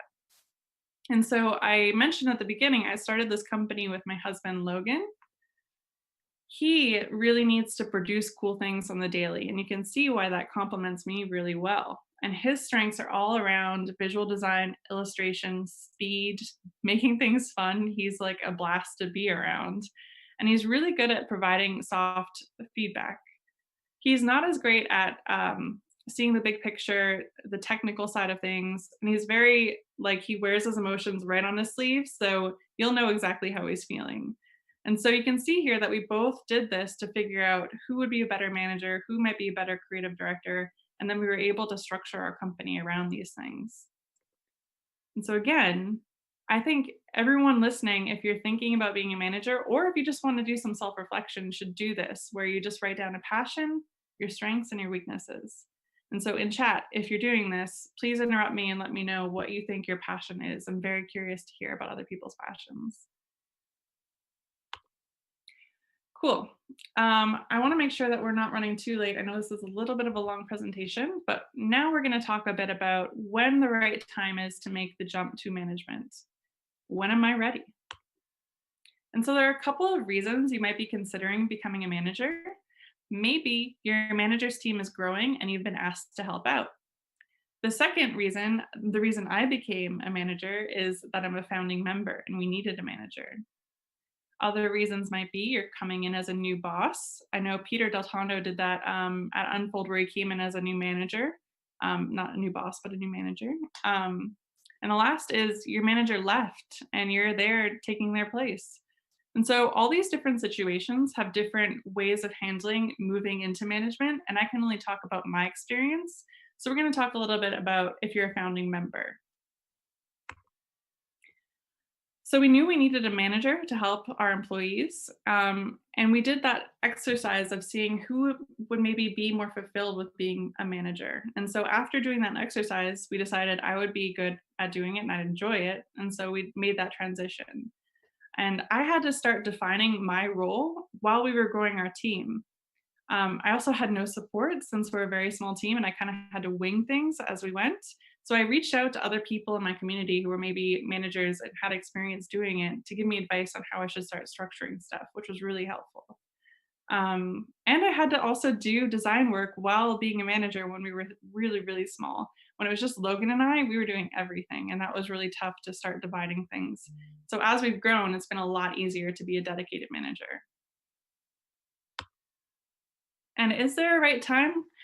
From my experience, I think as soon as you have about 3 other designers on your team, deciding that there should be a manager makes sense because they need help and assistance in order to make sure that your culture stays intact. And so culture is really formed from your first hire. Everyone you hire forms into your culture and helps define what your culture ends up being. And so if you want to create a sustainable and like good culture, you need to think about it early. And if you build up on that, it's a lot easier to build it from the ground up than to insert it halfway through when there's maybe no good foundation. So I would really implore people, even if you're a small company, to start thinking about how you can hire or move someone into management in order to support your team. And here are some of my tips. I think number one, communication is key. This is true in all of life, with your relationships, with your family, and with work. And so I've been doing this, I guess, for 2.5 years now. And I'd like to share whatever insight I have. Again, if you guys have questions, please ask them, and I'm happy to give my experience. But I think you need to be a good leader to be a good manager. You can't be a good manager without being a good leader. And so you need to kind of embody what you want other people to do yourself in order to be a good role model for the people around you and to make sure that people know how to act. So the way that you treat your clients, employees, and even yourself sets expectations to how other people should act around you. And so I make a point not to work late because I don't want my employees to work late. And so I need to make sure that everything I'm doing is what my company's values are. Talk less, listen more. Yep, this is really important. You're capable at your job, which is why you're here, but your value as a manager is no longer about what you put out. It's about what your team puts out. And so you need to put in energy to your team more than your own work sometimes. And this takes a lot of time, but it's worth the investment and it'll help your team grow. Learning how to give feedback. This is so interesting because everyone learns in a different way. And so you need to talk to each of your employees and learn their style of feedback that they prefer in order to make sure that you're giving them the right kind of feedback for their goals. And you should always share task-based feedback immediately and set expectations for success clearly. If there's no expectations that people know as a baseline, then they're not going to know what to aim for, which is really tough. And it's always great to talk to your whole team about what it's like working with different team members to get 360-degree feedback and not just your own perspective, which is biased, of course. And I think one-on-ones are the most valuable thing you can do as a manager. I've learned so many valuable things by talking to my employees that I would never learn just talking about work stuff. And the first thing I always ask them is just like, hey, how's it going? How are you feeling? What's going on? You might learn a lot about what's going on personally that's affecting their work. And it's really important to value all your employees as human beings at the end of the day. It's also important that if there is struggles that are being had, you're keeping track of those every one-on-one and talking about them and making sure that your employees are growing the way that they should be. Use the Socratic method. So those of you who are familiar with this, it really just means instead of giving an answer, ask a question. It's a lot easier to train people to figure out their own solution instead of giving them solutions so that they keep coming back to you for the answers. This is just something that I think everyone should do. Empower other people to make decisions. Don't make people rely on you because then you're the bottleneck and that sucks. Yep. And I learned, and this is working with clients, is to use something, and it's from like counseling training from when I worked at a church, to use something called compassion statements to say it sounds like or it feels like, because that isn't a definitive question for them, but it isn't quite a definitive end of the conversation, that they say something and it's like, man, it sounds like that might be a hurdle that we'll have to come back over. And it just opens that conversation for them to respond, for you to respond, to have that open dialogue. That is such good feedback, Andrew. I mean, I've even told Logan in our personal conversations that we should say, I feel instead of I think, because it's based on how you feel, which they can't argue with because that is how you feel. That's the reality of it. So yeah, that's great advice. Lastly, learn what you're good at, learn what you're not good at, and delegate as much as you can. Ideally, all you're doing is managing your people and making sure that they're happy, and you're not doing any of the work yourself. And so if a project manager wants to help with payroll, let them. If a designer wants to learn product management, let them direct a project. Like, let people do what they want to do and be there to support them and to be a fallback if things go wrong. All right, I think this is the last one. Improve communication and clarity. Again, setting expectations, having examples, having templates so people know what to base things against is really key. So continue to improve. These are some books I recommend. The Making of a Manager, Creativity Inc. They're great. They're awesome. Read them if you want to be a manager. And this is also a really great TED Talk by Simon Sinek, Why Good Leaders Make You Feel Safe. I highly recommend listening to it if you want to be a manager. And I think that that's it. So I hope you enjoyed this. I hope you learned something. But yeah, this was really fun to go over. So thank you, Andrew. Yeah, of course. And yeah, there's her email right there if you want to connect. Also, people can follow you right under her tag. Let's see, right? That way is just at Clay Design. You can DM there or you can send an email as well. But thanks for hanging out, Sarah. This was super, super fun. Very insightful for me. And it's always good to see 2020 hindsight that like, I wish I would have heard that talk back when I was on this quest to like have all these people report to me. And then I'm like, oh wait, that's totally not who I am. And so thank you from past Andrew. Thank you. No problem. I hope y'all enjoy CancelCon. Andrew did such a good job putting this together, and we have such an amazing lineup. Please share, tell all your friends. Yes. And we'll be in chat later. So yeah. Toss some hashtags on the social medias. The West Coast is just waking up, so they've missed some good content. Except for me, I got 4 hours of sleep and woke up at 5 in the morning. Heck yeah. Cool. Well, thanks, Sarah. We'll talk to you later.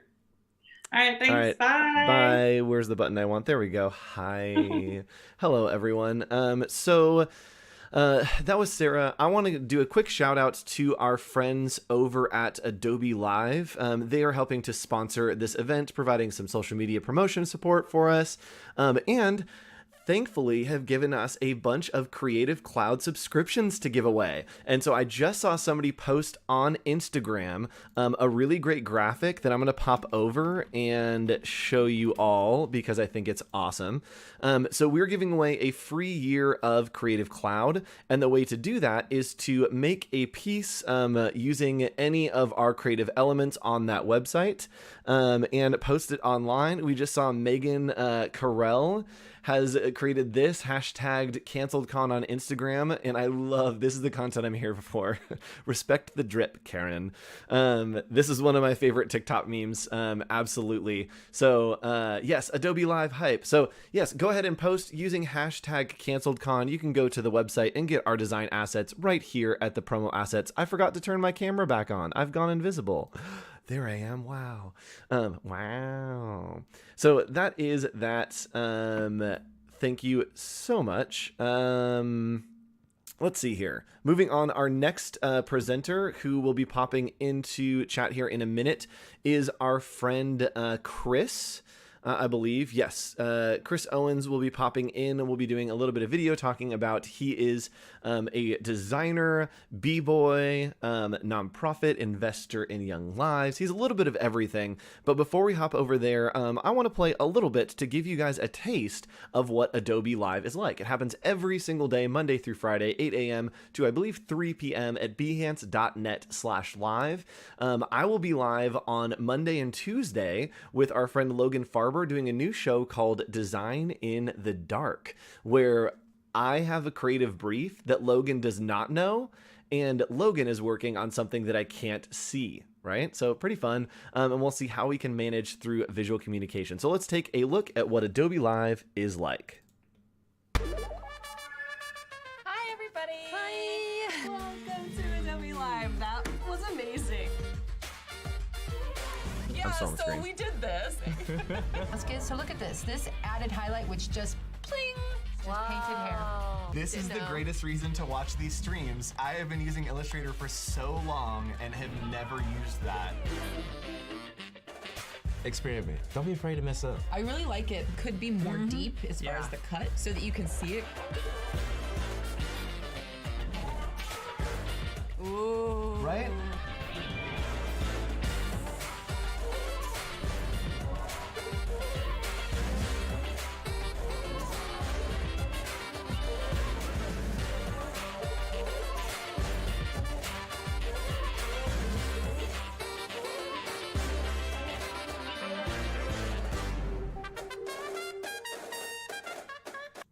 So that's the spot to get involved. My video was left up there, so I kind of just left it. So that's how it works, y'all.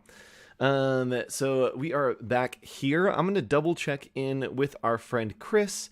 He is maybe going to be in the waiting room. Let me DM and see. I'm actually going to go ahead and run. He has a nice little promo that talks a little bit about his organization.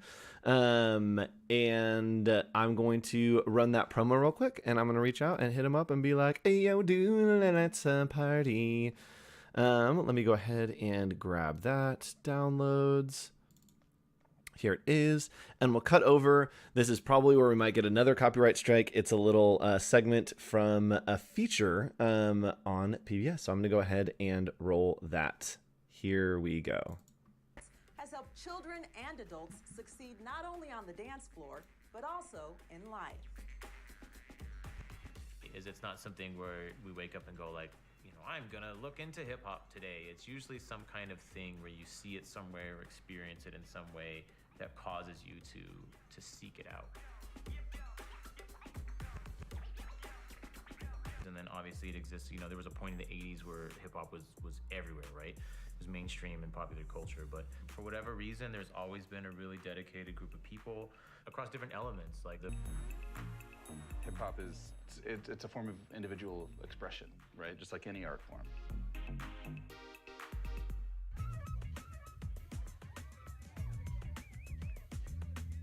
The idea that as a dancer or as a DJ or as a graffiti artist, MC, whatever, you can essentially go to any other country on the planet where you don't speak the same language, but you're all going to be listening to the same music and have an appreciation for the same things. And it's this instant sort of like connection and camaraderie that you'll develop with somebody, even if your traditional cultures and customs don't align.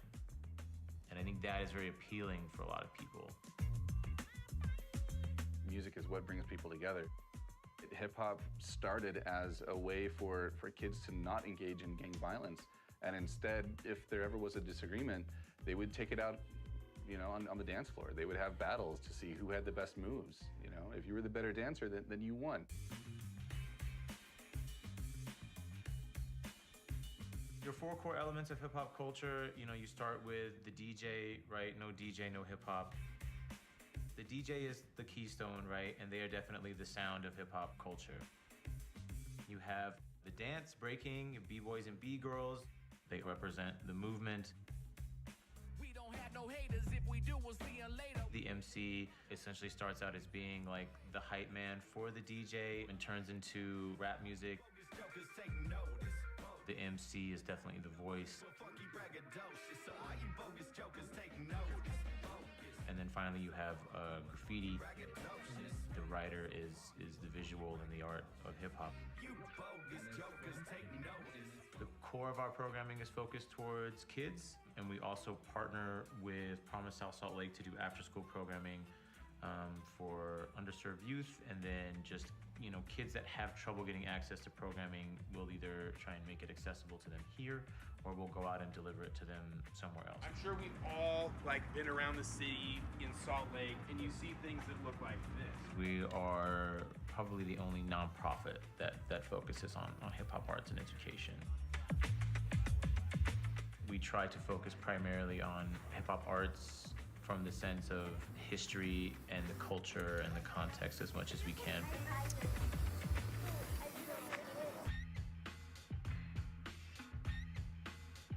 We are currently inside the HERC, which is the Hip Hop Education and Resource Center, and this serves as our main headquarters and where we deliver a bunch of our classes and other programming. Providing a community of people for you to connect with across, a variety of socioeconomic backgrounds. I think a really awesome thing about Utah's community when it comes to hip hop is it's in this little bubble where there's enough people to keep it alive and thriving. The people who tend to get involved with it here have a very deep connection with it.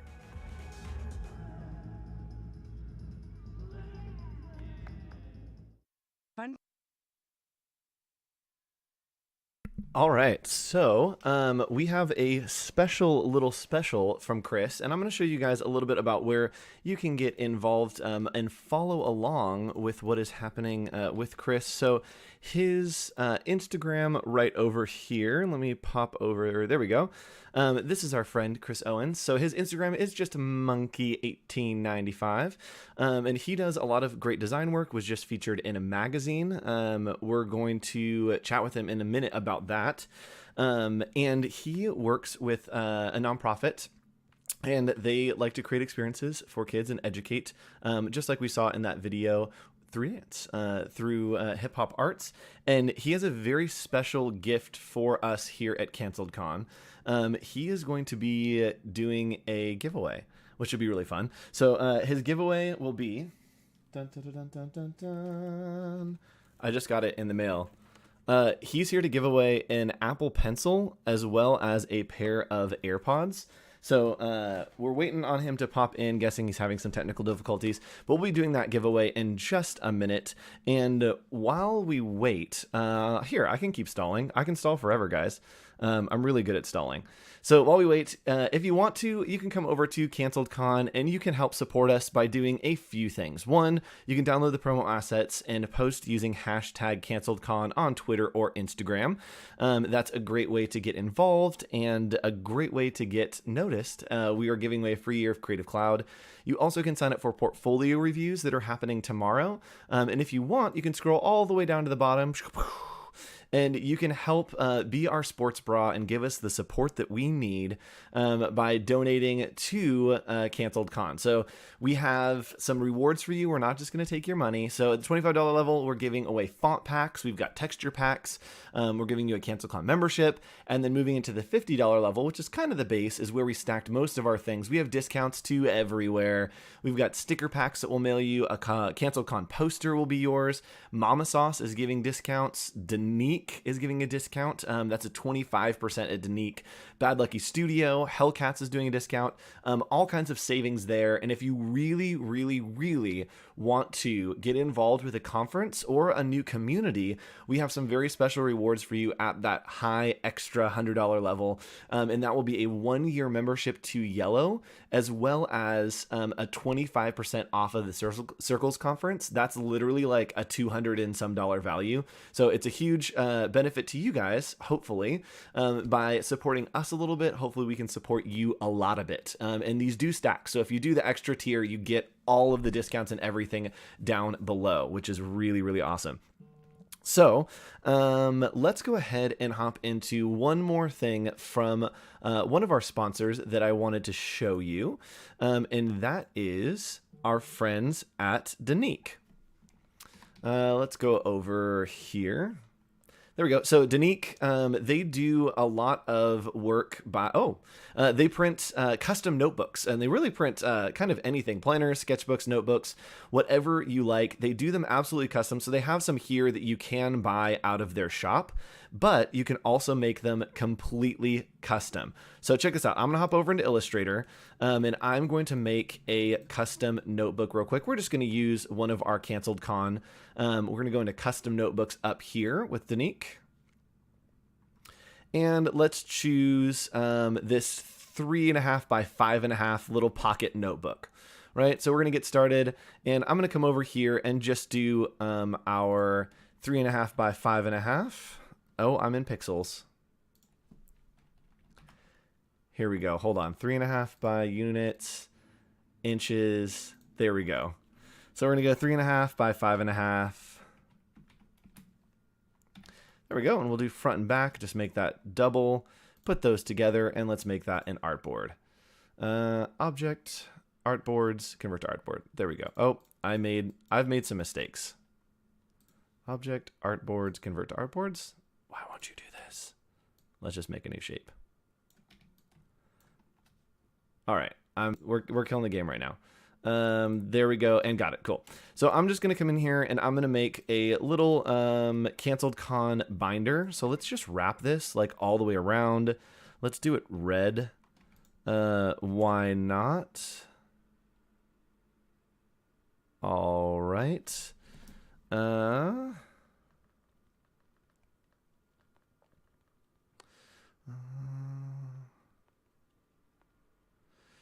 And boom, we're going to save this out. Oops, there was a sound. We're going to go ahead and save this out just as a PDF. And let me go here real quick so you don't see all my secret files. Secret celebrity whispers. Let's put it on the desktop, and let's just name it binder. All right, you can't see my secret files. Wait for it. Wait for it. There we go. All right, so coming back over here real quick, we can go to our order quantities. So they're super cheap. So you can get just one, no problem. You can do a one-off. And if you use the code HOCH, just H-O-C-H, they'll give you 15% off everything. So 15% off any orders. If you donate at that $50 tier, you get a 25% off if you want that as well. So we literally just click on design product. Here is our folder. So we're going to select the file that we just created, which is our binder file right here. It's going to upload that for us.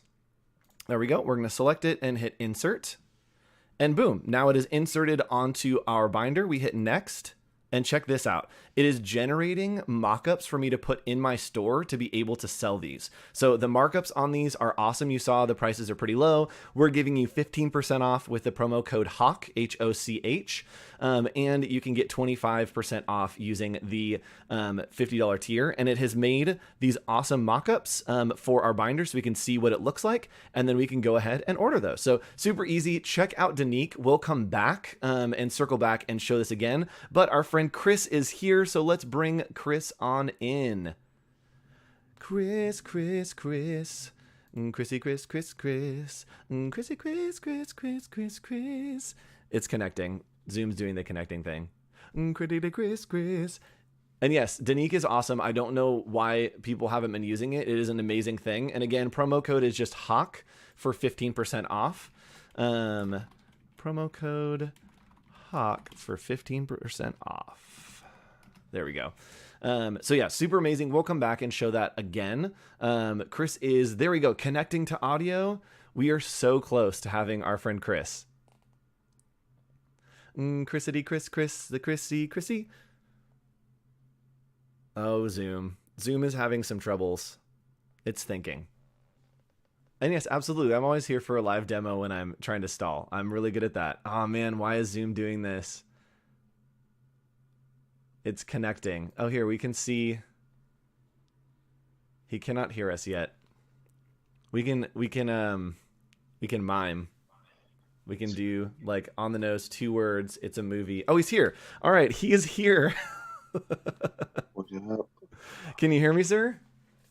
Think so. Heck yeah. All right, I'm going to pop you over onto an actual screen. What's up, Christopher? Is your full name Christopher or is it just Chris? It is. Okay, sorry. I like go for it sometimes when I feel like there could be more to a name. I just really shoot for it. All right, let's change over your tags real quick. Oh, that's not at all the thing that I want. Damn. Come on. Okay, that's what. No, come on. Come on. There we go. Can you hear me, sir? Yes. Good. It's good. He's good. All right. So there we go. I changed over your Instagram and whatnot. So hello, welcome to Canceled Con, Mr. Chris. Not me. Oh, you know, just hanging out with a bunch of my friends on the World Wide Web, surfing along. Really? That's it. Yeah, dude. We're in it. The world is happening. Where did I had coffee and I left it somewhere. Cool. So we have showed your little PBS feature already, talked a little bit about some of the things. Can you tell us, I'm going to put you full screen, tell us all about who you are, what you do, what's the deal with this Chris Owens guy? Hello. Dope. Hit it. Awesome. Hi, I'm Chris Owens. I am in Salt Lake City, Utah, and I am the creative director at a agency called Canvas, and we specialize in like UI, UX, product design, and sometimes I occasionally get down. So. And by get down, I mean his body moves, as they say.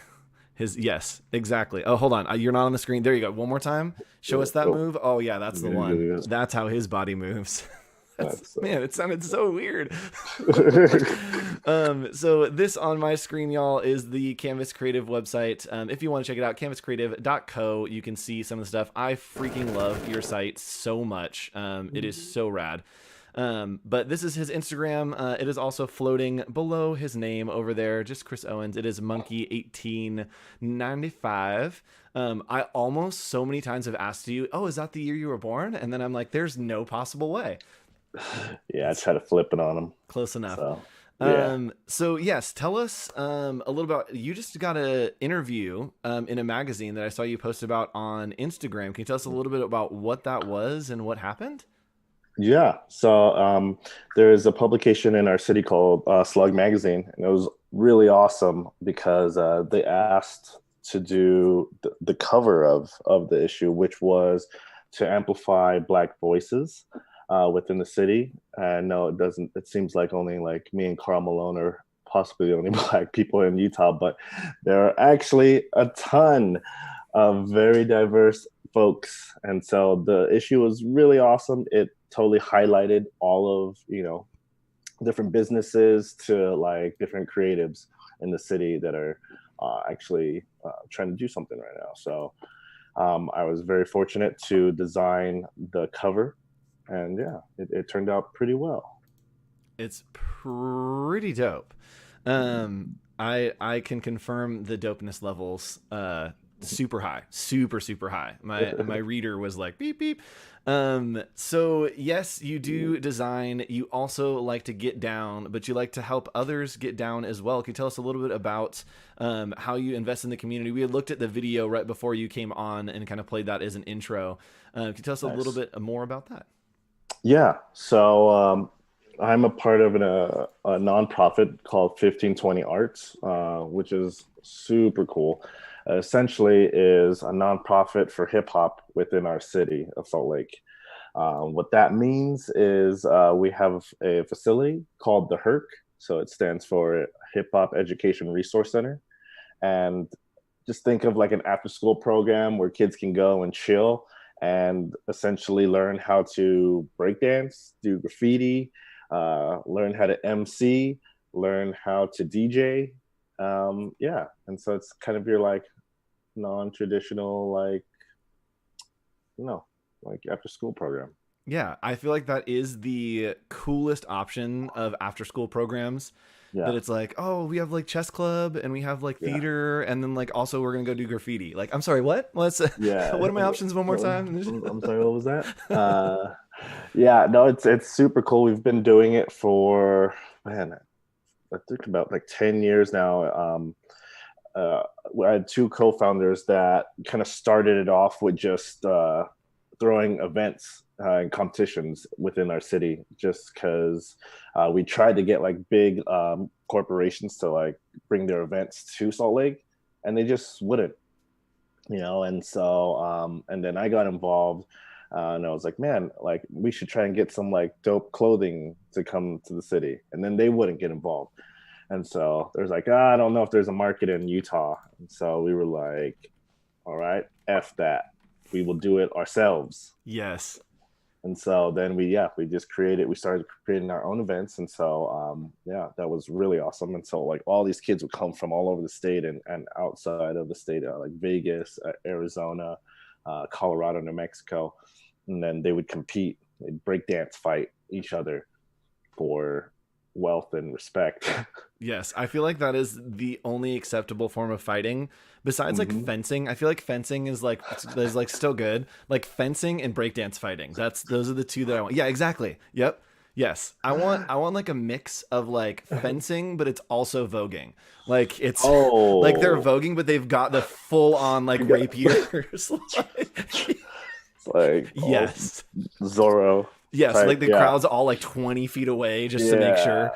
So if you guys want to follow along again on Instagram, you can follow 1520 Arts right here. You can see everything that's going on there. Yeah. And my question for you, Chris, is like, why? What got you into one, like what got you into dance, and then two, what got you into wanting to make that for someone else and not just have it be like, oh, it's like my fun hobby, but really turn into like, oh shoot, this is something that I'm passionate about to educate and show other people and help them grow.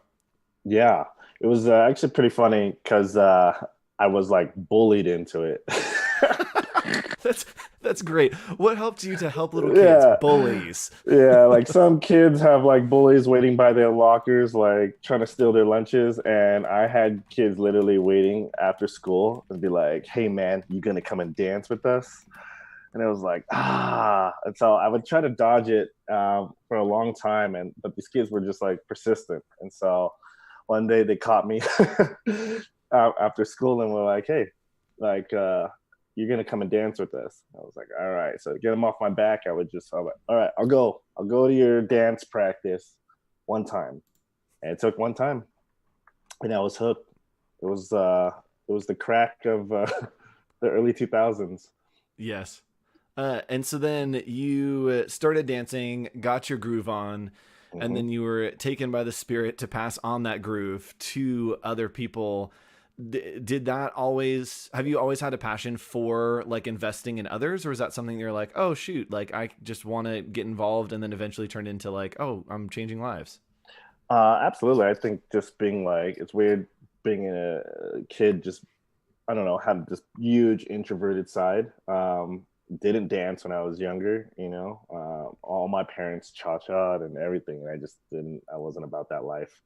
I would just put on my hoodie and then, try to design. And so it was really cool to like be a part of this community that was just like thriving and like had a lot of energy to it. And it like totally like picked up, others. And you kind of face, you have to face all your fears at like instantly. So you had to kind of just get over a lot of the stigmas that you had about being in front of like large crowds. And also breaking is such like the most aggressive dance because they're your opponents in front of you and they're doing everything to try and just like destroy your being, you know what I mean? By clowning you, by like just, so you have to like really step up and step out of your comfort zones. And so that's essentially what happened. And so I just fell in love with it was so athletic, it was so hard, so I was like, I fell in love with it actually immediately. That's awesome. And I can't imagine, it really is like the equivalent of like non-touching jujitsu. Like you're analyzing what they're doing and having to react, but also have your full body energy and strength into that reaction. I can't imagine. I would hurt myself because I'd go way too hard. I remember one of my first competitions, I was like, all right, I think I got this like dance thing down. And I'm like in my head, it's totally like some 8 Mile stuff. And this older dude, I'm like, oh, he's an older guy. I'll be fine. He goes up to me and like goes like lower by my pants and does like a cutting motion. And these 2 rubber balls fall out.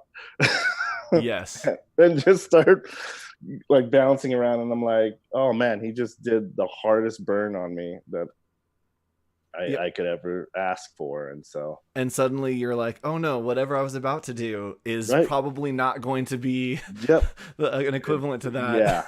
And so I was like, all right, I just gotta adjust, you know what I mean? So it's a lot of like situational awareness and having to adapt.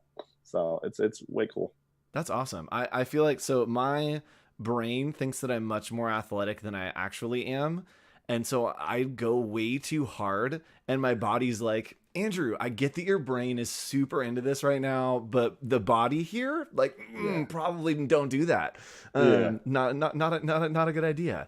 So at some point I will destroy my body as we dance into the night away. Nice. So can you tell us a little bit about your I don't know, the dynamic in like creativity between your design side of things and then the dance side of things, because it seems like a kind of unlikely pairing. How do you like, does one inspire the other? How does that work for you? Oh, absolutely.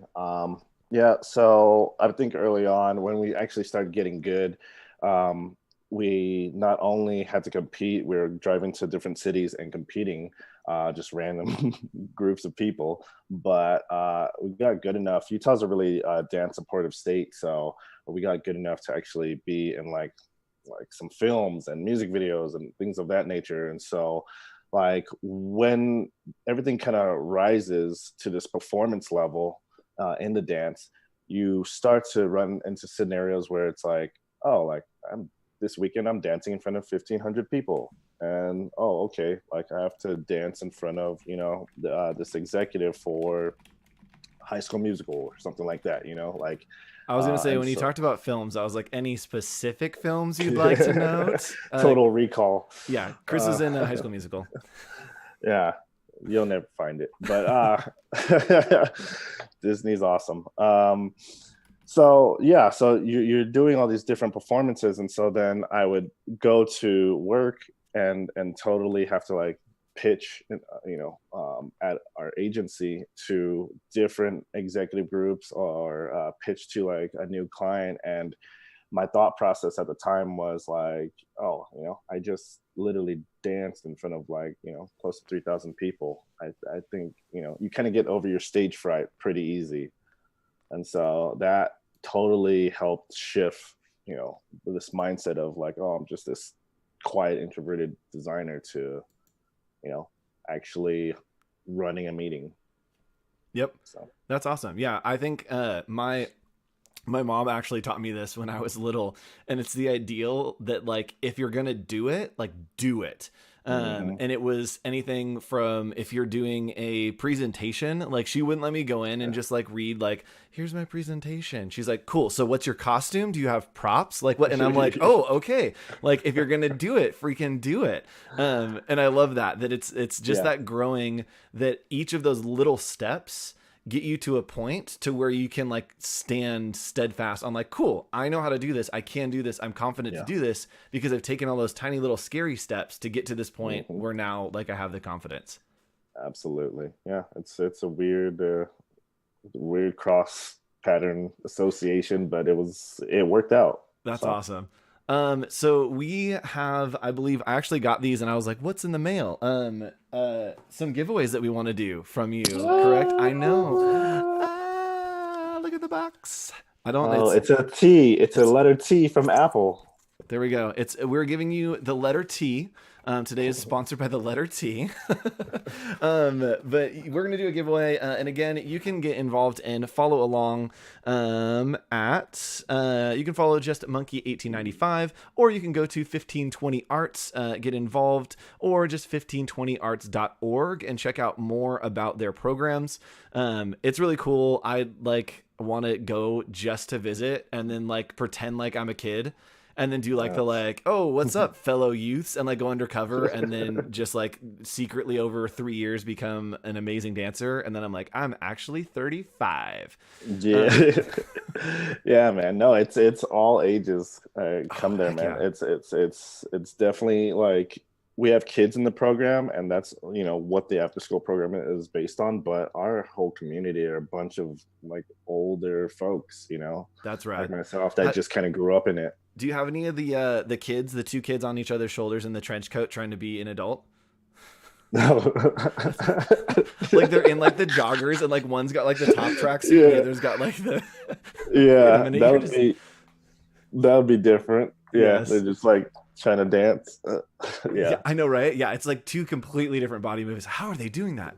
Right? All right, so let's do this giveaway. How do we want to do this? What do we want to give? We can just like throw it into chat. We can do like a follow on Instagram. What do we want to do? I think definitely go and check out and follow if you can 1520 Arts on Instagram. Just kind of, you can see like the full program to the full extent. You'll get some cool breakdance videos in there. Heck yeah. So yeah, let's do that. Go ahead and go follow 1520 Arts, and let's say you're hopefully going to get a bunch of follow notifications at some point. Pick somebody, let me know who it is, and we'll send them as the winner. Yeah. You also have to dance in front of your computer. Yes. Okay, yes. Also, if you submit a video and like tag 1520 Arts, do that. Go to Instagram right now, go to Twitter right now. Like hashtag, that will like step up your level of eligibility for this giveaway.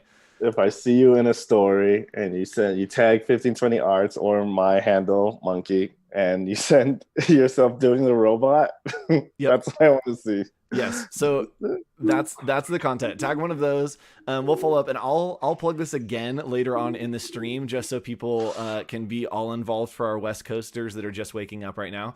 Go ahead, do that, tag, and get your dance on, and maybe you'll win some free stuff. I want to see these stories of you dancing, and it's pretty. I mean, the giveaway is pretty good. It's a good giveaway.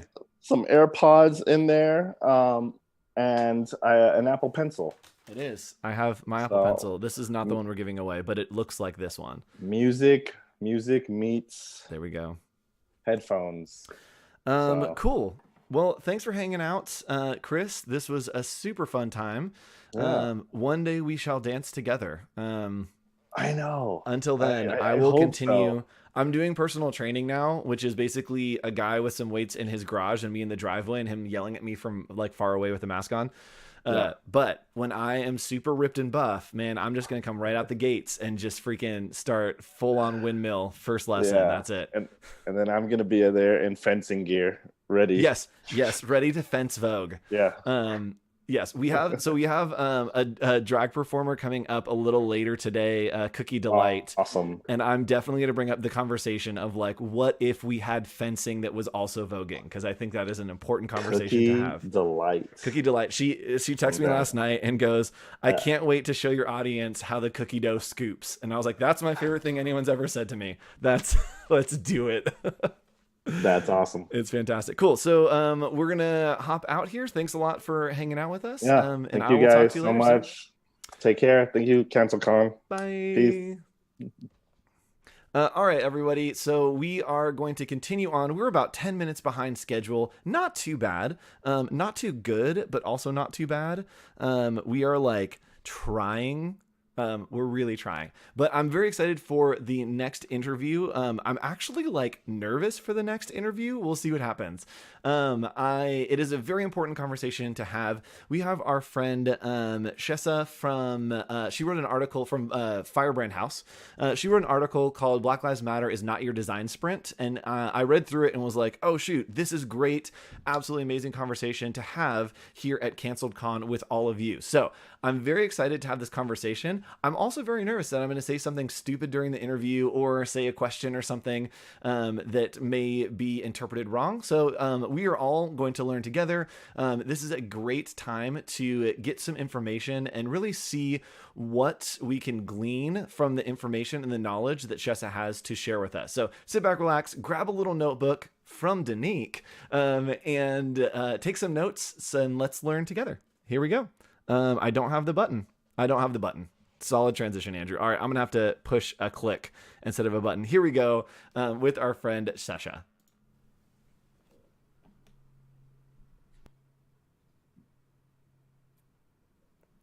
Hello, we're continuing on with the day, unless this happens to be the very first one in the morning, which I don't think it is. So we're continuing on. And we're here with Shessa. Hello. Hi, how are you? I am doing great. Hopefully we are both doing better in the future. I've said that on a couple of these, but I'm just going to keep saying it because I really want to speak that into existence. Yeah. We'll take all the good we can get right now. Just pour it on us. Do you want to tell everyone who's watching a little bit about you, a little bit about what you do, and a little bit about what you stand for? A little of everything. Yeah. Hi, my name is Shessa. I am a graphic designer / artist / writer based in Los Angeles. I recently, during COVID actually, left my job and decided to start my own design studio. It's called Firebrand Creative House. We've been going strong for about 3 months now.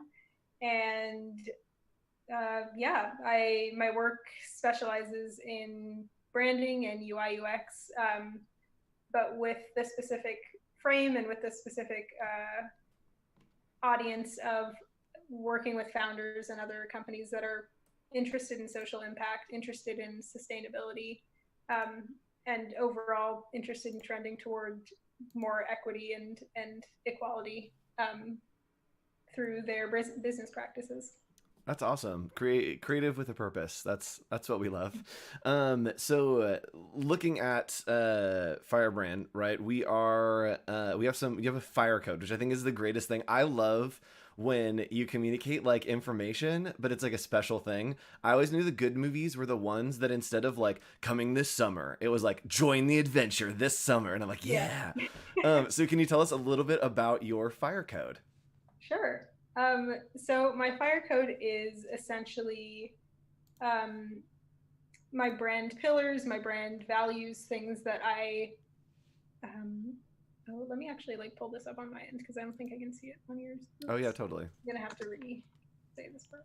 Oh no, you're good. In the meantime, I can do this real quick. I'm gonna pop over and show everyone where they can follow you on social media. Because we are living in an age where like that's the closest we have to hanging out. You can follow along right here at firebrand.house. You also can follow along just clicking in the bio, the Shessa right here. Follow along some of this incredible work. You also can go to firebrand.house. I love that you got a .house extension. I was trying to get a .house, like HAUS for the longest time, and they were way too expensive. So I love you have this. You can check out some of her work, a little more about what is happening with Firebrand, what it stands for. And client testimonials. Was it weird getting testimonials? I always feel like that's the hardest part of like anything is like, hi, I need you to talk about me. Yeah. It was not actually that weird. So I mostly do it through LinkedIn. Like I'll send a request for a recommendation. And then also I've just been building it into like my end of project pipeline. Like I'll just put it in a list of questions. Smart. Like, pay the invoice. Can you do a testimonial? Yep. That's nice. And like then it feels less awkward. That's the way to do it. Cool. Yeah. So the fire code. Yeah. Tell us about it.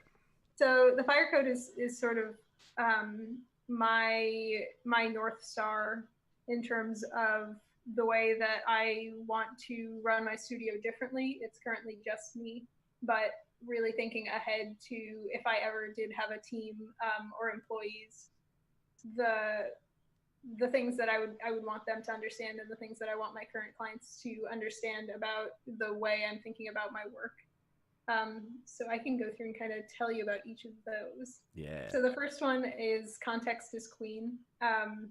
This one is really about understanding the design context that we're pulling from, understanding our references, giving credit to those references, and then also being cognizant of and acting responsibly on the things that we're creating and making sure that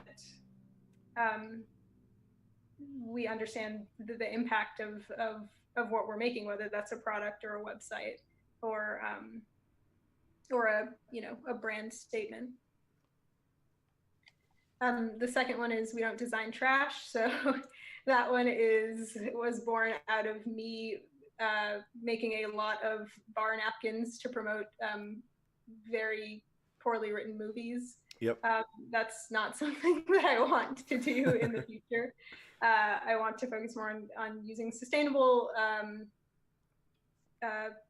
materials when I am making something physical, and then also just designing things that are well designed and not trash to look at. The third is nothing is lost by sharing information. A huge part of my practice is that I want to empower other designers to start thinking about the social and political impacts of their work. And part of that is, especially on Instagram and through future workshops as well, sharing knowledge, having open discussions, and giving people resources if they do want to go out on their own or they do want to have more sort of socially sustainable design practices, giving people tools on how to actually do that. Yep. And we're going to be talking, this is kind of the intro. We're going to be talking more about that specifically today and doing exactly that. We're going to hopefully give everyone watching some really great tools, some great action items for what they can do. So sorry, keep going. I just wanted to put that in for you guys of a little bit of what's coming. Number 4 is we're not afraid to evolve. We don't hide behind "it's always been that way" as an excuse for why things can continue to be shitty. Can I say shitty? Sure. Sorry, Mom. I don't know. Yeah. So this one is probably the most important, maybe not the most important, but it's the most important right now, I think, for me, in allowing myself and others to experiment and to know that it's okay to say, oh, I actually messed up and let me like change course. Yeah. And then lastly, we honor the humanity in everyone. So that is essentially like the thesis statement of what would be like a D&I initiative at my company if I had employees, just built directly into the foundation is, of course, I want to work with diverse people. I want to work with diverse clients, but then also just checking in with the people that I'm working with and making sure that as humans, they're doing all right. And not just as, employees or people that are paying me. Yep, exactly. This massive numbers of just people. So today, audience, I like addressing general audience. So today we're going to be talking through, Shresa, you wrote an article called "Black Lives Matter is Not a Design Challenge." Published it. It was something that, as I was looking for something to incorporate and kind of bring that message to Canceled Con, it hit like the perfect zone where I'm like, yes, this is the person that I want to come on and chat about this. So we're going to talk a little bit about the article, a little bit about what we can do. For me, before we jump in, I just want everyone watching to know I'm going to say something stupid. I'm going to ask a question that's like, you shouldn't have said that. I'm really trying to learn here. This is not a great zone for me that I'm super experienced with. So if you want to come for me, that's fine. But just know that I'm trying to learn, and we're here to hopefully collectively rise the tide so all of us can get some more information. So Shresa, do you want to tell us a little bit about the article? Sure. So the article, I was telling Andrew this last week, actually. I rage wrote that article at the beginning of June, really in response to what I was seeing on a lot of my social feeds, which was non-Black influencers in the design and lettering and illustration spaces who were creating content that was like, yeah, Black Lives Matter. And then there was no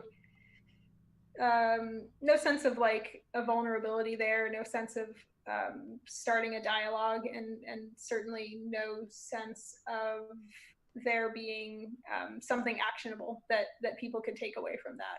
It just became sort of a virtue signaling moment for people to say, yeah, I care about Black people, but I'm not going to, do anything tangible. Yep. And can you talk a little bit about what virtue signaling is? That was a very new term to me that I'm still learning. So virtue signaling is essentially making a public statement of, yes, my politics align with the trending topic of the day. But it's about signaling. It's about the optics of allyship versus the work of allyship, which is actually not very Instagrammable. Yes, and we talked about this a little bit before. We had long conversations before coming into this call, and I think I saw you, I think you did another talk where you were kind of walking through, and there was this big moment where you were like, design is racist. And as someone that like that in my brain, I have these cognitive barriers of like the idea of racism or racist is this like zone that's like, oh, it's this extreme kind of thing. I mean, like, oh, that feels like a bold claim. Like, I don't really understand where that sits. And then being able to talk with you and work through, and we had the conversation of like, cool, I taught design history for 8 years, and I think we had maybe 1 or 2 Black designers, and kind of that disparity, and realizing that, oh, it's not this extreme like holistic thing in my brain. It's these little pieces that add up to something bigger. Can you talk a little bit about how that dynamic you've seen is in the design industry, and maybe some things we can do to combat that? Yeah, right. So the statement I had made, or the slide that I had shown, was graphic design is inherently racist, sexist, and classist. And I think, like you said, it's hard to make that mental leap, because you're like, oh, but I'm just, it's like fonts and colors. Like, that's not inherently racist. But it's more about the thinking through the theoretical practice and the history and the theory behind design, which has all been all of the stuff that's seen as canon. All of the people that are seen as our design heroes tend to be white men who have historically not addressed, and who've actually benefited from not addressing racism and sexism and classism in their time, either in their work or in their theory and writing about their work. Yeah, and we talked a little bit about, for me, trying to understand, okay, we need to do something about this, right? Now that I've understood, like, oh, that it's these little problems turning into this huge thing. How, what, like, what, how do we do? How do we overcome this? And I think that we talked a little bit about the small changes to make that big change, right? That it's not necessarily just a new logo. It's like this full insane rebrand. Can you talk a little bit about what you think kind of compares to how we can address this huge problem? So it's graphic design is a part of a larger corporate culture and a larger consumerism culture that's all linked and tied back to white supremacy. So it's easy to think like, oh, my firm wants to do a campaign about Black Lives Matter, and that's one thing, and that's not really the work that needs to be done right now. I think right now we need to be thinking individually and looking inwardly at the biases and the privileges that we hold, and then also looking at our entire systems and rethinking how we design workplaces, how we design institutions, and how we design larger systems and laws and governments to be less inherently racist. Which is, again, utterly Instagrammable. Yeah. It's something at that scale. And I think that now I'm starting to understand more of like how hard it must be to see and understand that, and the vastness of it, and then scroll through Instagram and see a post. That it is the weight between those two must be really discouraging to see as you kind of scroll through, right? It's discouraging is an interesting word. I don't know that I'm discouraged by it, but I have gotten to the point where I'm not interested in calling out individuals per se.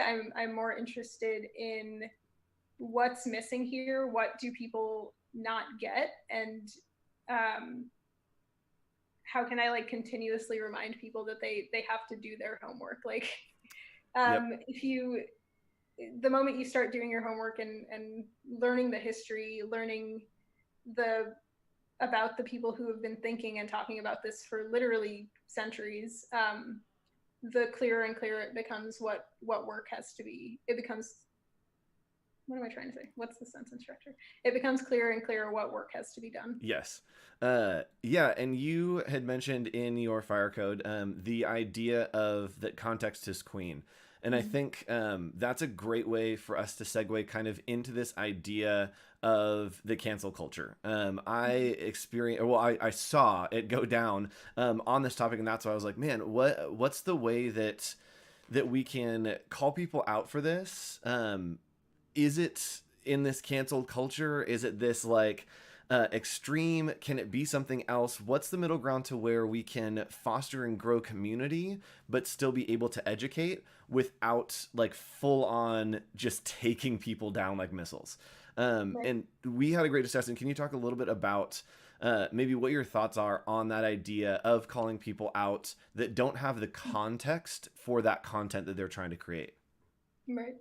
I think that it's a conversation. It's a two-sided sort of issue. The first side is if we're being called out, I think it's really easy to be defensive and to say, well, I'm doing everything I can and I don't know what else to do and nobody's telling me what to do. I think recently J. Cole got like called out by No Name.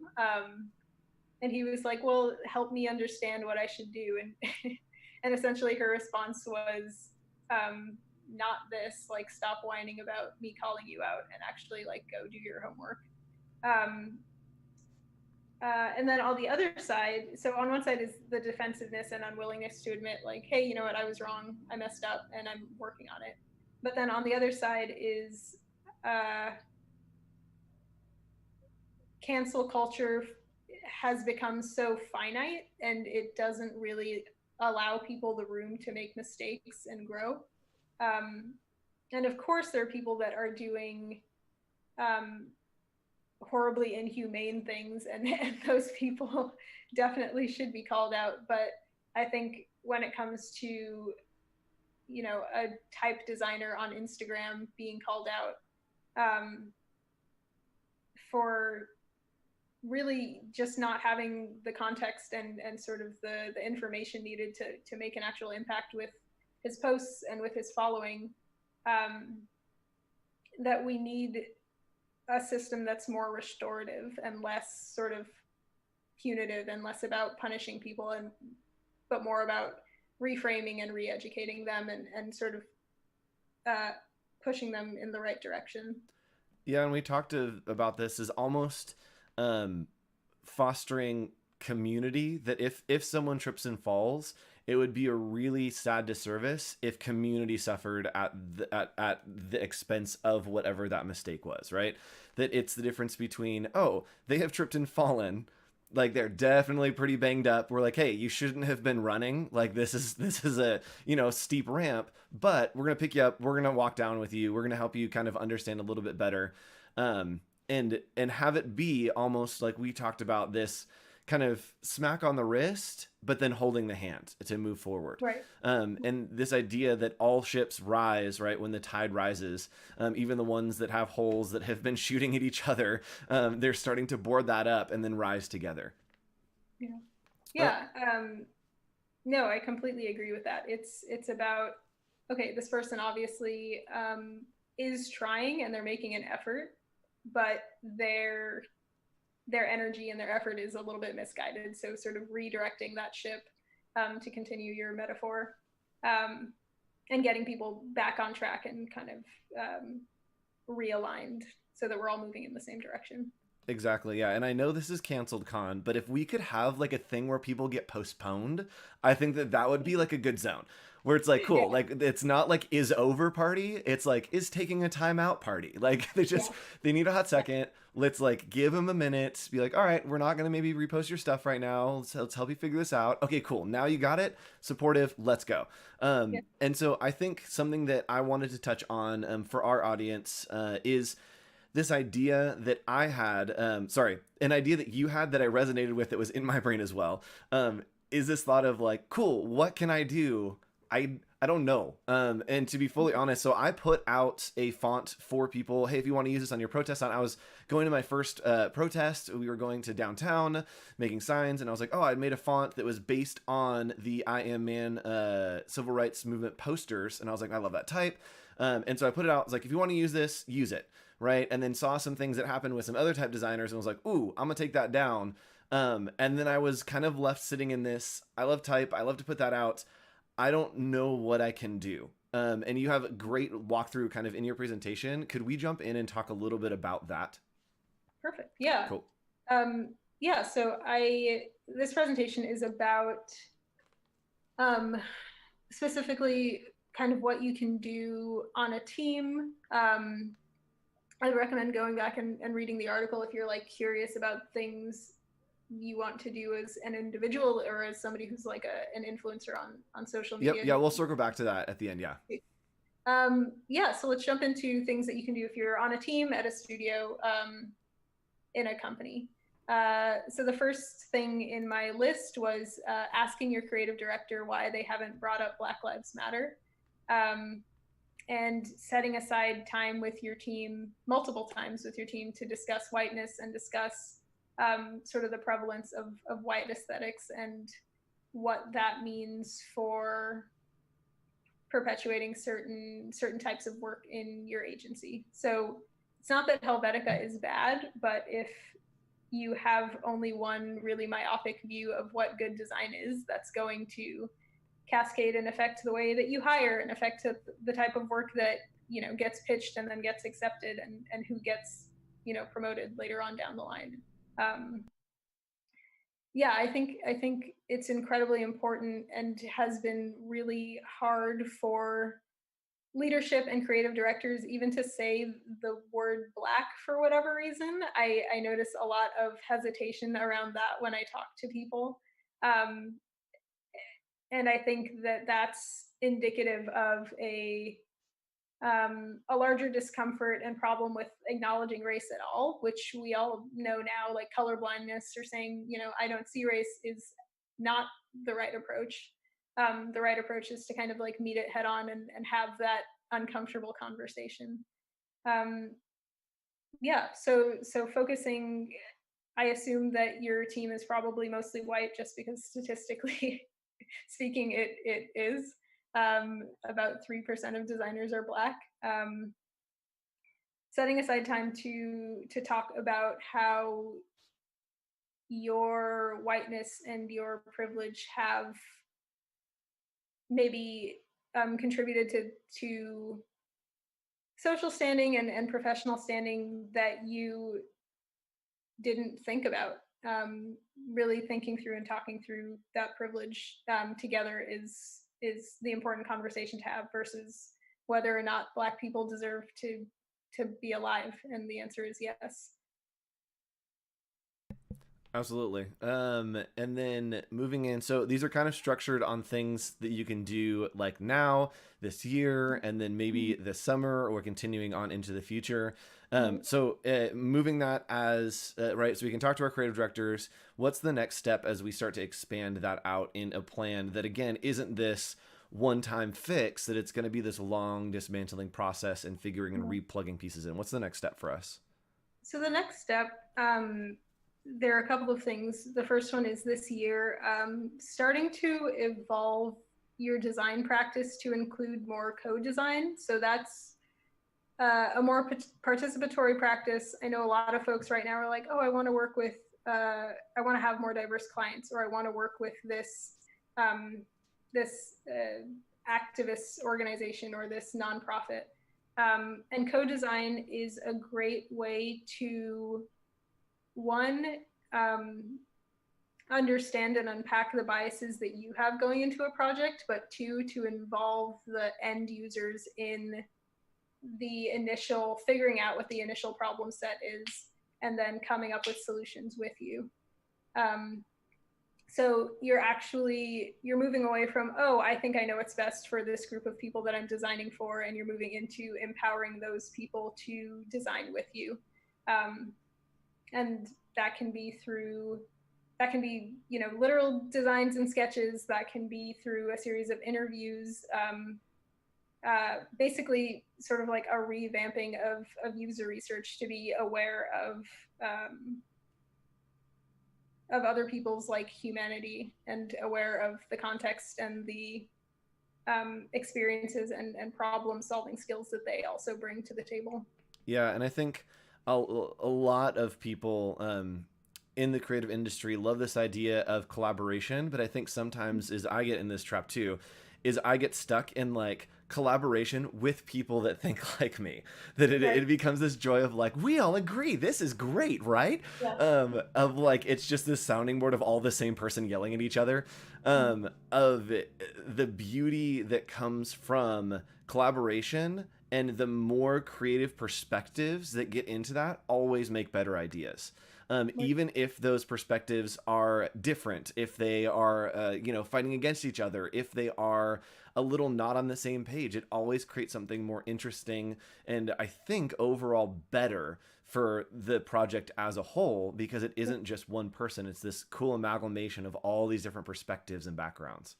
Yeah, exactly. The designer becomes more of a facilitator and a collector of information versus I think I know what's best for you, so I'm just going to do that. Yeah, it turns into a conversation. Exactly. Yeah, and I do want to add that like compensating those people that you're co-designing with is an important aspect of that. Yes, and we talked about this idea, and I don't think we have time to get into it too deep, but I love the idea. Do you want to talk a little bit about the way that businesses can maybe help to support Black designers in ways that we wouldn't maybe think about with funds? Yeah. I'm sorry, what was that? With funds. Yeah, so something that we talked about was not only hiring. A lot of people right now are trying to hire more diverse teams. They're like really on the lookout for Black designers, but what is just as important is figuring out how to work hard to retain those designers. I know a lot of folks who are just arbitrarily paid less at their companies than their white counterparts for the same role or for doing more work. It's important to support your Black and people of color design coworkers when they pitch to push forward their ideas. And then we also talked about how not only thinking about, the Black designers in your company, but thinking about the other staff and facilities people and the doorman and the office manager maybe, who all might be people of color that you don't necessarily see or think about as part of your team, but who are just as, one, vital to your company, and two, their lives and their livelihoods matter just as much. Yeah, and even the idea of trying to push your company or business, if they're going to make a donation, maybe not making that donation to an organization, but raising up some of those people who have the lower rates of pay, raise those up, and that will change their lives. They'll go out into their communities, change those lives. Then it becomes, and I hadn't thought about that at all. And when you mentioned, I was like, that's such a cool idea. That it is kind of investing in the people that are going to invest in those communities. Right. Yeah. I talked about not underestimating the impact of raising the pay for your facilities managers and staff, and the impact that would have on their lives, as much as donating to an organization on a monthly basis. I think both can be incredibly impactful, and we don't necessarily think of the individuals that we know personally. Yeah. And I think jumping kind of a little forward, the overall summation and mindset shift, this idea of me, of what can I do, to we, I think is something that unlocked a lot for me in my brain. Can you talk a little bit about that, of just switching that mindset? Yeah, it's I think right now there's a lot of it's easy to get into like a spiral of like, I don't know what to do, but I'm not doing anything. So that's also bad. But remembering that this is a collective effort and there's a collective knowledge and ability to solve problems means that even if you don't have the answer, there are people that you can go to find it. And there are so many resources online right now for how to act on the things that we've all been collectively thinking about. And it also means that especially for BIPOC designers and folks who are starting to get burnt out, it means that you can take a break every once in a while, knowing that we're all here supporting each other. We're all working toward, many of us are working toward the same goal. So you don't have to, you know, burn the candle at both ends. Exactly. And then I'm going to pull up the article for us real quick. So I'm going to be dropping this link in chat. You guys can go and check out this article. Please read it. And what I really want you to pay attention to is the action items that are here. There's a great list of 8 things that you can do.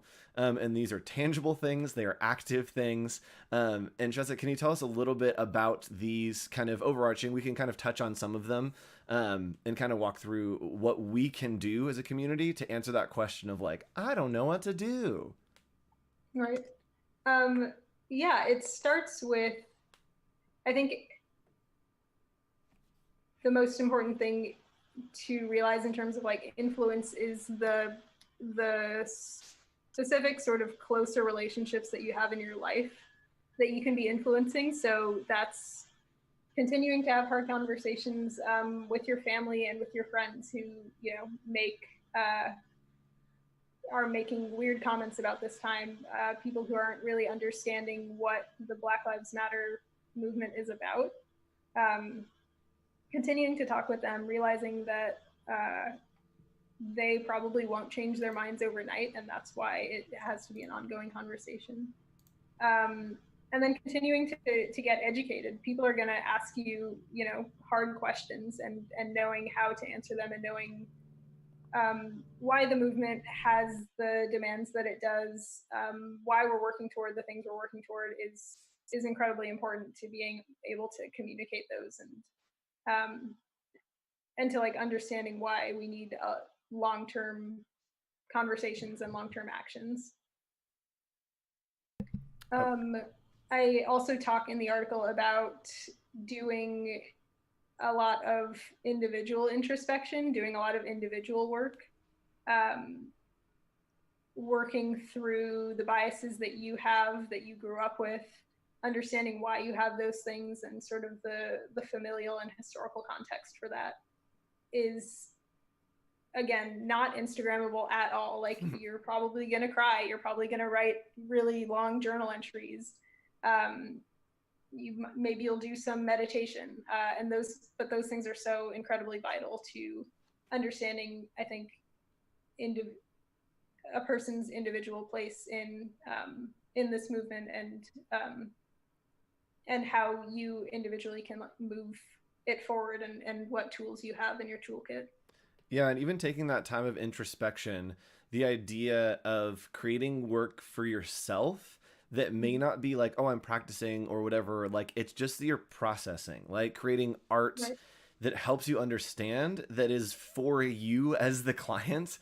And I love this quote, and I've said it a bunch of times on different streams here and there. It's from Sunday in the Park with George, and it says, work is what you do for hours, art is what you do for yourself. And I think that is, you know, we get those mixed of, are we creating work that feels like work, or is it art that has helped me understanding something that either is just for me, or maybe it is something that I'm sharing, that I'm processing through, that I'm working through, that it is this middle ground of, hey, this is art with a question mark. This is me asking a question to the world, or putting something out there that is this, I'm processing. And so I want to show off one of your pieces, just because your work is gorgeous. I'm going to show off the Juneteenth piece that you did. Can you tell us a little bit about that? What it was for, why you created it, all those kind of things. Yeah. So I created the Juneteenth piece as sort of, for me, a personal meditation and celebration on the holiday and what it means. I did a lot of research around the symbolism of the lettering and the strawberries in the piece,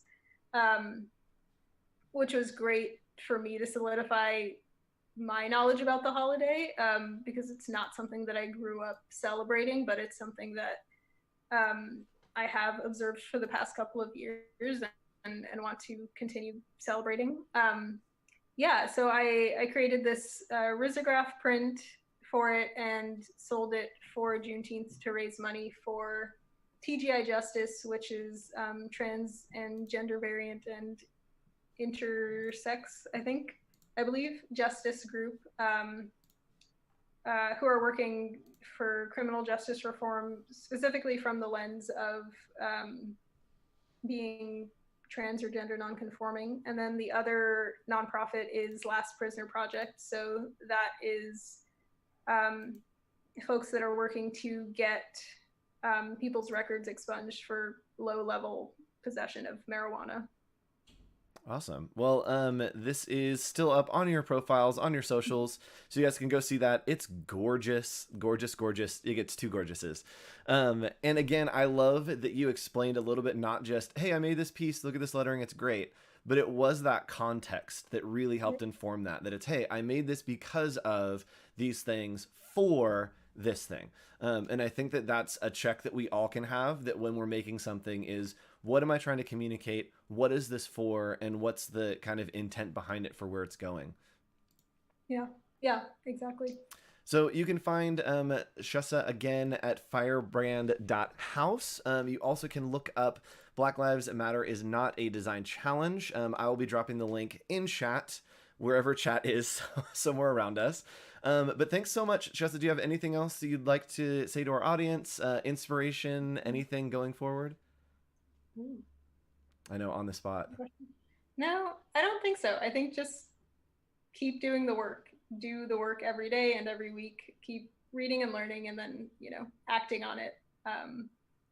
That's my thing. I love it. Just take steps. That's the end. Whatever Take they are, steps take steps. forward. Yep. Yeah. Cool. Well, thanks for hanging out. We're gonna hop back in, and thanks for joining us. Bye. Awesome. Sweet. Bye. Thanks. Hey everybody, we're back. I got spicy nuggets. Don't think that I ordered these on DoorDash. Wendy's is a new guest to the stream. We've never had Wendy's. We've had Mr. McDonald, but we've never had Wendy's. So Wendy, welcome to the stream. These are not Postmated. These are left over from being Postmated yesterday.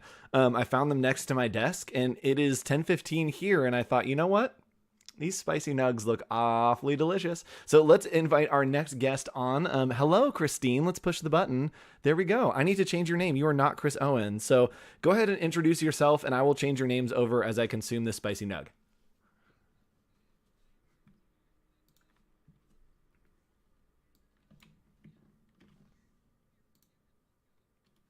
Yeah, I was going to say, we were talking before this, and she was like drinking her coffee. She's like, oh, I have my coffee. I'm ready to start the day. And I'm like chomping on spicy nuggets. And she's like, so where are you? Like thinking that I was in a time zone, that it was lunchtime. And she's in San Francisco. I'm in Southern California, which means, yes, we are on the same time zone. I have just decided that it is time for lunch. It is time for me to eat yesterday's lunch of spicy nuggets that have indeed been sitting on my bedroom floor next to my computer. That was it. Oh no, we can't hear. Hold on. Oh no, we can't hear. There is no sound. There we go. Did I fix it? I think I fixed it. She was muted. Oh my gosh, I had you talk so much. Okay, well. Do I have to do it all over again? I do, don't I? Yeah. Okay. All right, go for it. We're just going to do it all over again. Bye, everybody. Take two. I'm going to choke on these spicy nuggets. You go. I'm muting my mic. You talk. Yeah, you keep eating your nuggets. I guess I'll introduce myself. This is... I told you I'm going to razz you, Andrew. Hi, everyone. I'm Christine Arth. I'm the founder of Lobster Phone, and I am coming to you live from San Francisco. Take two. Was that good? I love that. That was so much better. So if you missed it before, we were just talking about how we're in the same time zone. I'm eating spicy nuggets from yesterday. She's drinking coffee. And yeah, she runs Lobster Phone. We'll catch you up on a little bit of that. This is a mistake. Eating while you're like talking for an entire day, especially spicy things. Totally. No good. Total mistake. Oh my gosh. This is going to be a disaster of a segment, but let's do it. So we're going to hop in. Can you tell us a little bit about Lobster Phone? I'm going to put it up on our screen. See this glorious video of you in the rain holding the sweet, sweet lobster. Hold him as sweet. It's dropping in my lap. I mean, like it's raining lobster. So yeah, Lobster Phone's my studio. It's just me. I work with a strategist outside of Vancouver, and the two of us create brands that move people in many ways. Yes, I love that in many ways. In many ways. So your work, again, I'm going to the website now. I'm going to kind of just scroll through. You've worked on a whole bunch of things, and they've all been super amazing. I think that I'd seen some of your Adobe streams before and was like, oh yeah, she's got some good stuff. And then I looked at your website and I was like, oh shoot, she has like really good stuff. So congratulations to you on doing great work. I don't know. We're going to go ahead and hop in. And oh yes, so Christine's going to be one of our portfolio reviewers tomorrow. If you want to sign up for that, just go to portfolio reviews, cancelcon.com, go to portfolio reviews. She'll be on there to destroy your hopes and dreams and make you taste your tears. Yeah. If you're thirsty, come to portfolio reviews where we will make you drink your tears. You're brave and have no soul. Come on over. Today what we're going to do is we are going to do a deep dive into one of your case studies. Sorry, my neighbors are hedging something. We're going to do a deep dive into one of your case studies to kind of talk about the thought process behind your branding process. And the one we're going to look at is Love Wellness. Can you tell us a little bit about this client, a little bit about this project? Just give us a broad overview. Yeah, Love Wellness is a health and wellness care mainly for female, but it's all over the counter, and it's a one-stop shop so that women don't have to feel embarrassed about going in and asking for things that they normally have to, because we all are, dealing with issues on an everyday basis. It was founded by Lo Bosworth, and she wanted to destigmatize what wellness was for women. And in doing so, they went through a great period where they had their branding and company, and it was very successful. And then I think they wanted to grow. And I was contacted by their marketing team to redo their branding and packaging. And it was great, like super fun clients, super responsible team, and very thoughtful. But yeah, I had a great time working on it, and I really, I tried to choose clients. I don't even try. I just have no choice. I choose clients where I really respect them and their, work ethic, as well as what they're trying to do, and specifically clients that are changing something for positive. And with Lo, it was all about, changing things positively for women. And being a woman, I'm like, yeah, let's do this. I'm like, everybody has issues and they want to solve them. So like, I want to help. I love that brief of like, all right, so we're doing stuff for women. And you're like, as a woman, like I'm in. Yeah. That's awesome. And that's cool to have a project that so like syncs up with like, oh, I'm literally like making this for myself. And I am technically like, right. You're probably the target demographic for this brand, right? Yeah, for sure. Yep. I mean, I think every woman is the target for this. And I really like to choose clients that, I would actually use their product, enjoy it, and recommend it to other people. So if it is a product or a service and I don't believe in it, I'm probably not going to work on it. Yes. So I was like, I have that luxury now in my career where I'm like, no, I'm good. Yep. Unless they pay you enough. There's like a very money, high, it's just not enough. like, yeah, there's like a number that like I would throw up quoting. That's the number that gets me to do the stuff that I don't want to. It's like, if I'm physically ill by telling you that number, then yes, I will do it. I was like, I don't know. There's no number that makes me physically ill anymore. I'm just like, nah, I'm good. I really want to go read my book or like, Nice. draw in a corner somewhere by myself. Heck yeah. Yeah. So let's talk a little bit about kind of the thought process you're working through. Where did you start with this product? Tell us about it. Well, I mean, it's already a really visually fun brand. They had great naming aspect that, the names of each product was quirky. It was already had a bit of a personality of its own, but it just hadn't been really explored that deeply. So for me, after talking with Lo and getting to know her, getting to know the team, and understanding just how courageous and fun and joyous and bubbly they were, my intention was to bring that into the brand itself, because they weren't really showing the deeper personality of what that brand could be. It was just, a product at that time. And I think now the brand has a voice.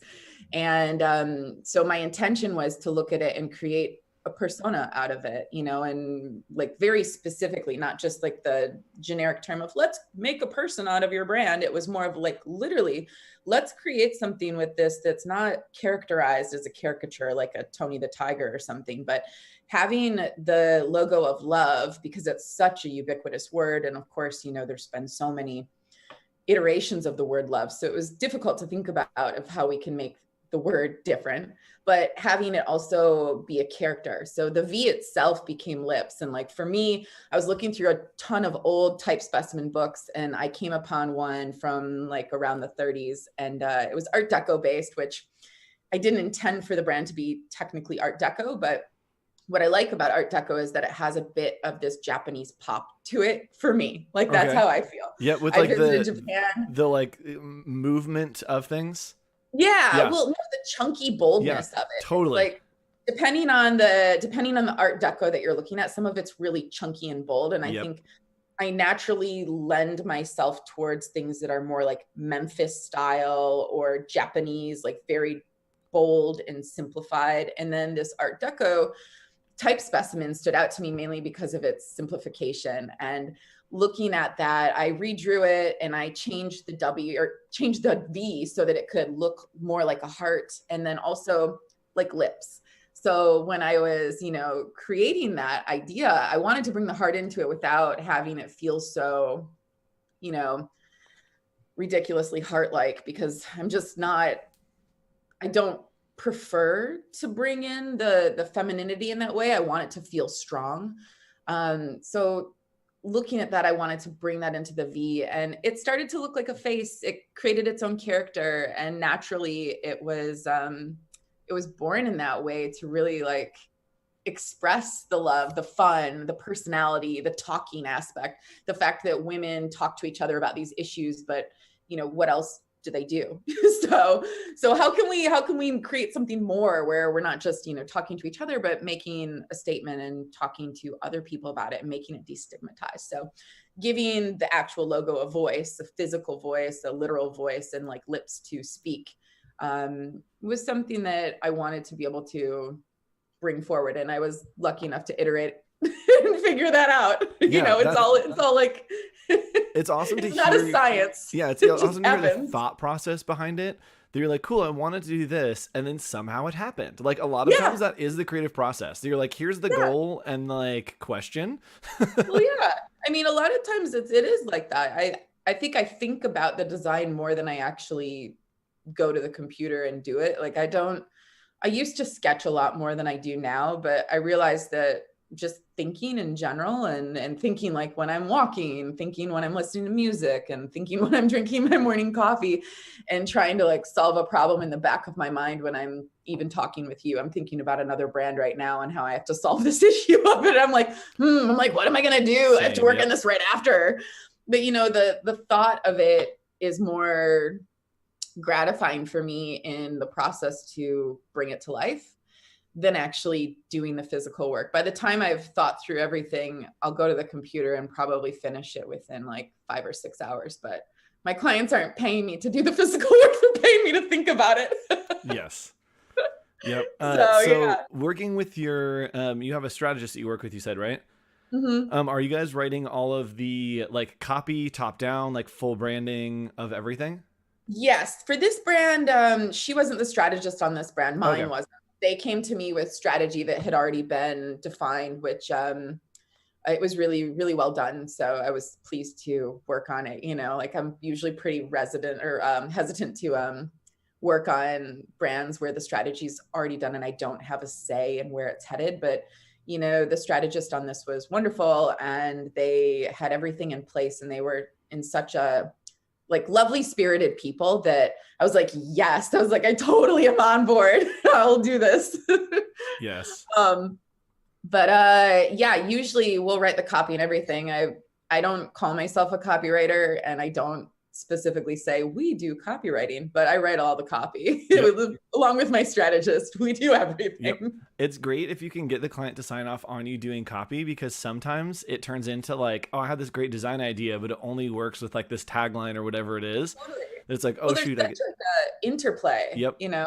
Yeah. Yep. And that's like half of Canceled Con is either like I get lazy and I'm like, oh, I'll just write really good copy for this and not have like that much branding, that like the branding's typography and colors. I just have to write really good copy. And so if you are a creative out there, learn to write good copy, like take some copywriting classes, do some PR stuff. And it's awesome. Well, I think that's the thing that people misconstrue about branding, is that they think that if you go into branding, it's like, oh, it's logo and identity. And it's like, it's actually everything. Yeah. Like a brand is everything. It's the expression. So if you want to express it through animation, if you want to express it through copy, it's really how you want to bring that brand to life. And I think, the same thing with creativity, there's no real limit to what you're capable of and what you're wanting to do. So I really don't like when people pigeonhole themselves and being like, oh, I only do this. And it's like, but you could do more if you were open to it. Exactly. And the limit does not exist. Yeah. It's like not beneath or below or above or next to anyone. It's really what you want to do. Yep.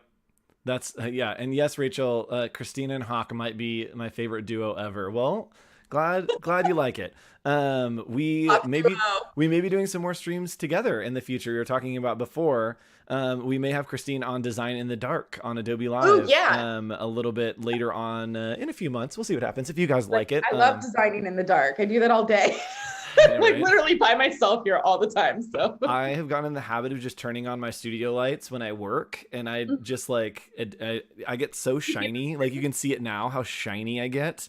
I just thought you had like a digital tan, I know, right? I got some like yellow.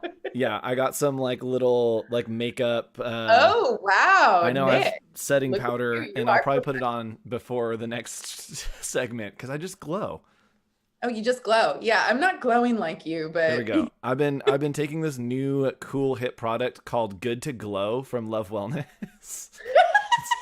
It's really helping me have like bright, smooth, clear skin. And how is your skin looking? Is it great? Yeah, it's bright, smooth, and clear at any age. That's how it's looking. Their products are fantastic. Like I wouldn't say it if I didn't believe in it, but like they're good, and now they look badass.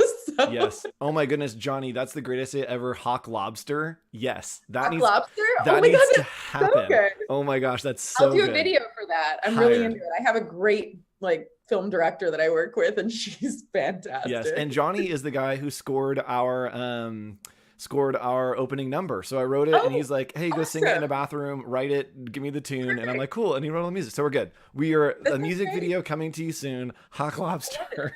Hawk Lobster. I'll do like the guitar part. I've always wanted to be that chick on the guitar, and I'll dye my hair red for fun. I'll be the guy that like talks in the one note that's like, "We're going on a thing, and we're doing the thing." Hawk Lobster. Yeah, exactly. Yep. Wow. This is out of control. Yeah. All right. Well, that's going to pretty much wrap up our time with Christine. If you want to follow along, where can people find you on the internet? Oh, yeah. Well, they can find me at lobsterphone.com. Yep. They can find me on Instagram, both my personal Arth Chris, which, that's personal. So follow at your own risk. Yes. and then lobsterphone.co is my other Instagram handle for the company. Yes. I'm like just figuring out all of my PR and all of that right now. I'm like, I'm new to this whole business thing. So yep. That's one of my next things is like, please someone help me with my social media. Yeah, same. I'm like, I have been very absent for the last 4 months because I've been in a dark hole working. Yes. I'm about to just disappear from social media for like the next month. And then come back with like, look at all this work that I've done that's been lingering in the background of me doing streams. Completely. Yeah. I have a lot of work that I'm excited to share that I've been working on since January. And I just feel like I've been, a hobbit or someone under a bridge, just like hiding and like doing all my work. Yes. Sweet. Well, thanks for joining us. Hopefully we will see more of you in the future on some more streams with me. Hawk Lobster is going to be hopefully a thing on some more streams. I will refuse to go by Andrew Hawkrattle if we are ever streaming together. It is only Hawk Lobster. I love it. Yes. Cool. Well, thanks for joining us, we will talk to you later. Bye. Thank you. Bye. All right, everybody. That was fun. Cool. So we're going to continue on here. We are going to be talking next to one of my favorite people in the entire world. I need to make sure I didn't just spit on the lens. Okay, so you're going to see a video later today. This is my disclaimer. You're going to see a video later today where at one point I was talking and I'd spit onto the lens and it kind of stayed. So the entire video has a blur at the center of the lens. Just know that it's coming. Prepare your hearts to be severely disappointed. Lower your expectations. But right now we are going to be bringing on one of my favorite people in the world. And that is Bethany Cordes. Bethany Cordes rhymes with tortoise, has worked with me for pretty much my entire creative career. And I want to say the same about her, but she has not always been a creative. And I think that I would designate her now as a creative. So I'm going to go ahead and pull her up real quick, make sure that we are good to go with that video. Give me just a second. And pausing, holding. There it is. And she's muted. Let's try. There we go. All right. So here I'm new, is... you see, I'm new. Yes. Yeah. That's really funny because we literally just saying she's not a creative, but she's grown into being a creative. And here we are. Hi. Hello, Bethany. Hello. Thanks for having me. Absolutely. Welcome to the program. Let me change over your name cards and just go ahead and tell everybody a little bit about you. Sure. So my name is Bethany. I am not a creative. I am just a crazy lady who loves to order. So I've become a project manager. So Andrew and I have actually worked together across several organizations and several projects. And so for the last 10 years, I have, I didn't start in a creative setting or an environment. I kind of got dragged into one, pulled into one, joined one. And so for the last 10 years, I've just learned how to best work with creatives and then how to kind of bridge the gap between the common folk and then creatives to best get projects done across the board. So it's actually one of my my favorite things is to speak for the trees, if you will, that is creative people, and make sure that projects get done on time and well. And what I do. Yeah, I love that you said like for the regular people that like I think that a lot of us as creatives don't like think that exists. We're like, yeah, like the people, and like yes, but there's like this segment of like regular people that are completely different from these like weird crazy creatives over here. And so Bethany and I, yes, have worked together for a really long time. And when we started working together, not together, you were doing HR, accounting. What were you doing? Yeah, so I worked in the operations office doing very operational things, human resources. I dabble in accounting, though I'm not an accountant, but really just keeping order across the board. I get pulled into all sorts of things. And I'd been at this organization for about a year and a half and got tapped by the creative director that said, hey, do you want to come project manage for the creative people? And I was like, no, that sounds awful. Because at the time they worked way on the other side of the building from where I worked, and you never really knew what was going to happen when you walked on that side of the building. And that to me just sounded like chaos. And I declined the opportunity. Well, I wanted to decline the opportunity, but actually became one of the greatest lessons of my whole life. And it was a lot to learn. The learning curve was steep, but was so fun. So I've been doing project management for creative teams since 2012. Yeah. Yep. And so Bethany, for a long time, was what I liked to call my Gen Pop. And if you're a creative and don't know the term Gen Pop, it means general population. And there is a very like small window where you get to keep someone as a Gen Pop because Bethany kept learning and growing into how the creative field works. And that now is like not even close to Gen Pop. Like she has the perspective, but she's creative enough now that it's like, oh shoot, she gets it. Oh, I'm so touched. I'm honored. It's like a crossover. You found me out. And so if you want to follow along, Bethany works at, now where's the button that I want? There it is. Over at Black Roses LLC. You can follow along on Instagram, just Black Roses LLC, and helps to make everything happen. And that is not just specifically at Black Roses, like literally just like in life, she makes everything happen for everyone. So today we're going to be talking briefly about what it's like to have the perspective that she has and impart any wisdom that she has to us creatives, right? Because I'm sure that we have all had that project that comes in that is, you know, this gigantic project with all of the different pieces, and we start to freak out. And so Bethany and I have worked through this countless times where I call her and I'm like, I got this project. I have no idea how I'm going to sort this out. I know that it's going to get done, but like, I'm just gonna, you know, like send balloons into the air and hope that they land. That's the equivalent of my process. And so Bethany's gonna kind of talk us through, and we're gonna kind of just role play back and forth of what those conversations look like when we're starting to sort out creative projects. So from a high perspective, Bethany, working with creatives for a long while, are there any things that you see that are like trends that you're like, oh, I always have to have this conversation with creatives, like as the ideas are flowing? Is there anything like that that just seems to be a common theme? For sure. I think first and foremost, and forgive me if I throw you under the bus a few times, you're just going to be my... Oh, I am laying under the bus, Bethany. Okay. That is my home. So first and foremost, I see that oftentimes creatives get lost in what feels like so much, like I'm overwhelmed. We've either ideated or there's this project and there's this project and there's this project, and they're sitting there and they have no idea where to begin. And so probably one of the biggest things first and foremost that I do when Andrew and I sit down is like, just walk me through, like, don't talk about this one, this one, and this one. When we start one at a time, and I walk through what's on the plate, because before we even break down individual projects, I need to hear and then help them sort through what's actually on the table. So you have 5 clients right now, you have 7, or there's this project. And so we just break them down one by one, and I just sit there and take notes and ask questions. So you've agreed to this, okay, and we talk through timeline and client and deliverables and expectations. Okay, that's one. And then we just kind of move across the columns, because if we can break it up and not have it be just a huge knot in the brain, it usually helps. And then from there, we can start detangling the pieces that is each and every one of those projects. But first and foremost, laying out, okay, what do we have on the table? And so sometimes that's on paper, sometimes it's digitally, it's spreadsheets. So really whatever works best, but just help. What do you have on the table first and foremost? Yeah, and I like that your process is, like you said, it can be anything. It's just a matter of detangling that web, that it's like, cool, sometimes we're in Trello, sometimes we're on a sticky, sometimes we're writing on a wall. Like, it really, sometimes it's literally just like me talking for 20 minutes and then Bethany like listening and being like, cool, just do that. And I'm like, oh yeah, you're right. I do need to just do that. That it is having that detangling of stepping back, looking at the entirety, and then starting to piece those things out. Going back to that, I think the nice lady who went before me, she was talking about how she's just always thinking about a project, realizing that I'm coming at it with a different set of eyes than you are.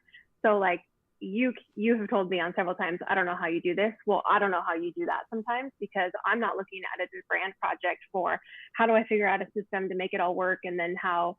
So I'm not looking at systems like that. All I'm trying to do is hear from you what you have. And so because we're coming at it with a different perspective, I'm not looking for the same things that you are. So I can step out of it and then help you sort through it from a different perspective. So yeah, and that's interesting. That's just an interesting perspective for maybe creatives, if you are trying to sort that out, that it's like, cool, don't think about the creative, don't think about the brand system of how it's going to work. Think about like how it's going to get done. And I think that's something that I immediately am like, here are all these pieces that are going to work together and make this great system. And then it's like, wait a minute, how do any of those things get done? Like the ideas are all there, but the reality is not. So we've had the conversation, we've started to space things out, and now we have all of these maybe like goals that we're working toward, trying to figure out like, okay, here's the kind of the things that they need it by, you know, this time or whatever, and it still turns into this ball. What do we do next when we have these kind of, I guess, smaller groups of ball kind of around? Sure. I think actually what makes that challenging is that there's usually not just one. So yes, there's a huge branding project. You need to figure out that, break it down. So there's that part, but you also have, oh, there's this client that I do retainer work for that's coming in all the time. Oh, I had this ideation with this guy, so I owe him this. And so the bigger thing is, once we break it down, is how do they all layer? Because we could break down one project, but the truth is very rarely is a creative working on just one project. They usually have 7 for clients and 19 for themselves.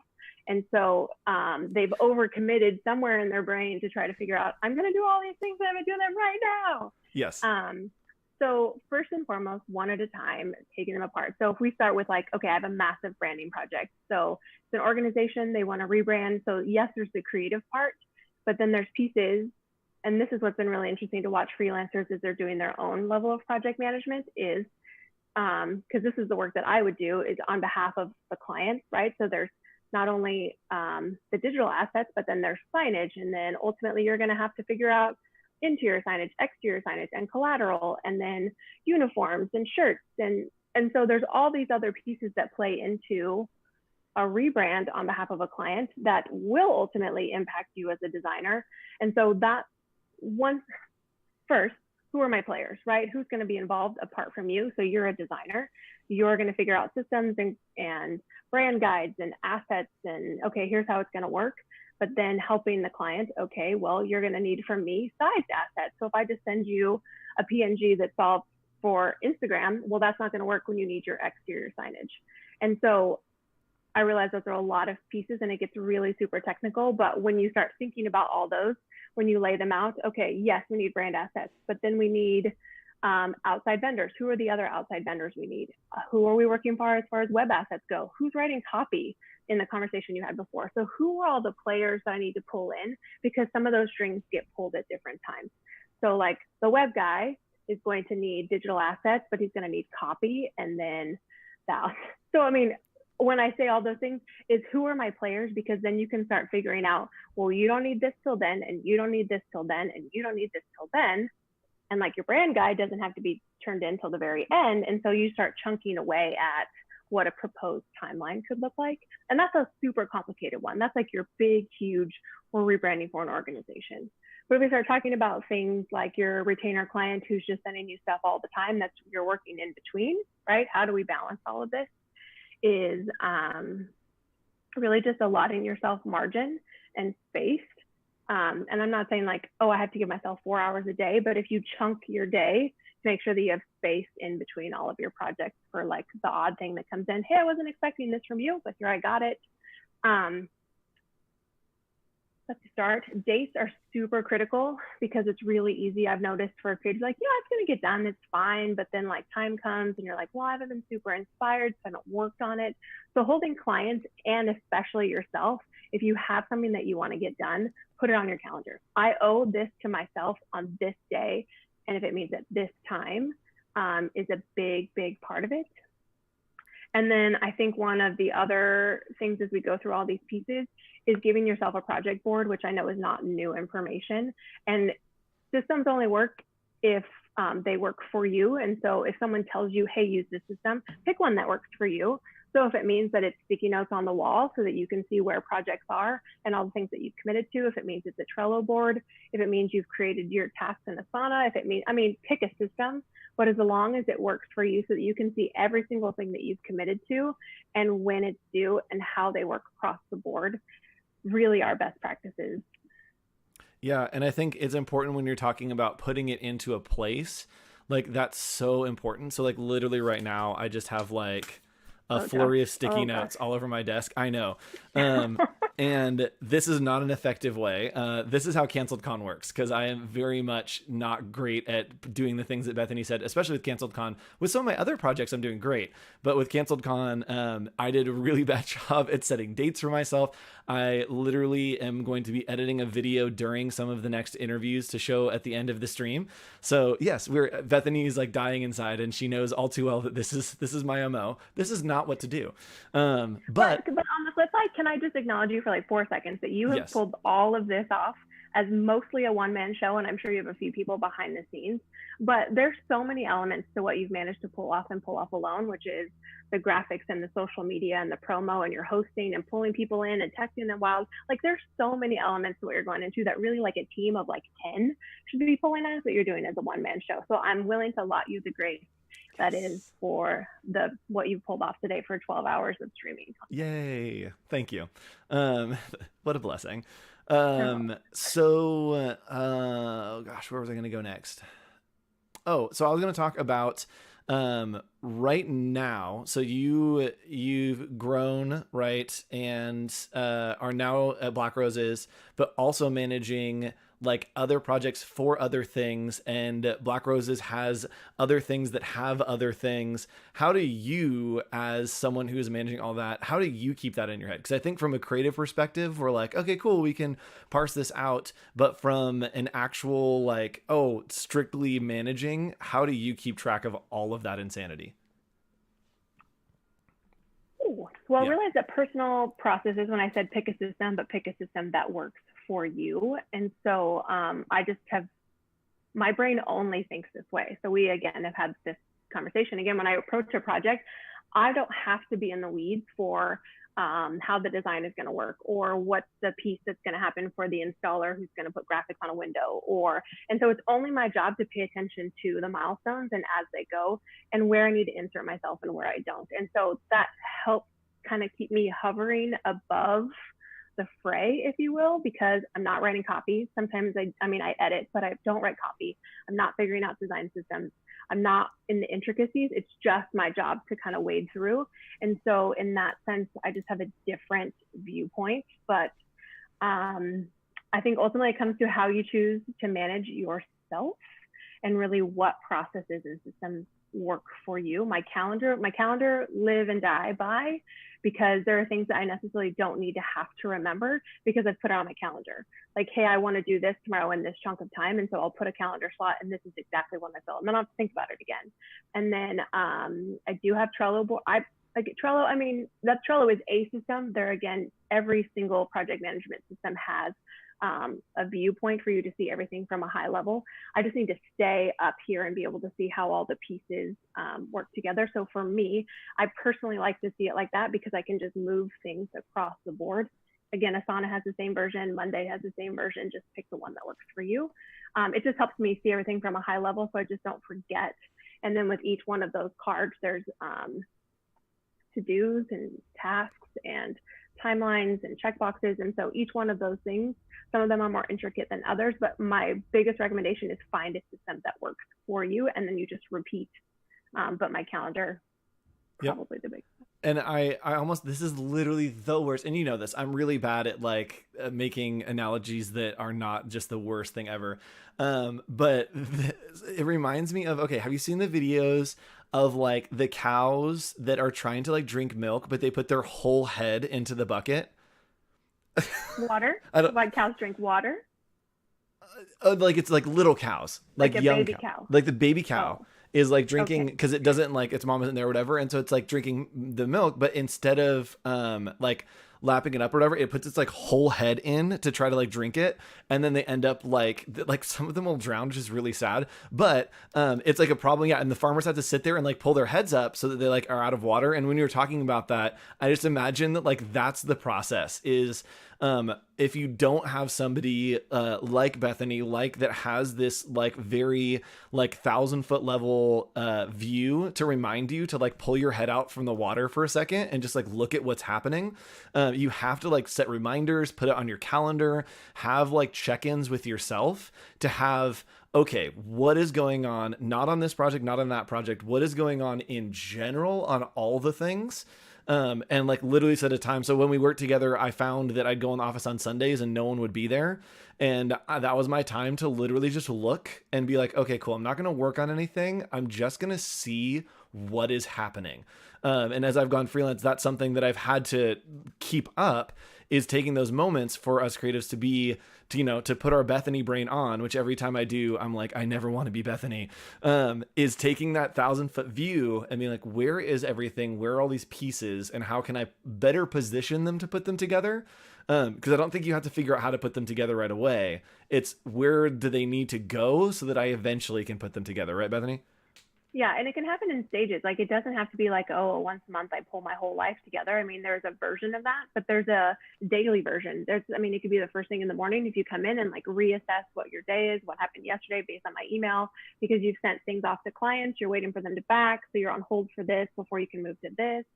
So it could be a daily, it could be the end of the day, really whatever works best for you. I feel like there's a daily, a weekly, and even a larger project version of that. And so don't get overwhelmed by I think the chaos, like break it down into pieces, because again, one of the other things I've noticed in working with creatives often is that if they haven't figured out how it's going to work creatively, they feel super overwhelmed, or at least that's what I take it. They feel lost in it. And so then it's just like, I can't.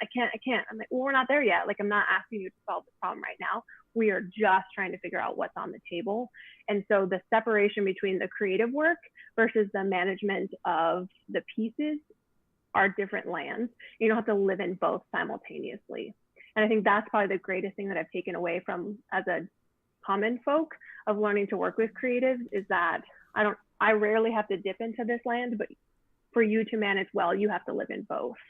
And so that for sure is a learned behavior. And so as much as you can allot your time to live in this land just for a little bit to manage your life, so that you can have the free time to live creatively or work creatively. That's awesome. What great perspective. I'm like learning things, and like we've literally worked. I have like all of the knowledge from Bethany, I think, and then she pulls out nuggets and I'm like, oh shoot, that's another good one. So thank you for joining us, Bethany. This was super fun. I'm glad we got to talk a little bit about not being in the weeds of creativity and design, but the higher level of the Bethany zone looking down upon us. Thanks for having me. I super appreciate it. Absolutely. Talk to you later. Bye. Bye. All right, so if you guys want to follow along and find out more about what Bethany is doing with her team over at Black Roses, you can go over here. There's just another Zoom screen in the corner, whatever. You can go to Black Roses LLC on Instagram, follow along, doing some cool work. And you also can find them at Legible. Let me double check that this is the link. I believe it's legible.church is... it's just _legible. So the other is _legible on Instagram as well. See some of the work that they are doing over at Black Roses and at Legible. So thanks so much, Bethany. I absolutely loved getting to chat.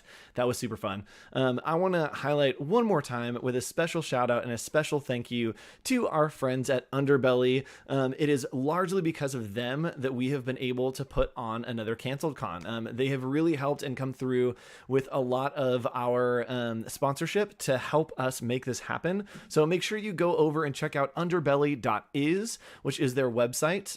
You can see some of the amazing work that they do. And then also be sure to go over to Instagram, click through, and hit that follow button right there. So follow through, and that will get you some great content from Underbelly. And again, I want to just take a quick minute to show you some of the work that Underbelly does. Man, I do it. I start to land the plane and realize that I'm not ready to land the plane, but then I keep talking like I am ready. And so I'm, hold on, give me a second, guys. Oh man, I did it again. I almost had it. All right, so here we go. And take two. So let's take a quick moment to show you some of the great work that Underbelly does.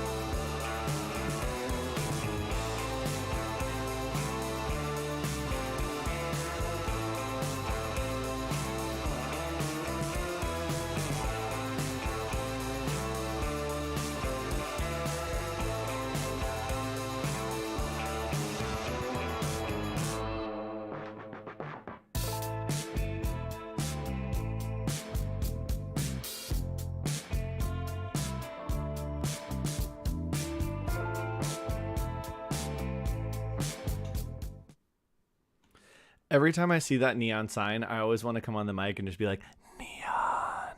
Maybe one of these times, man, I'm going to get in trouble for doing this, but one of these times I think I might just mute that video and I'll give you the hard pitch over that video as if we were doing the voiceover. See, here's the thing. It's 11 o'clock right now. We've got another like million hours of streaming.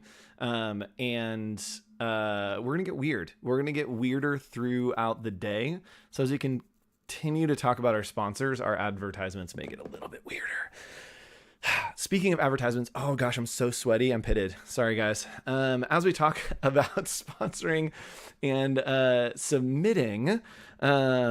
sponsoring and supporting, and I don't know why I said submitting, sponsoring and supporting, you can support Canceled Con here at canceledcon.com. Just click on that donate button top right corner. And we have all kinds of great rewards for you, including some discounts at some places from some of our great sponsors, sticker packs, texture packs from yours truly, as well as our friend at The Shop on Creative Market, and a font pack, that's right, from yours truly. You get the mega font pack from myself, $40 value, and you get it if you donate $25. I'm trying to give you guys value. It's like a Robin Hood of design, except I'm not stealing from anyone. All right, so our next speaker is going to be Avery, and let me let him in here for just a second. Give me a minute. Avery Smith. All right, we are connecting to our friend Avery, and we will have him on in just a minute. The audio is connecting, and it's muted, and there he is. Hello. There's our guy. What's up? All right, I'm going to switch you over to the screen. We're going to pin that video. I'm going to hit 2 up, and go ahead and introduce yourself as I change over your title card so that you are not Bethany Cordes anymore. Okay, and will I share my own screen for my presentation? Oh, yes, absolutely. You will do that. Yes, let's have you intro, and then we will move the screen over. Okay, sounds good. Sweet. And go for it. Tell us about this man named Avery. Well, thank you for having Orlando, Florida. Oh, hold on a second, Avery. Oh, sure thing. Nope, we're good. Sorry, my internet went out for a second, and it was like, the stream is disconnected. And I almost vomited, and then it's like, stream is healthy. So please continue on like nothing happened. My goodness. Okay, no worries. Nothing happened. Yeah, it's usually it's called sunny Orlando, but it's not very sunny today. I work as a design director at a software company called Intrepid Networks, where I lead UI and UX design. I also handle the branding of all of our web and mobile products as well. We make software for first responders, fire, EMS, and police. And I also do a bit of freelancing on the side, and am on the AIJ Orlando board as the social impact chair. Nice. So you're a little bit of everything and all over the place. That's I feel like that's how creatives work, though. It's like, so what do you do? And you're like, well, a little bit of all of it, like everything that is creative. Today, I believe we're talking a little bit about creative community, right? So I wanted to do and my slides have this, but I wanted to do a little talk about the finding your community, and kind of just share some experiences I've had in finding my community locally, and also building a community as well.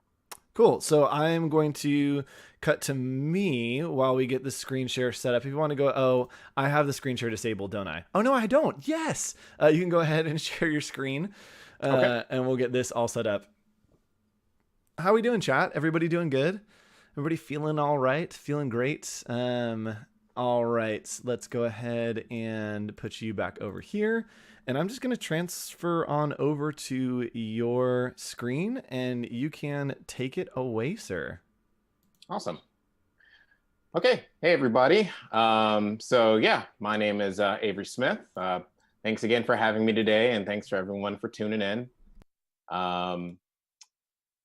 So a little bit about me. As I said before, design director in Orlando, Florida. I'm also a Florida native, which means, yes, I was born here. I'm also the design director of Intrepid Networks. I enjoy biking, gaming, and reading manga, if you couldn't tell by the Akira box set behind me. And I am also the proud papa of an orange tabby cat, which you can see over here on the right. So yeah, today I wanted to talk about finding and building community. It can be difficult finding people who resonate with you and encourage healthy mental and emotional growth. So I wanted to sort of talk about my experiences finding that and building community, and also kind of how the problems that I face that community has helped me deal with. So as far as personal challenges go, I wanted to speak about three specifically. I wanted to share my experiences with imposter syndrome, isolation, and finally, I wanted to share the challenges of building and maintaining a community myself. So jumping right in, my experiences with imposter syndrome. Back in 2004, I was a sophomore at UF at the time and a visual arts major, just following my interests, studying different art mediums, you know, doing sculpture, painting, drawing, all the fun stuff. That was really my jam back in the day. I remember experiencing imposter syndrome as I entered the graphic design program, however. So as we entered our junior year, you know, we had to apply to the graphic design program. We had to, you know, take our slides, you know, our literal slides, and I was one of the 16th that was lucky enough to make it into the undergrad studies there. But even though I passed this entrance exam, I still couldn't help, you know, the feeling that I was catching up to everyone else, because like the idea, the industry of graphic design was still very new to me. Like I said, I came from like an artistic background, so the most I knew about graphic design is that, you know, it helped make gig posters. So just close that. And also, you know, was used for album artwork and stuff like that. So I kind of felt like I was catching up a lot during my college years, especially compared to everyone else who sort of knew about the industry long since high school. So not only did I feel like a noob in the subjects of like typography and grids, but I was also the only Black person in my undergrad program at that time. To be honest, this wasn't really that new for me. In the art world that I grew up learning about, it was a predominantly white one. So combined with not seeing people who look like me in the graphic design material we were learning about, I was also left with the impression that like I didn't really belong in this industry. There wasn't really a, you know, a precedent set, so to speak. So I think that led to me developing the unconscious habit of overworking myself in my career. I believe this was a direct response to feeling kind of left behind or feeling underqualified. I often was quick to work long hours during my career, work over the weekends. You know, if people needed me to stay late, I was there. I was tapped to make like last minute flights and go on like, you know, cross country trips and stuff, just because it's like, oh, hey, you know, he's an ambitious young buck, you know. So, and I was always looking to, you know, prove myself in that way and show that I could kind of handle everything. So I feel like I took on a lot because of that. So I want to sort of talk about how I use connecting to combat this the imposter syndrome and sort of head it off a bit. So I found it helpful to find opportunities to learn, sort of combat my feeling of not knowing enough. I also found it valuable to connect with BIPOC professionals and improve on my time management skills. I'm still working on that last one. That's kind of probably going to be a project for the rest of my life. In response to feeling late to the design game, I began to look to like local organizations I can learn from. Post college, I pursued an internship with a local design firm, Lure Design, and they taught me a lot about screen printing and print production in general. They're also just a great group of people and are, you know, a good group of friends right now that I rely heavily on and enjoy seeing their faces every single time. And they do a lot of great things for Orlando.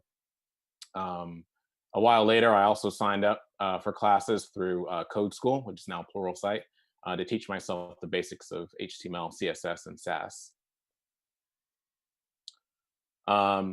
AIG Orlando was a wonderful resource for me. I was discovered through AIG Orlando's portfolio site, actually, back in the day. by a creative director and offered my first full-time design opportunity. And I found that attending their events during my career, I've gotten the opportunity to connect with a lot of people and form really great friendships with people that I never would have met otherwise. Eventually, I was invited onto the board of AIJ Orlando, where I collaborated with a group of other passionate volunteers. Recently, I've also been connecting with collectives of Black professionals in the design and tech industries. On the local level, I've joined Black Orlando Tech, or BOT.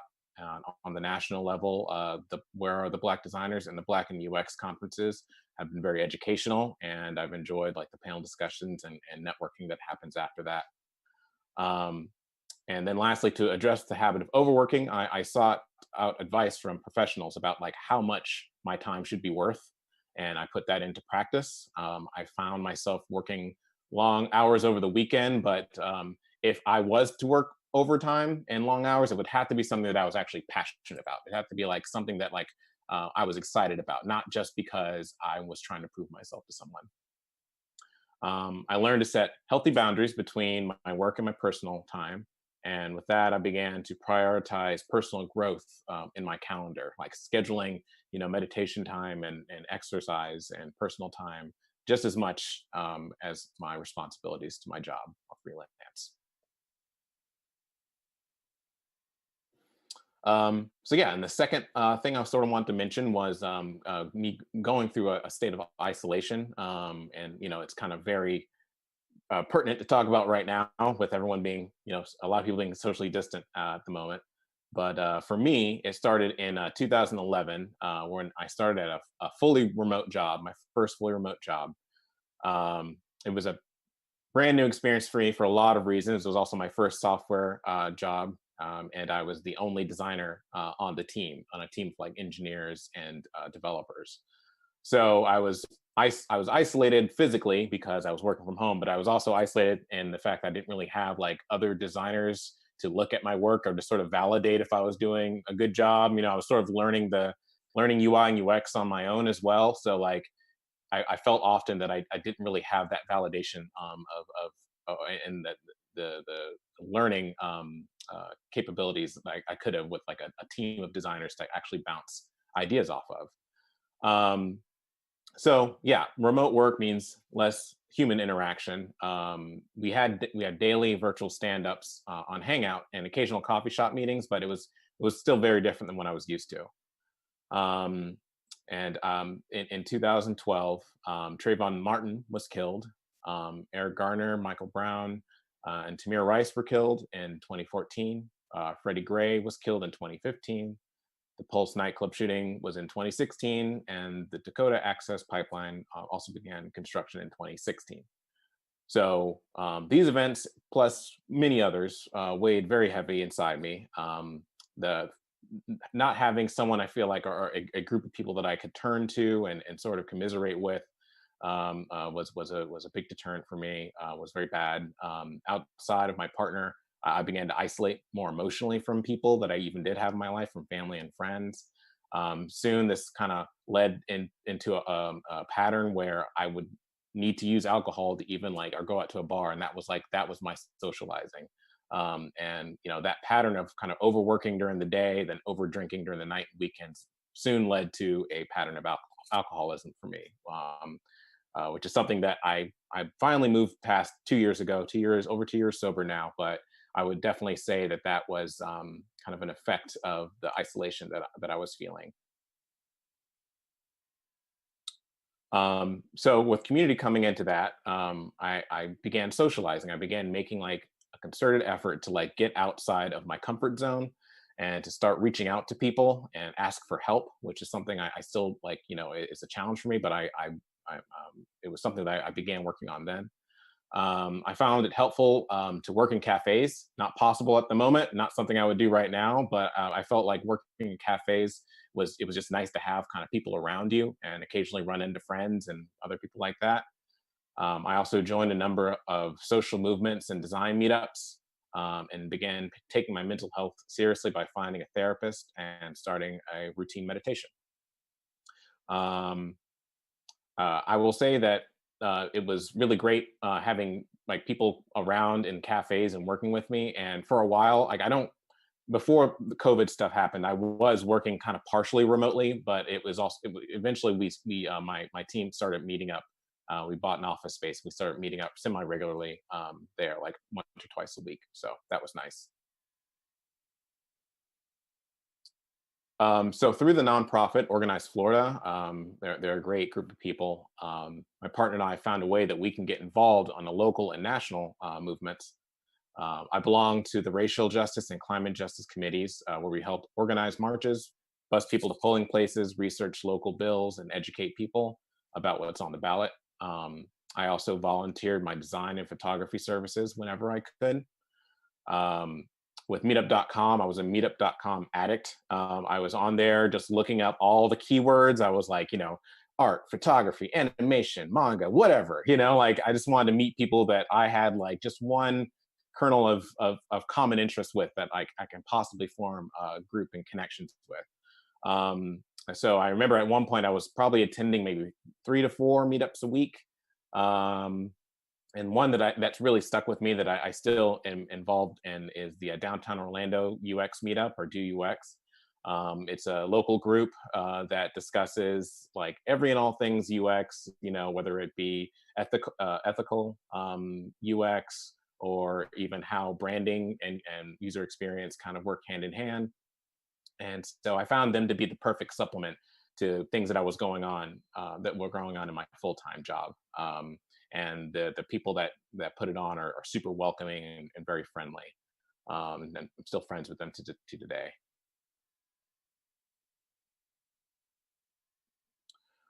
And so, yeah, finally, I wanted to get to, in 2017, I joined the AIG Orlando board as a social impact co-chair.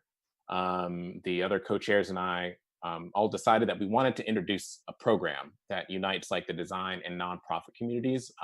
With my history of like volunteering with nonprofits and working with, social and climate issues, I kind of wanted to share that passion of finding something that like pulls you and just be willing to volunteer your design and or creative expertise for those causes.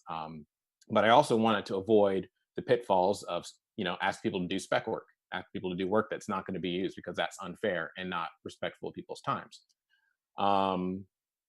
There was also a problem of like how to even find design volunteers and nonprofits, and how do we organize people, and how do we, go about, advertising this and selecting people. And once it was all done and finished, what was the value to the community, and making sure that it's like there was a long-lasting effect, and that it wasn't just a moment, but it was actually like a movement of a community being formed and people continuing their interactions with one another. So following through with that, I looked at the challenges of building a community. And it decided that we need to find a way to invoke passion from our design volunteers, while at the same time making the nonprofits a part of the process. Earlier, it was brought up actually like co-designing with people. And that's very much what we thought would be the most valuable thing here, because one, you get the designers to actually, learn about nonprofits and be introduced to different organizations that they would probably not have known about before. And two, the nonprofits are actually sitting with the designers during the process. So what comes out of that collaboration will more than likely be the final product. And so that gets rid of the whole idea of like it being for spec. We also wanted to assure that the participants, who are all strangers at the start, that they will be in a safe space. And if any problems came up, we wanted to make sure that we did everything in our power to ensure the work environment remained safe and respectful. And that involved like, meeting regularly with people, making sure to check in with the different teams that were formed.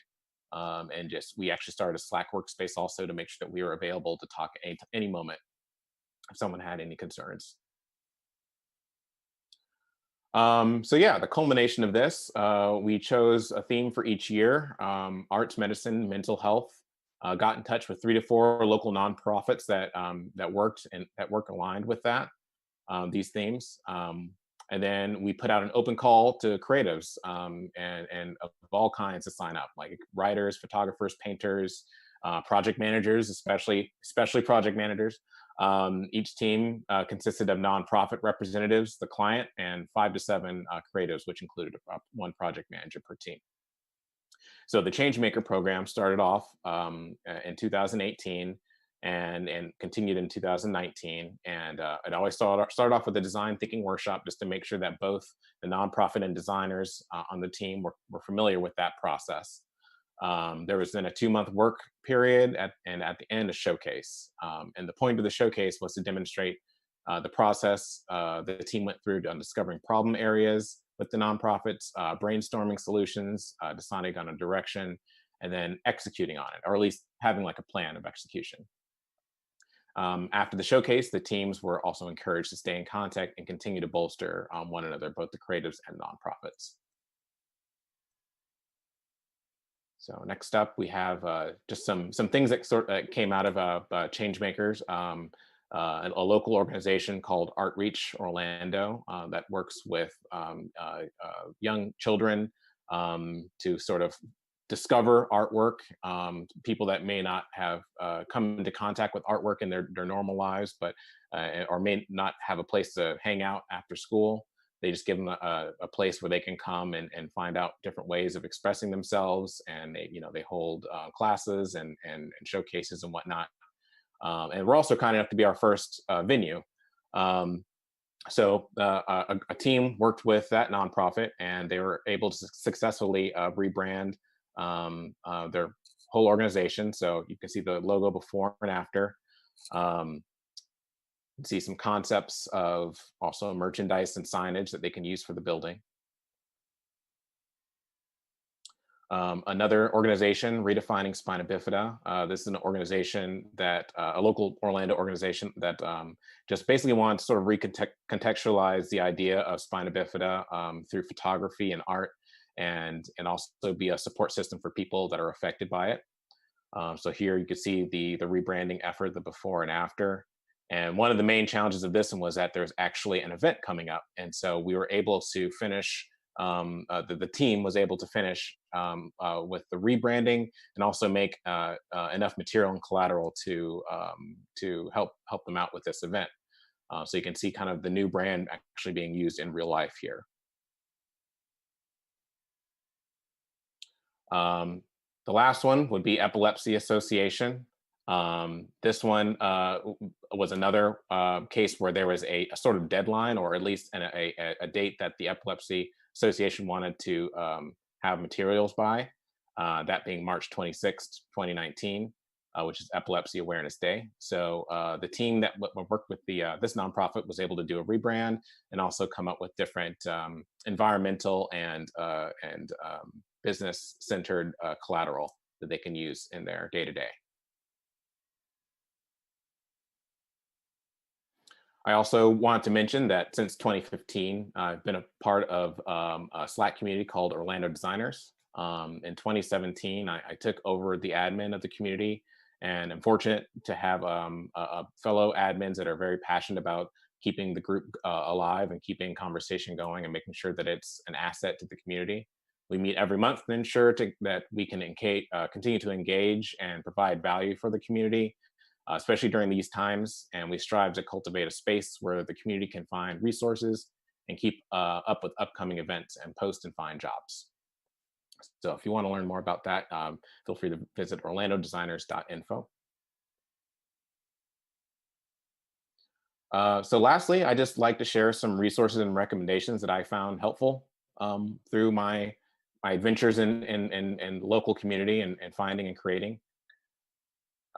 First up is Revision Path by Maurice Cherry. I love this podcast. I'm probably a little late to the game, but I found that his interviews with Black leaders in the tech and design industry are very inspiring, and it's just a fantastic resource whenever I feel the whole imposter syndrome start to creep in again.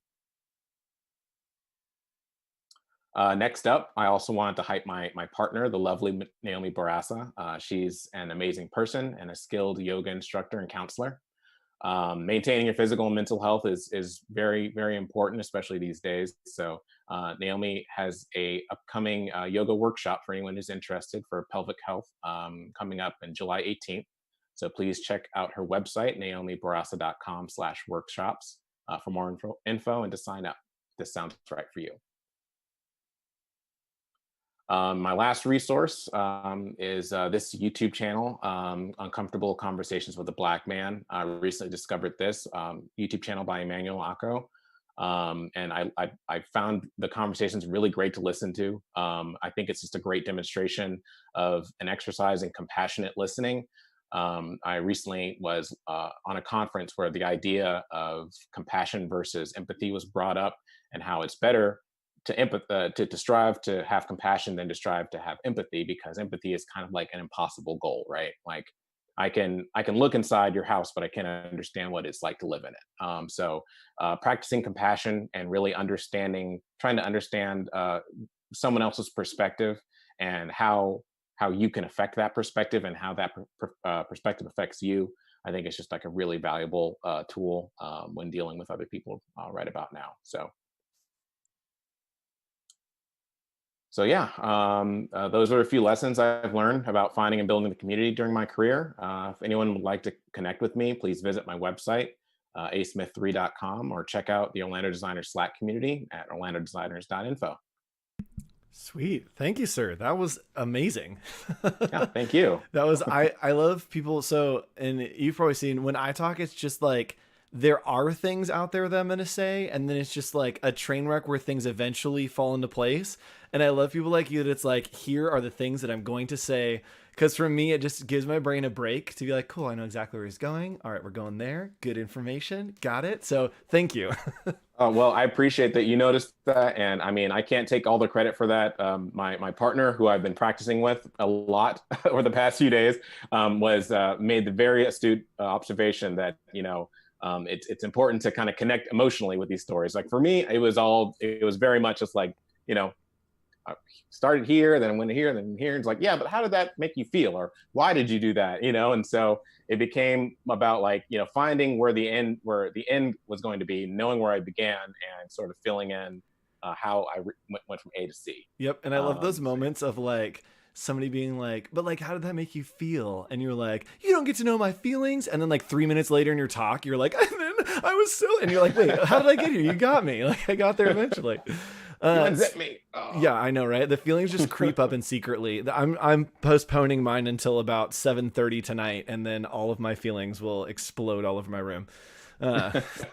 Cool. Well, thanks for hanging out, Avery. This was super fun. Again, you guys can get connected with him. He shared those links. I put his Instagram over here under his name. If you want to get connected there as well and follow along, you can do that. So thanks for hanging out, Avery. See you later. Great. Thank you very much. Have a great day. Bye. All right, everybody. So up next, we have, I believe we touted him as a mystery guest for a long time.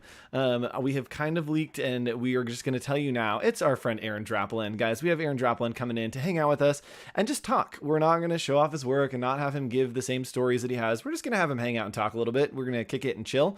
So what I want to do is we've got 105 people in here. If we can hit 150, I'll give away a year of Creative Cloud. So go to Twitter, tweet to your friends, tag somebody, and just tell them to come get canceled with you.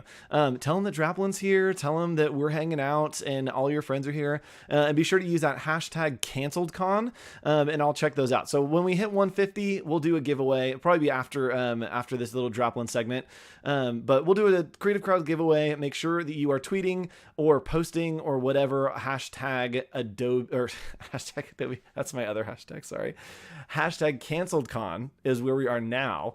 So hashtag CanceledCon, and I'll give away some Creative Cloud if we hit 150. All right, let's go ahead. I'm going to hop over here. I'm going to jump into our waiting room and see if our friend Aaron Draplin is ready to go. Connecting to audio. Let's see what happens. We're waiting. There we go. Are we ready to go, Mr. Draplin? Of course. Hello. Heck Who's this? All right. Let me pin you. Oh, what up, dude? How you doing? Is this Andrew? But I'm listening to you. And is there a delay? Oh, are you listening to the YouTube stream? Yeah, so there's a little delay, huh? Yeah, there's a little delay. Yeah. Okay, sorry. It's weird, right? I'll turn that off so it's not screwing me up. Yeah, it's like a time machine. It is weird because so I have you on a Zoom call over here. I have my monitor down here and then the YouTube window up there. And so they're all on 3 different times. And so it's just like a time wave flowing through my office. We have to leave our homes again, huh? I know. And by office, I mean literally my bedroom because that's just how it works right now. I'm just going to put up a little Instagram to say, get over there because I didn't say anything. And maybe that wasn't the best way to do it. I mean, I'm down to party. Here's the thing with Canceled Con is it kind of happens and it's like falling down the stairs, but it's like the Cirque du Soleil of falling down the stairs to where it's like stylish and you're like, I think they were doing tricks. And then they hit the bottom and you're like, yeah, they nailed it. That's kind of how it works. So we're here to vibe. I'm literally changing your name tags over right now. So you're not some other person. So I'm right there with you. Does everything sound okay as far as do I need to get like an earpiece in or that little mic in? Or... Oh no, you sound fantastic. Right, good. Okay. Fantastic. Like Grand Ole Opry worthy. Well, sometimes you get this clip, because yep. we're talking into things, recording into things. Okay, cool. All right. Yes, we are good. A lot of people in chat, it's yes, a wibbly wobbly falling down the staircase from chat. That's exactly it. Lots of people saying hello. It is the beard versus the mustache. Oh, that is interesting, actually. That is an interesting observation. Do you ever do just one or the other, or is it always the combo for you? It's just don't want to shave. Yep. Yeah. Yep. It's just if this is what the universe gave me, if I was growing the same amount of bullshit on my back, well, then that's just what I'd have to deal with. That's true. And you could tuck it up and braid it in. Just make it like a full harness beard. When things go bad up on top, I'm going to grow my beard long and just have a big comb over. Yes. Yes. Those comb overs are in fashion the last 3.5 years. And yeah. Oh, it's great. Well, are we going? Yeah, we're on. We're just hanging out. Yeah. Live. We are here. We are here. We are live. It's happening live. I know it happens. It sneaks up on you. Usually I give more warning, but it kind of just happened. And then I was like, I probably should have told them that we're live. Yeah, we're live. Here we are. Welcome to the party. There are a lot of people hanging out, just saying hi. What's going on in your life? Your life has been changing and shifting the last few weeks. I kind of popped into one of your Instagrams, right? Some stuff's been going on. What's up with you? Just in the backyard working, trying to stay, fastidious and vigilant and curious. And we're doing it, we designed our lives to work in this backyard, and be in the studio here.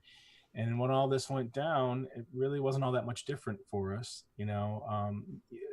really, it's more like we can't have buddies over, we're careful with our deliveries, but then again, we weren't really all that, we weren't having a ton of people over here before all this, we would go on the road. That changed, we're not really allowed to go do that, but making logos, making things, making stuff, making merch, and then trying to do my best to contribute to things in healthy ways, and learning along the way, instead of just always trying to sell, trying to give some of my bandwidth to people to say, hey, come say something, show us your art, show us your stuff. I've been doing that, and that's been awesome. Met a lot of new people and got to know a lot of new art and design. And then, of course, contributing a lot to, COVID awareness things and stuff like that. How do we use our time? Well, I can, make more and more, I guess, logos and stuff. Like, no matter what the deal is, I'm going to be back here working, right? With it being focused like it was. Well, is all that time spent on just client stuff? And the answer is no. I spent a lot of time doing things to raise money for, frontline responders and, stuff like that. So that's been, not all that much different, just laying low, listening, learning, being pissed off at certain things, being, blown away by certain things, Yeah. And you were talking about elevating some voices, and I was looking through your Instagram, and so I want to pull this up real quick. So I believe we talked earlier today. I had a conversation with Shessa, who had written an article that was Black Lives Matter is not your design sprint, about how we can help to elevate those voices, especially in the design community. And in that conversation, I was saying I had taught design history for 8 years, and I think I did a terrible job at elevating those voices. And especially looking back into history, the only one that I could remember was George Olden, who designed the first stamp, first African-American to design a stamp for the USPS. And I was scrolling through, and you have the stamp on your Instagram. You were highlighting that a few days ago. And so I just wanted to pull that up to show the audience what that is, that it does actually exist, that it is beautiful. It is right in that Draplin zone of those chunky, sweet little thick lines. And it's just a beautiful, beautiful design. But yes, it was interesting and cool to see these little things kind of being elevated in new voices, especially that you've been showing on your Instagram. I saw on stories you were kind of showing off some new younger designers, elevating people that are not just Draplin things. Has that been like an exciting, energetic, like fun thing for you? Nah, I don't want to sound like a complete dipshit, you know. Well, I mean, I got to be honest. It's scary because for every well-meaning person who says, "Thank you for doing this," and you know, there's not only some backwards motherfucker who doesn't get it and is going to come out and litter and just basically litter their garbage all over your, you know, whatever effort you're making, but also from people who've been hurting a long time. So without sounding like first of all, I don't have the answers. I'm pretty clear about that on there. It's just been this sort of process to say, wow, you know, you have to put your bullshit aside and say, God, you know, what have we all been doing? You know, well, we've all been trying to make a living. But sometimes that's just too easy to say, you know, and we've all just been like hammering along. And, you know, I don't need to go and try to argue the point that I have done this before. You know, I have friends, you know, from the design community. It's a very diverse range of people. But it's just the one comment I'll get out of the 100, that the backward stuff, where it just breaks my heart, because what you realize is what people have been dealing with. Yep. And it messes with me, and I'm a dumb white guy, you know. Imagine what that does to some kid, you know, how to get a job, how to go out and put their work out there, how to become, I mean, there's many things. So I had a couple stern talking tos from some friends and colleagues, activists. I just kind of basically said, you don't get to sit this shit out. We know where you've been. We've heard listen, I've been in South Carolina any number of times and talked about Mr. Obama and had good old boys right in that front row, just kind of going, you know, shaking their head at me. I've had Margie the marketer out in Nebraska any number of times come up to me after the show and say, just basically let me have it because of my liberal leaning tendencies, because I talked about, you know, whatever things, dare I say inclusion, would show people that she's never ever heard about. Well, listen, that's nothing new. That's been the entire land, but I don't need to go back and try to show that stuff. I had some pretty stern talking tos, basically from friends saying, here's how you're going to do it. You know, before you go and make a bunch of graphics for this stuff, get out of the way. And that's just the best way I can say it. That's what I did. Yep. And it's kind of terrifying sometimes, because now people go chew up the people that I'm trying to elevate, you know? Yeah. And to see some of their grace, to see some of their the candor and wit and how to handle that stuff, and then how they can, you know, we've been talking about this shit, you know, behind whatever wall we're in right now, you know, whatever this is, we talk about this stuff because it just embarrasses me. Like, hey, I got a lot of people looking at my stuff, but whatever the percentage is, a couple percent are pieces of shit. So just so you know, I mean, that's I don't know what the math. I mean, it's the equivalent of like everybody poops, but like for the world. So to be totally honest, it's terrifying, but you know, what can I do? You know, so here's what I say is I donate. That's nothing that gets politicized or talked about. I'm not showing receipts. I'm not, none of that. You know, this has to come from you, you know, inside you, and you got to go make those things and elevate and help people. And we're going to change shit, you know, but that's been a lot of years, you know, so to see all these new people come to start learning. You see how wild all this stuff is. And that's been really exciting for me. Yep. I've learned about a lot of new designers in the last couple months, and I look forward to, shaking hands someday. I know, right? Yep. We just like or getting the fuck out of the way and not doing this anymore. You know what I mean? Like, I've done this a lot. If this means I'm just done, and then other people start to come and do it and get up on that stage and talk about wiener dogs and stupid merch and all the garbage I talk about, well, then go at it. Yep. Flowered children, go do it. Yep. It's awesome to hear people like you that almost, I mean, I like to use this idea of like platforms, right? There are platforms for messages, of taking that, and instead of like standing to say your message, you are like pushing up to like, hey, let me give you this boost onto this platform to let you get that out there. Like, you can yell that louder than I can, and I'm gonna go ahead and just boost you up there. Like, let's do it.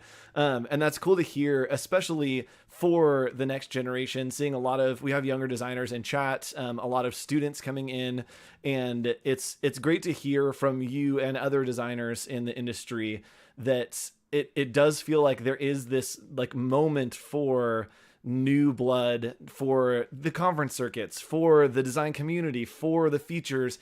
There is room for that. And I'm very excited to see what that's going to be, because I mean, we're a little different in age, but at some point, like, we're going to stop making what's around us. Like, we're going to stop being the creators of the future, because there will be new people doing that, and we get to live in their future.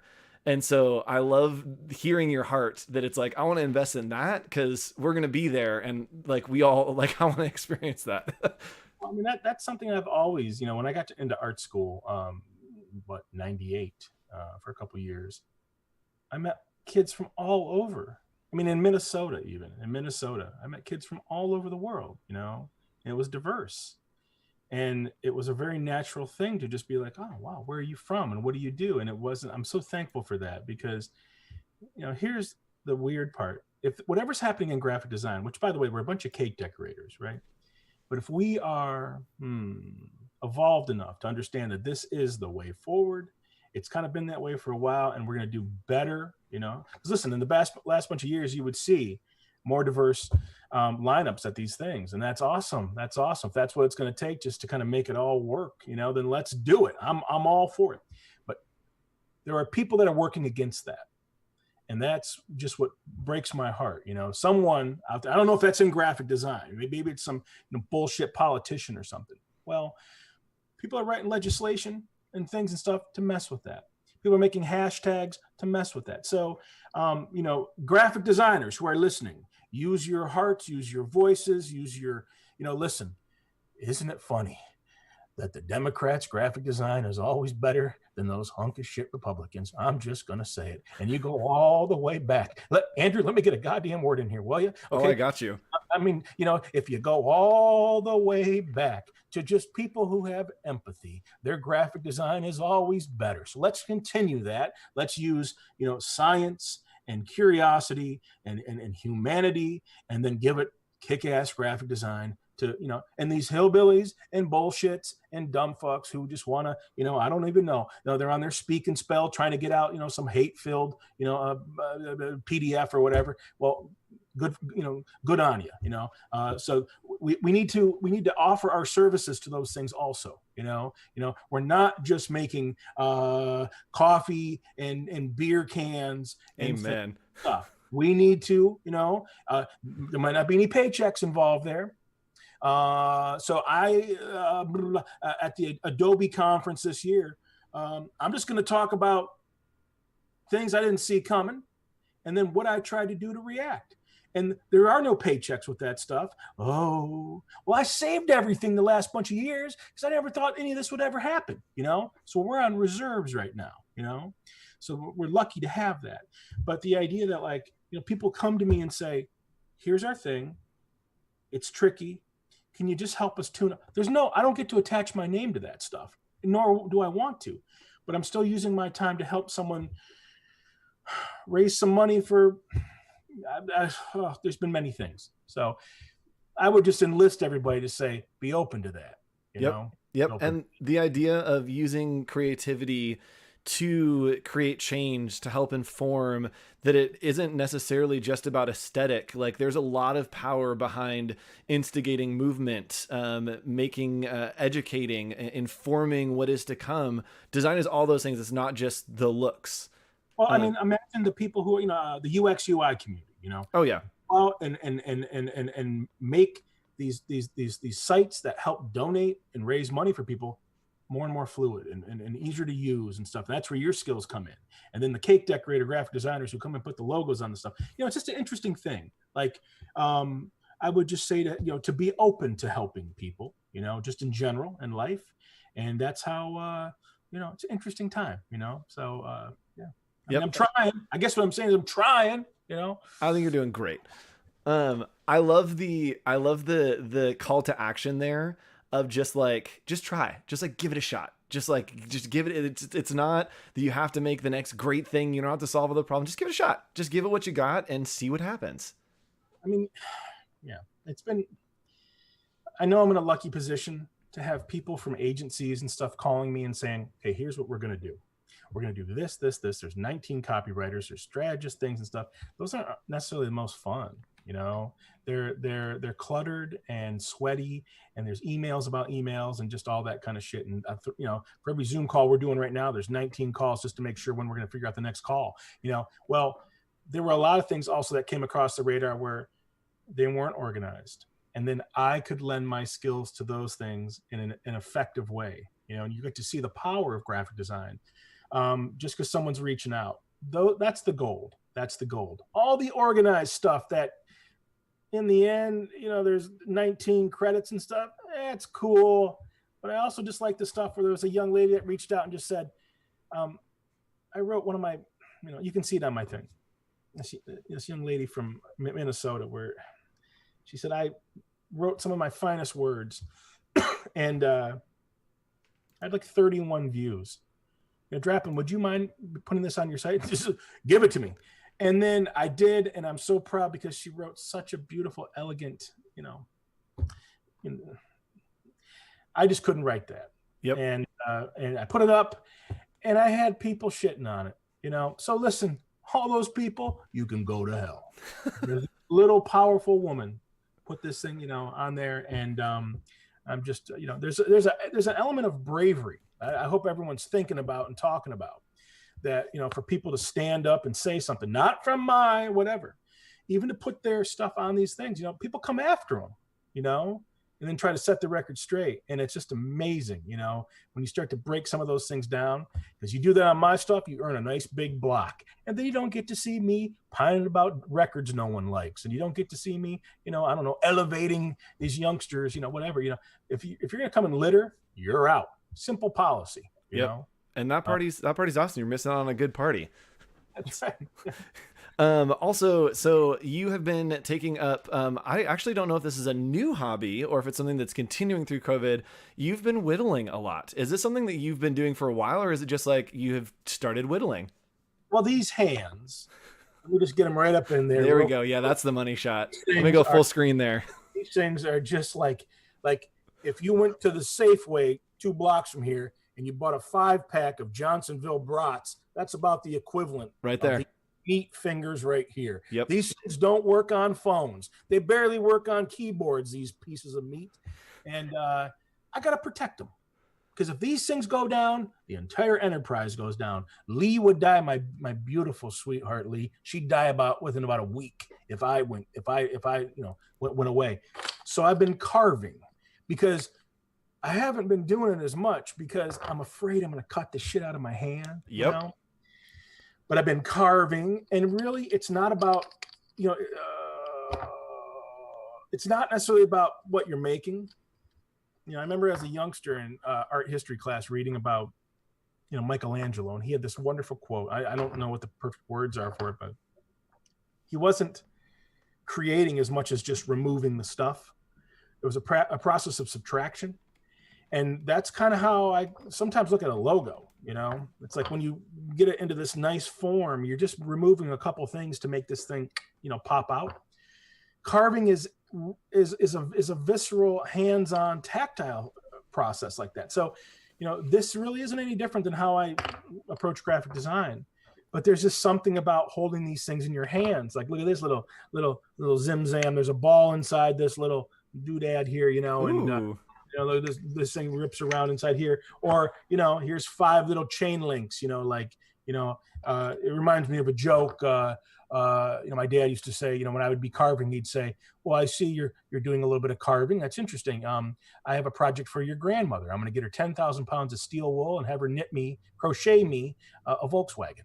These are, boy, but a bit of a delay there in the whole thing here. It looks like, look at you just running the whole world. Why don't you redirect my plane tickets? I'm supposed to go to Copenhagen, Denmark in October. Maybe you can bring those things up and get me a better seat.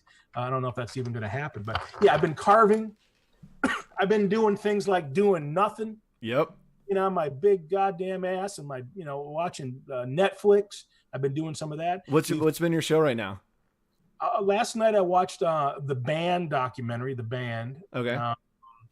I watched a bunch of Alone, which was wonderful and weird. And I would last in this backyard out in, with the raccoons and shit. I'd last about a night, I think. That's the content that I want. I want the Draplin in the wilderness content. Oh my God. How's the Wi-Fi here? Where's the consulate? All that shit.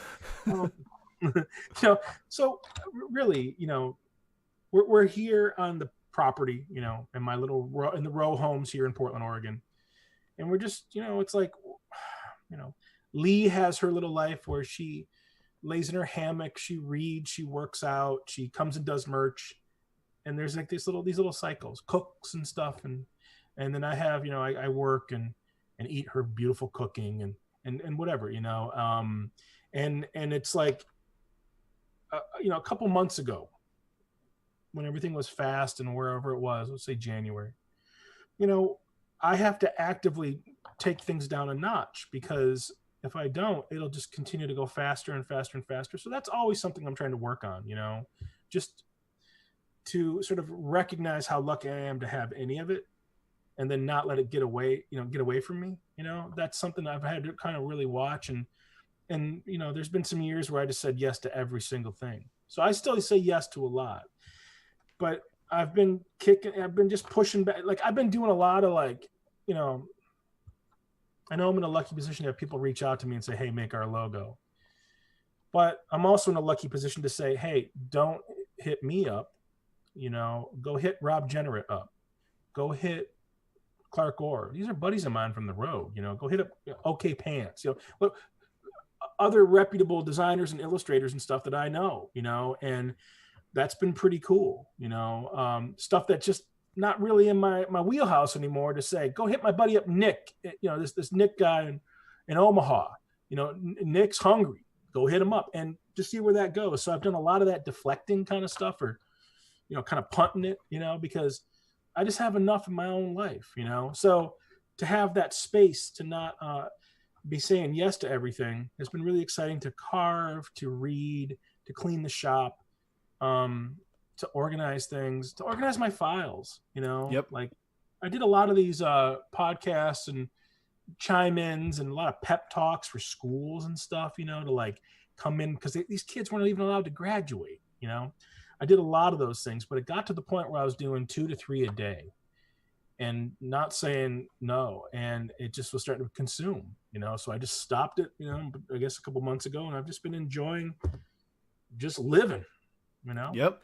And it seems like you're staying creative and finding new ways to rediscover creativity, which is so cool. It's like, I'm organizing files, and even though it's not designing on a computer, there is creativity in that. And it's still cool. It's still something that is exciting, even though it's a mundane task. It can be something that's a nice break, and that's a plus. Well, productivity is a weird word, because it becomes a little knife, to the throat of I just pulled back. Let's to just actively not do shit. Yep.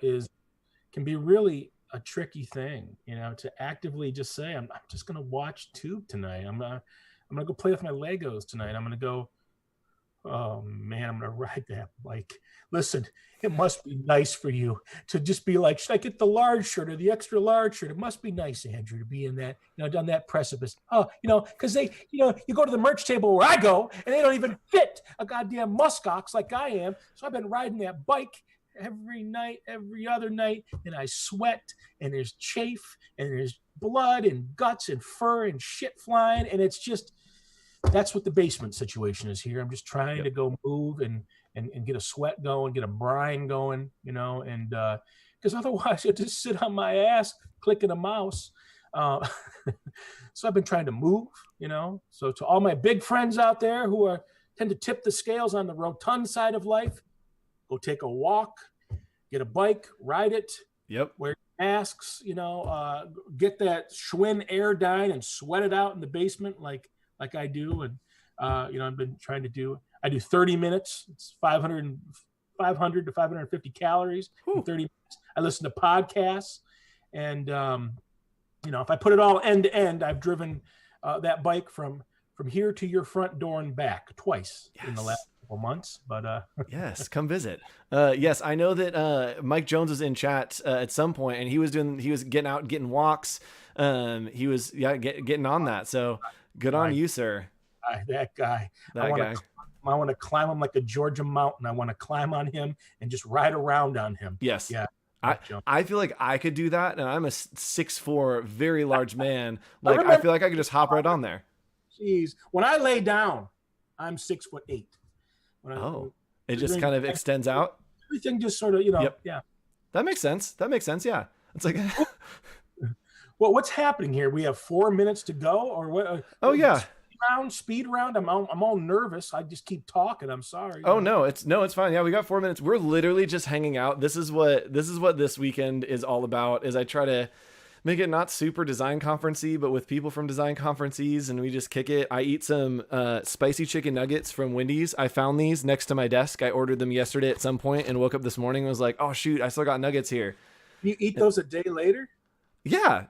I mean, like, here's the deal, Mr. Aaron Draplin. Let me teach you a thing. There are so many preservatives in this fast food crap that if I find something that's near me that isn't moldy, I'm gonna eat it. Listen, I'd be a bald-faced liar if I didn't tell you that every now and again I go off the property and I mask up and I go, there's a McDougal's right up the street, and I go get a Big Mac or something, and Lee won't eat that shit because she knows.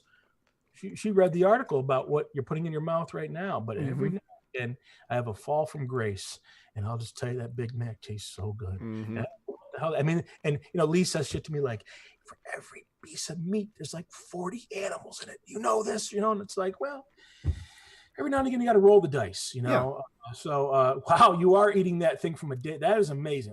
Maybe I'll try that. I'll get some preserved up chicken chunks. Yes. And then see what happens. Hey, you want to see Lee? Yeah, let's see Lee. Lee. Hi. I just brought Aaron some breakfast. Little berries. There you go. I love the contrast of me literally just finishing a day old nugget, and you've got like a bowl of berries. He bought chicken Wendy's nuggets yesterday, and he ate them a day later because he found them by his desk. So I mean, they're probably just fine. See? There you go. You heard it here first, y'all. Official word, nuggets last forever. Oh, gosh. All right. Well, Mr. Draplin, we have another guest coming up next. We actually have a drag performer coming up next talking about the creativity and art of drag, which is going to be super fun. So it's going to be a wild time. So enjoy your berries, sir. Any parting words and wisdom for our young moldable minds in our audience? I'm glad Clark Orr is still alive. There's that. What a lucky girl she is to have found Clark Orr, Brittany there. I don't know. You guys be good people, be good humans, be creative, be curious, work hard, and then also don't work hard. It's okay to just sort of take some time off. If someone around you needs some help, help them. That might mean buying some groceries for a buddy who needs a little bit of help, whatever. If there's someone on your block that needs a little bit of help, go knock on their door safely and say, maybe heard you need some, or whatever, how can I help or whatever, give of yourself, and make that available.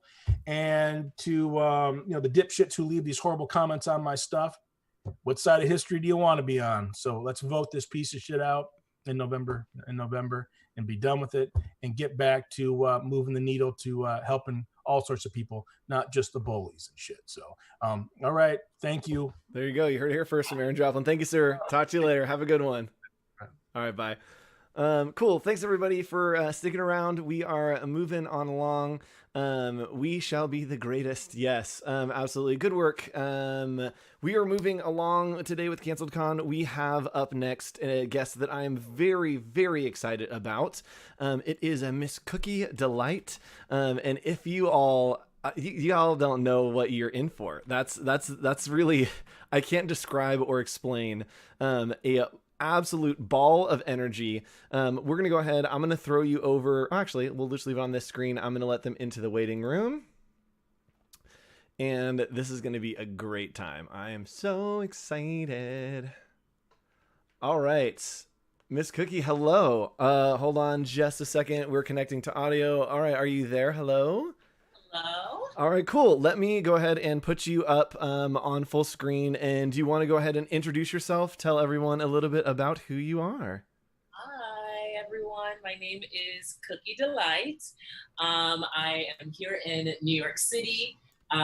Just been quarantining here for since it all started. And yeah, I'm so excited to be here and just show you how the cookie scoops, Andrew. Yes, that was one of my favorite things. So last night we were talking about kind of what we're going to talk about and go over, and she said, I'm going to show you how the cookie dough scoops. And I was like, that is one of my favorite phrases I've ever heard in my life.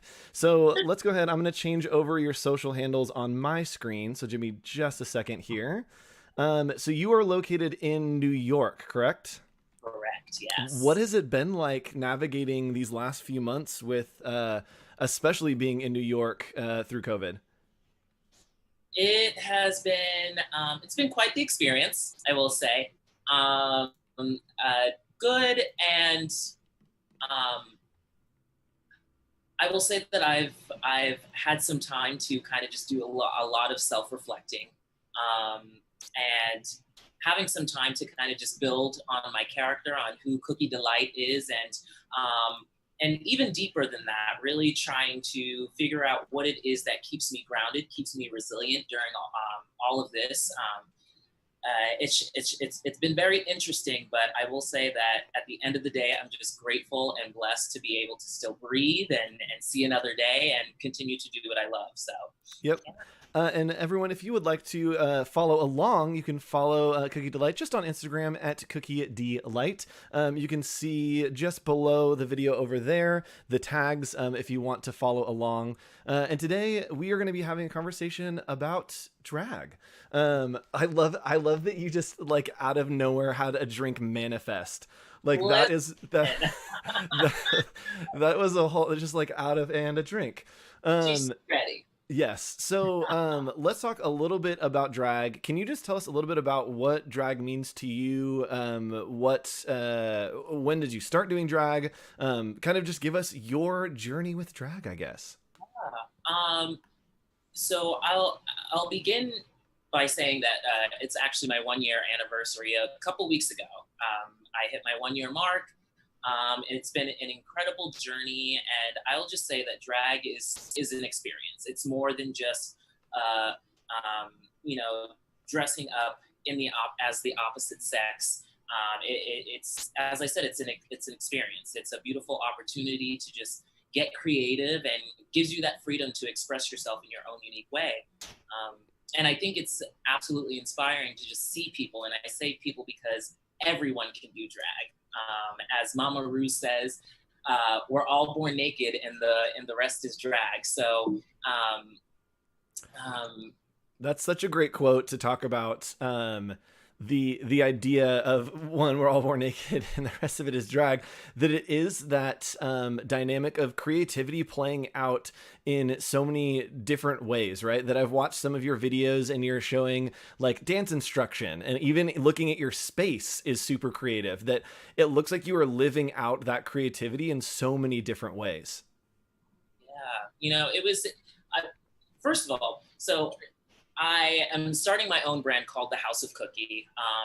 And it's funny because it just started off as a complete joke. As soon as all of this started, a friend of mine had asked, what do you plan on doing for, like, you know, making your main source of income?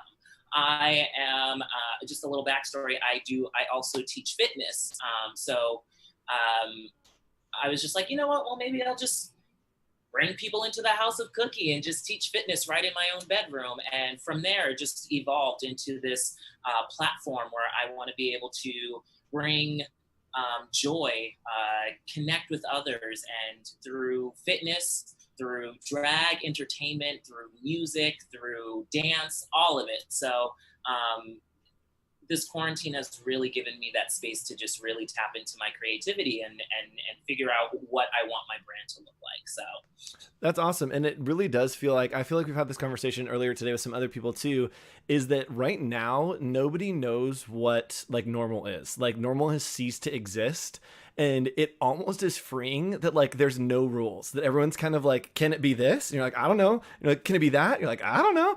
And so it is very freeing to just try stuff and see what happens. And it sounds like you're doing that. And if you want to, everyone, I believe, so you're hosting some workouts on your Instagram as well, right?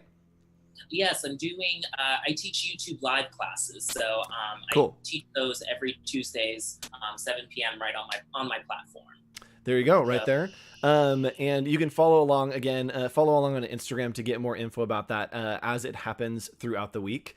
How did you find, I mean, what is the dynamic between this idea of fitness and drag? How did those passions come together? Is there any overlap there? Like what does that kind of dynamic look like? Because it seems like it's a little bit of an unlikely pairing, but then also seems like it could go together really well. Yeah. Well, I'll start off by saying that I grew up loving theater, loving to perform. And fun fact, I actually hated gym. I hated going to gym.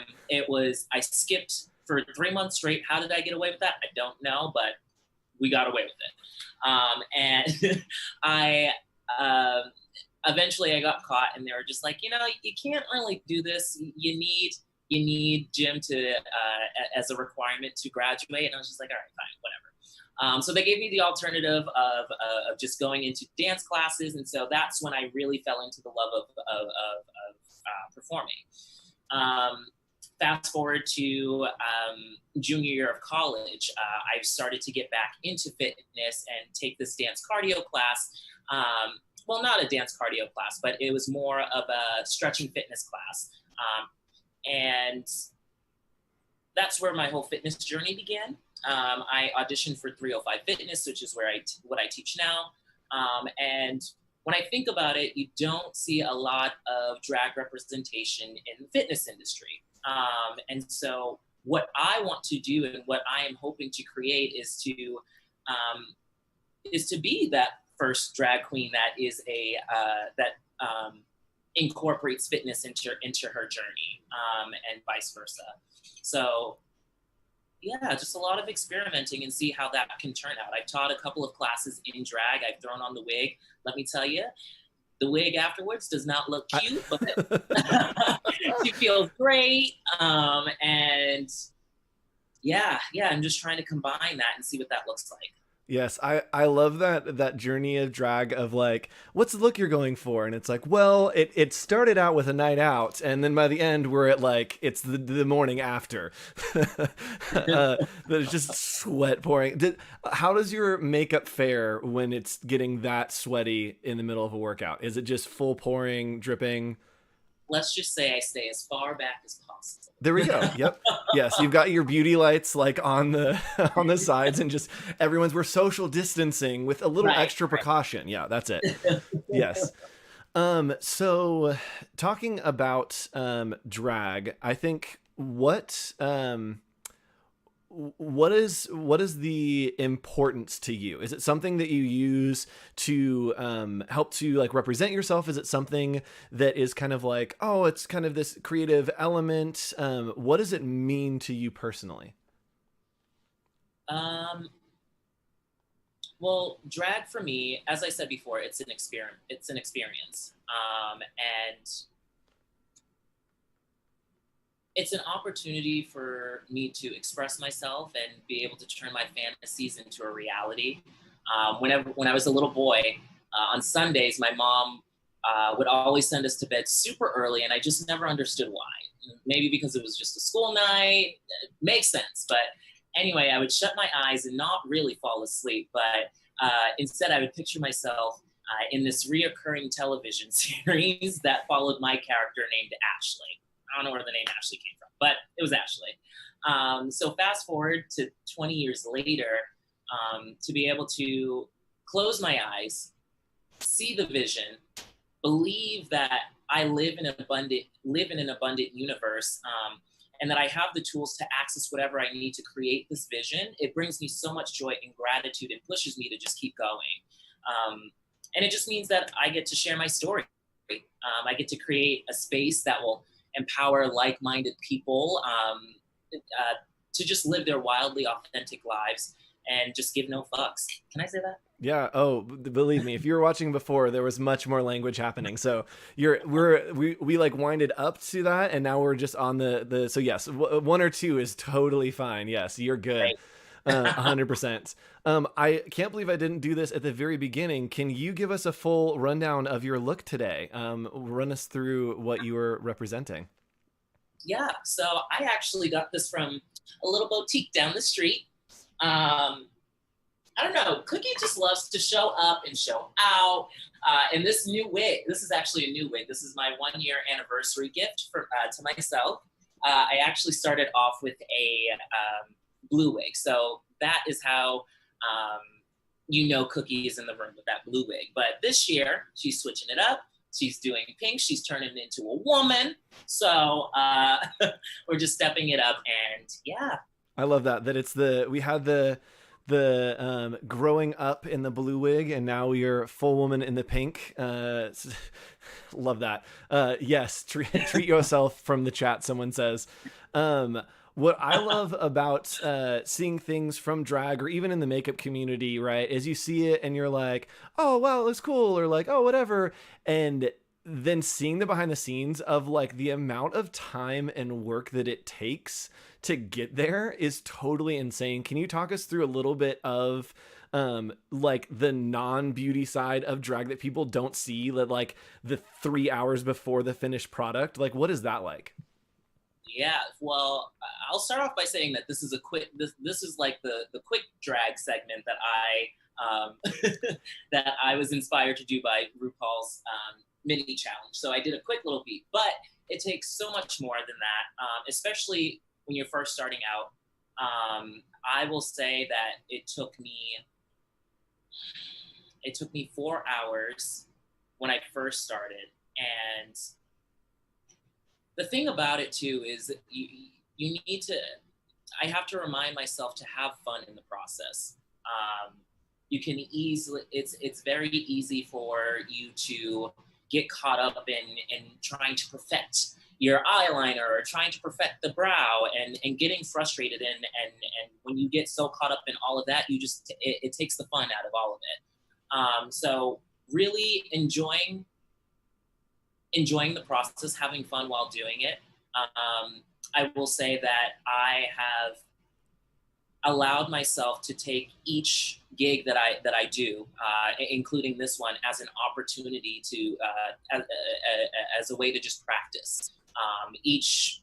And I will say that each gig I feel like I'm improving, and yeah, it's a lot of preparation. It's a lot of preparation, and that's why they tell you how to tip the queens. Okay, it's a lot. It is a lot. Yes. And it's interesting to see the parallels between something like that. And I was super excited to have you on the program because we have a lot of like graphic designers, people that do websites, and I wanted to expand to like more creative realms. And in my brain, drag is 100% one of those because of what you just described, that it is the process is 80% of it, where the performance is that 20. Like a lot of times when any of us are working on anything creative, right? Think about putting on a show, writing a song, designing a website, whatever it is. so much of that is the process, and so little of that is the actual show. And so I love the parallels that you were just saying of like, you get caught up in getting your eyeliner right, that it's, we forget sometimes that the process is supposed to be the fun part, right? That it's like, that's supposed to be the fun part. And even with putting on this this event this weekend, getting in my head of like, every little thing has to be right, and like, oh my goodness, I'm like managing these things and doing this, and then being like, oh, I'm literally on a stream with a super fun drag queen talking about the funnest stuff ever. Like, why am I concerned about anything else that's going on other than being in the process and having fun right now? So that's so cool to see the parallels there between the two. Someone in chat is asking to see your shoes. Or do we have a shoe situation? Is this a H to T look, or are we got slippers going? We got slippers going. That's right. Honey, I'm in the comfort of my own home. You better believe I'm not. That's it. You crop for the camera. Crop for the camera. That's right.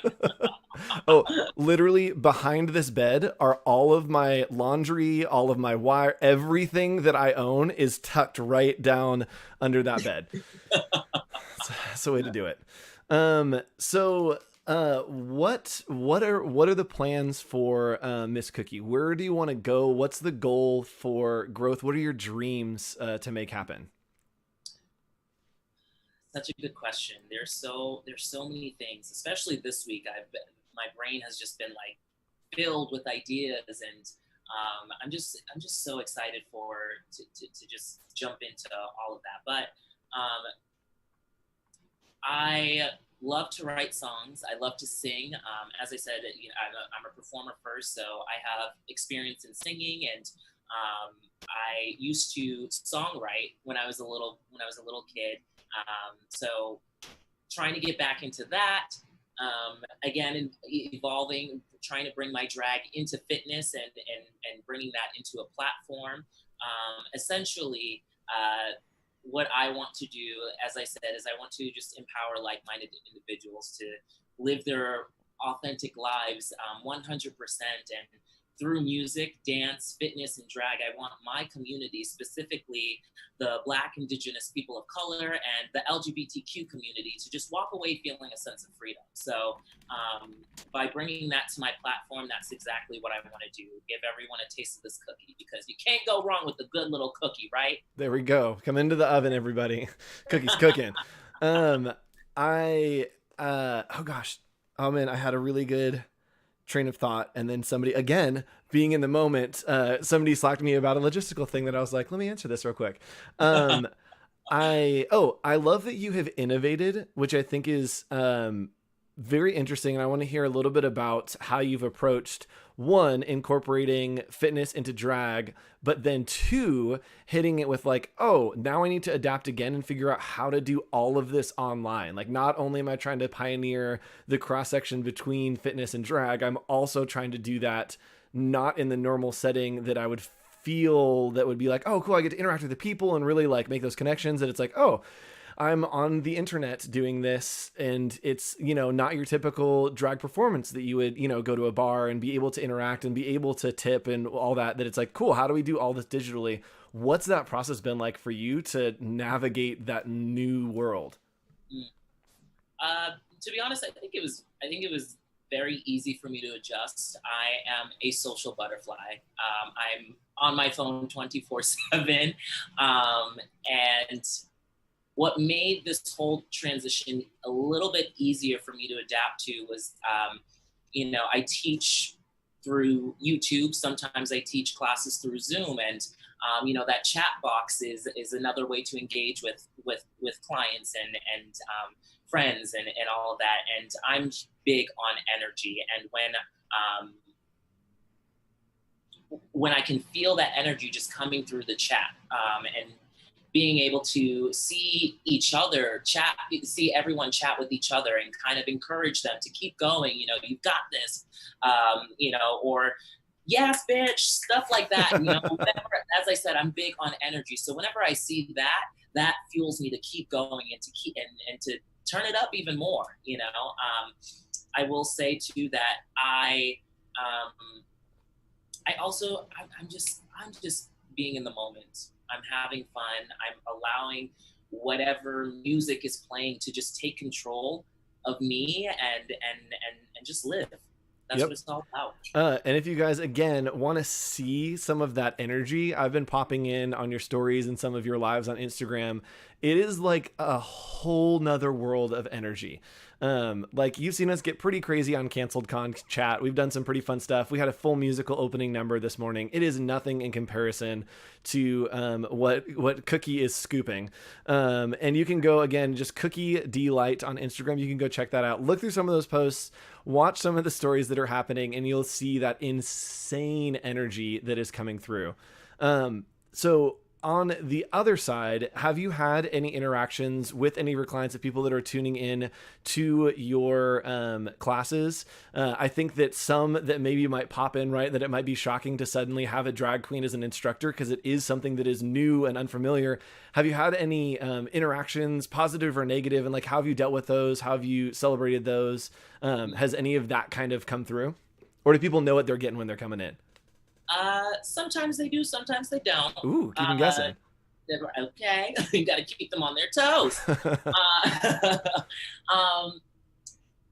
How do I deal with that? Well, or how do people react? So, as I said, everyone loves a good little cookie.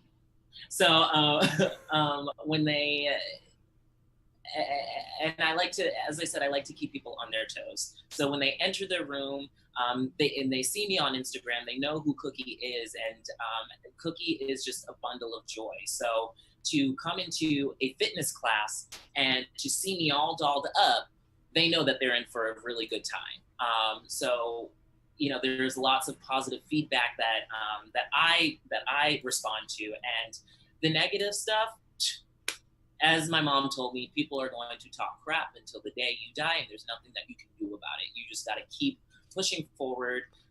Know that what you have to say, somebody else is in need of hearing that. You know, so just staying in the zone, giving the energy to the people who want it, and that's that. Yeah, that's interesting. The perspective of giving to the people that want it, and the people that don't, they don't get it. Like, move on. Like that's, sorry. Yeah, that's sorry. You don't get to be part of this. I love Nanad in chat said, I'm on that sugar high. Love that. That's great. I love the chat has been very active, expressing their love for you. They are on the cookie train. There's a whole batch of cookies in the chat. This has been also my favorite thing of trying to communicate, thinking of puns to go through, because it's just so much more fun than talking about regular things. It really is. And talking about that, as you said, right, you had the blue wig for a while, into the pink wig. Has Cookie been evolving and changing with the time, and what do you think, one, has been that journey for Cookie, and two, where do you think that journey is going next, or are you just arriving and trying to live in the moment? I think it's a little bit of both. I think, you know, with everything that's going on in this world, it is a chance for you to, or it's a chance for me to kind of be aware, take note of what's happening, and take that information and start to then figure out how I can start to incorporate that into my brand. How do I want to give back to my community the way that I know Cookie can give back to her community? So it's just I think it's also just, like I said, it's just being in the moment and just collecting that information, and allowing, you know, I believe in the the universe is going to guide me to where I need to be, and I just got to live in that and just continue to do the work and trust the process. That's awesome to hear from you. That's something that, like, I hear all the time being in the design industry, is trust the process. And I think that goes across the board for anyone working in any kind of creativity, is just, you have to keep going. A lot of times it's better to get through something than to get over it. And the struggle sucks to push through, but sometimes breaking the wall is better than climbing it.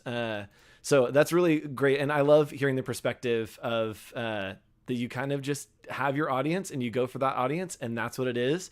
Have you had to learn to grow to have that, or was it, like you said, your mom just taught you young, don't let the haters get to you, just move on? Or do they get in your head sometimes and you try to like just filter that out? Yeah, it gets, listen, like I get into my head a lot. I am an overthinker. And you know, I've been through a lot in my personal life. You know, I'll be transparent and open and vulnerable with you all that I lost my mother when I was 3 years old. Her life was taken by my father, who's been in jail for 23 years. I've gone through therapy in and out. You know, I've been bullied in high school, and you know, I've gone through hoops and pulled strings to try and, you know, get as much money as I can to get me through college, and to stop and look back to see what that has been like, what that has been. I can sit there and look back and say, I did that for myself. So to be able to see that journey continues to give me hope that I can honestly get through anything if I continue to stay focused, find the things that continue to bring me joy, which is drag, which is fitness, music, dance, as I was telling you guys earlier. Just really staying resilient and growing through it all. And I think especially right now, like any joy that you can find, like take it and stockpile it and hold on to it and amplify it. Any positivity, anything that you can share and grow right now, I think is the time to do that. And so I love that you are taking all of your assets, everything that you have, from the fitness to the drag, to the makeup, to the looks, to the cookie personality, and all of that is being just bolstered to create this joy and just share with the world. And even as our friend Dustin introduced me, for those of you who were at CancelCon last time, we had Dustin. He was a very tall man who gave us all the positivity in the world. Yes, he's massive. Gave us all the positivity in the world. I love hearing that you are in that same conversation of just bringing joy to those around you. Every time I saw a post or a story, it brought a little smile to my face, even if I was stressed. So thank you for those moments. They were a blessing to me and hopefully to our community as well. And I just also want to clarify too, when I say mother. So as I explained before, my mom, I lost my mom at 3, and was taken in by my aunt, and she has raised me since then. So she is. When I talked about my mom earlier, that's who I was talking about. So just to kind of clear up if there are any confusions along that. Absolutely. And thank you for sharing all of that with us and getting vulnerable and open. I think it is very admirable to take that step for someone else to open up that conversation. So thank you for opening that conversation for maybe somebody in chat who's watching, or maybe somebody in the future who's rewatching this 20 years from now. Hello, future person. Meet Miss Cookie. Well, thanks for joining us so much. Hopefully we will be seeing a lot more of you on Instagram. You all are going to follow and maybe even join in for some fitness classes and get to see how that cookie scoops. That's a little taste, just a little samples. We're doing some samples, and then you don't get the full thing. So anything else you'd like to share? Any parting thoughts, Miss Cookie? I just want to say thank you so much for having me and giving me just this chance to share my story and my journey. I definitely check out my classes. Check out my website, thehouseofcookie.com. Subscribe to those newsletters, and I hope to see you in real life soon. Somewhere. Yes. I know. I New York's one of the places I need to get back to. I was planning on coming in October for the opening of Music Man, which is not happening. But at some point, I know Broadway's shut down. We had our friend Telly Leung on earlier, and we talked a little bit about Broadway just disappearing. And so maybe someday we will see Cookie in action. You'll be following along on one of my stories and suddenly see the revival of Cookie just pop up suddenly. All right. Well, thanks for joining us. I'll talk to you later. Thank you. Thank you. Bye. Bye. All right, everybody. Let's keep on going. We got one more, and what's about to happen after this next guest is we are going to have to transition streams. YouTube will only let us have an 8-hour stream. I can't believe that we're 6.5 hours in. So we're going to do one more guest. Our friend Anderson Blue is going to be coming on and talking a little bit about a whole bunch of things, actually. I've got some questions for him. But we will be transitioning streams. So if you want to go to canceledcon.com, we will have the second video there. It also is on this channel that you're watching on right now, just listed as an event. So just know that that is coming in about a half hour. Prepare for it. Get ready, because we will be making that transition right after this next guest. So until then, before then, within then, around then, I don't know. Sorry, guys, it's already happening. It's already happening, and we're not even halfway through the day. Oh boy, we're losing it. All right, we're gonna bring on our next guest, Anderson Blue. Let me go ahead and get that going. Make sure everything's looking good. How we doing, chat? You guys feeling good? You guys feeling good?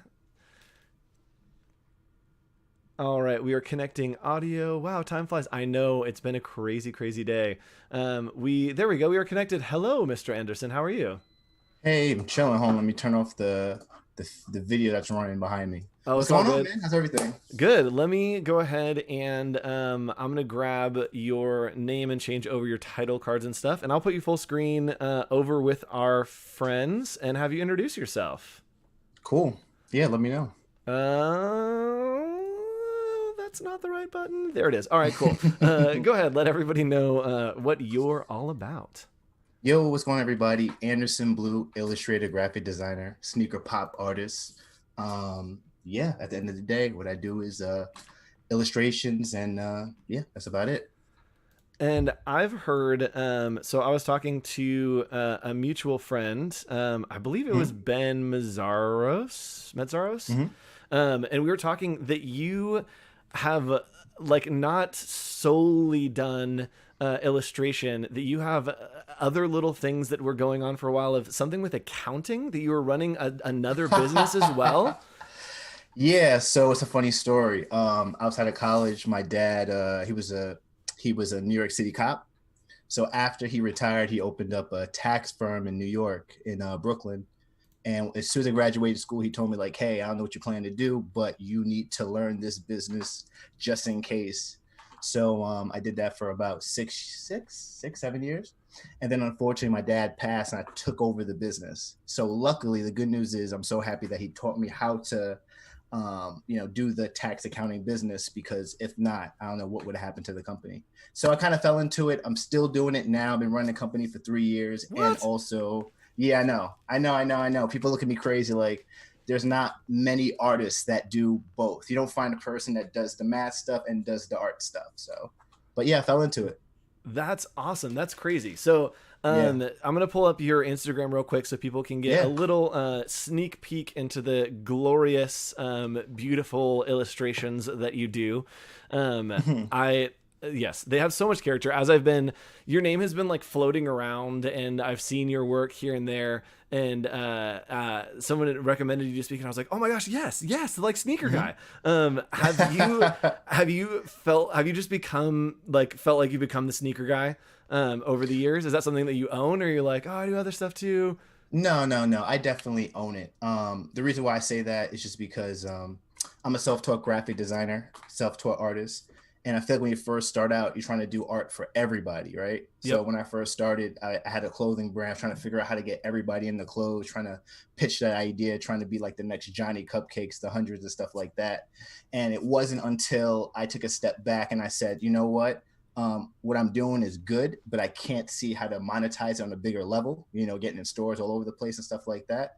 But as soon as I took a step back and I started to do the art that I enjoyed, or about stuff that I was a fan of, like basketball, like sneakers, that's when everything changed for me, And so I guess to make a long story short is I don't mind saying that I'm the sneaker person, because it's the thing that I enjoy, the thing that I love. And I love speaking to the community, and I also like to, I'm also a fan, but instead I'm just an artist, so I can kind of share it in a different way. You know what I mean? Yep. I feel like I don't know why I didn't do this. I should have I'm just getting into the sneaker world, like just the last year. And it's great. So I wear size 15, which is the best. Wow. Yes. Which is the best wow. for getting sneakers. Cause like all the middle sizes are like gone in a second. And I'm like, oh yeah, Right. I do want those. Like there's so many 15s left because who does 15s? Oh yeah. And I can't believe I didn't put on, or at least bring out, I have like 3 or 4 pairs that I'm very proud of. So maybe at some point during this talk, I will sneak to my closet and get properly outfitted for this talk. That'd be dope. I would love to see what you got. So you also run your website. Also, you do a lot of print sales, a lot of kind of merch stuff. What's it been like, that transition into print? Was there a moment where it was like a lot of digital that you're like, oh shoot, I should do physical with this, or has it always been that pairing back and forth? When you say that, you're talking about from going from like clothing to like digital prints. I think talking about like monetizing and growing like a shop of products that were like digital things. You're like, cool, this could have been, something I did in my free time that I was practicing with. At one point we were like, oh shoot, I need to like start a shop and sell this stuff. Right. I think for me was just watching how everybody else did it and knowing that it's so hard to have an actual retail space. Back before I even did the prints, I did a pop-up shop for the clothing brand. I got a real taste for what it's like to do it physically next to doing the e-commerce. And I just learned really, really quickly, no matter what, even if you have a physical space or not, you're better off having the e-commerce because you're able to touch so many other people. You know what I mean? So for me personally, I just always saw it as an advantage because it's just the best way to spread your brand, especially to places outside of, where I'm from, which is New York. Oh, that's funny. I didn't realize that you were in New York for some reason. I thought you were Midwest. We had back-to-back New Yorks. Our guest right before you was a drag performer named Cookie Delight, who was also hanging out in New York. And then earlier today, we had a Broadway performer who is also in New York. So New York representing hardcore today. Absolutely. Good work. Absolutely. So something else that I want to talk about, and I think this is where I might just pass it over to you to run and grab some sneakers just to show off because I feel like it's the right moment. You were recently included in a notable list, which was pretty exciting. Can you talk a little bit about that? I'm just going to throw you full screen and then run away for just a second. Yeah, of course. So last week I was actually featured on a list called the Blacklist 100. So pretty much the list includes some of the best people in the Black community of entrepreneurs, business, arts, marketing. Some of the notable names on that list was Karen Civil. Another person on there was LeBron's not shouldn't even say agent, but business partner, Maverick. And I'm not gonna lie, I was very, very, very happy to be on the list, very humbled to be on the list, especially with so many other people that so many notable names. But the whole purpose of the list is just to compile a list of people of color for different companies when they look to reach out to the ethnic community. So the whole idea was just trying to share a spotlight just to get some new faces into many different businesses. So for somebody like myself, when Nike says that they're working that they want to work with more people of color, now they have a list to say, hey, you might want to work with Anderson Blue or somebody else. You know what I mean? So I love the idea when it got pitched to me. I thought it was a great idea. I'm happy that they decided to make like an actual book to send to these companies to kind of make their life easier. And I really, really think it's a step in the right direction. I really do. That's awesome. Yeah, it seemed like as I was looking, I was like, this is a great idea. And a lot of stuff like that has been happening now, and it is these amazing resources. And I always have this like, wait, this is just now happening? Like, how this is such an amazing resource. How is this not exist? That it's like, yeah. Yeah, it's crazy. It is crazy. I said the same thing. Like, it's 2020. You wouldn't think that we need to compile a list like this, but it's good to see that we're moving in the right direction when it comes to these things. Especially when I talk to other people, because like I said, I design sneakers also. But when I look at the stats and I see there's like less than 1% of people of color design sneakers, you know what I mean? It just doesn't make sense. So like I said, it's just good to see that we're making that push in the right direction. What are things that, this is going to be a tough question maybe. Outside of sneakers, what is something that inspires you as an artist or as a creative? Are we talking about like as far as like creating artwork? Really is anything that makes you feel creative, like you're like, man, I want to like Mhm. take action, like it feels like my creative energy is like bolstered by whatever that thing is. Right. So I'm from New York, so I would say my surroundings is definitely helps my creative fuel, I guess. Definitely fashion. I'm a big fan of streetwear. Definitely, I'm always keeping my eyes out to see like what's going on, what's moving and shaking. Before the virus, I would definitely be on the road and be at different events, just kind of checking out what people are doing. So always just trying to create new things or try to mix worlds. Last year when I did the Anderson Blue tour and really went all over the world to kind of spread what I was doing, when I would go to places like Australia and Japan and kind of see what's going on in the culture over there, it was just like, how can I take these worlds and mix them and take what I like and continue to do what I do? Rad. That's cool. And I like the thought and idea of, do you get inspired by some of these places you go, just being in different cultures and seeing like, oh, everything's different here? Absolutely. Every time. It's so crazy that like I can go to it. Like when I went to China, I was like, all right, I'm going to go to China. Not like, I don't know much about it, but I'm happy to go check it out. And just to see how street culture is different over there compared to over here. And it's just like to see how they see America and how they kind of put their own remix on it. And I say, wow, what they're doing over there, I actually like it more than we're doing over here. Yep. Yeah. And it's just, it's kind of, it opens my lens. You know what I mean? Because I feel like when you're in one place, you kind of feel like you're in a bubble. But like whenever I go to some of these places, and I feel like I talk to other people that travel also, it just shows you that, wait a second, maybe we don't have it all figured out. Maybe let's try doing what they're doing over there and add a little hint of New York in there. You know what I mean? Yep. Yeah. I just saw a video that was making its rounds on Twitter of, I believe that it was Japan, and somebody just said like the Japanese are always ready for Fashion Week. And it literally was people on the street. And I'm like, what the heck? Like they're just like the coolest runway looks. And they're like, oh yeah, we're just going to get a burger. And I'm like, what? How is the culture so elevated that like you can look that cool all the time? Yep. I agree. Oh man. Okay. So, I'm going to, hold on. Let me push over here real quick. I'm going to screen share just because I don't have them. They're literally downstairs and I didn't want to run down. I'm going to show you and, the friends. I just got these. There we go. Just the other day, got some little 80s. Yes. 80s Westbrooks. They are gigantic. Again, 15s. So they literally size 15. Wow. Yeah, dude, they're like boats. So let me cut back to here. So then these are my other prized possessions. So these are the Toy Story LeBrons that I got. And again, yes, 15s, like, I mean, I get it. Yes. I get it. They're massive. So these are my Disneyland shoes. I bought them every time I go to Disneyland, and I met Woody and he was like, oh, look at your shoes. And I was like, you see me. That's pretty dope. So that's my beginning of sneakers.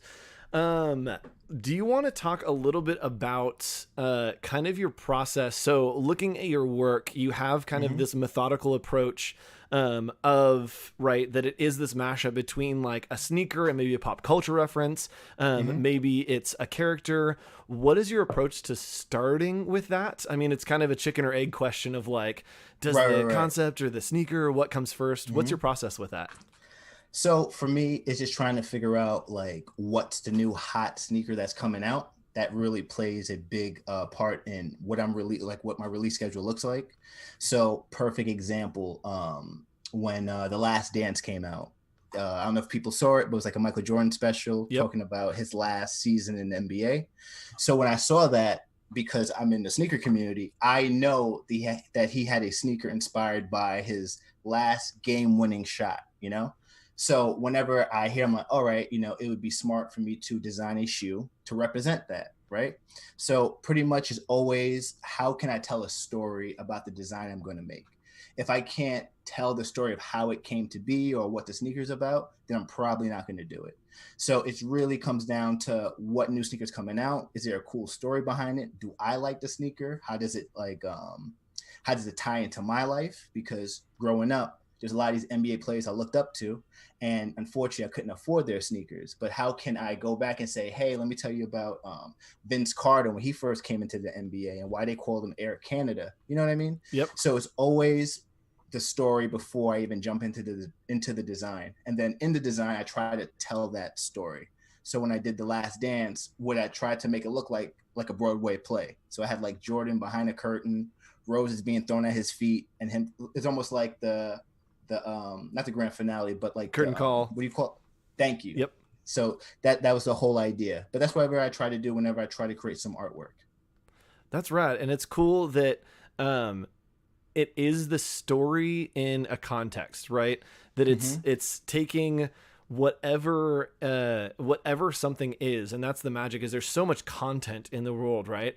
And you found your context, and you're like, cool, there's a limitless amount of content, and I have this set context, that it's almost like you've built the machine that you can throw whatever into, and it's just that synthesis of how you think and how you work. And I'm sorry, I mean, no, to go cut ahead. you off. Go ahead. But I think for me, is whatever I tell other artists, it's just like, if you're not sure like what kind of art you should be doing or what you want to do for yourself, it's just trying to figure out like, what do you enjoy? You know, do you enjoy tennis, or do you enjoy graffiti? Do you enjoy Disney? Like, how can you take that thing that you're a fan of and put it into your own style and kind of share it to the world?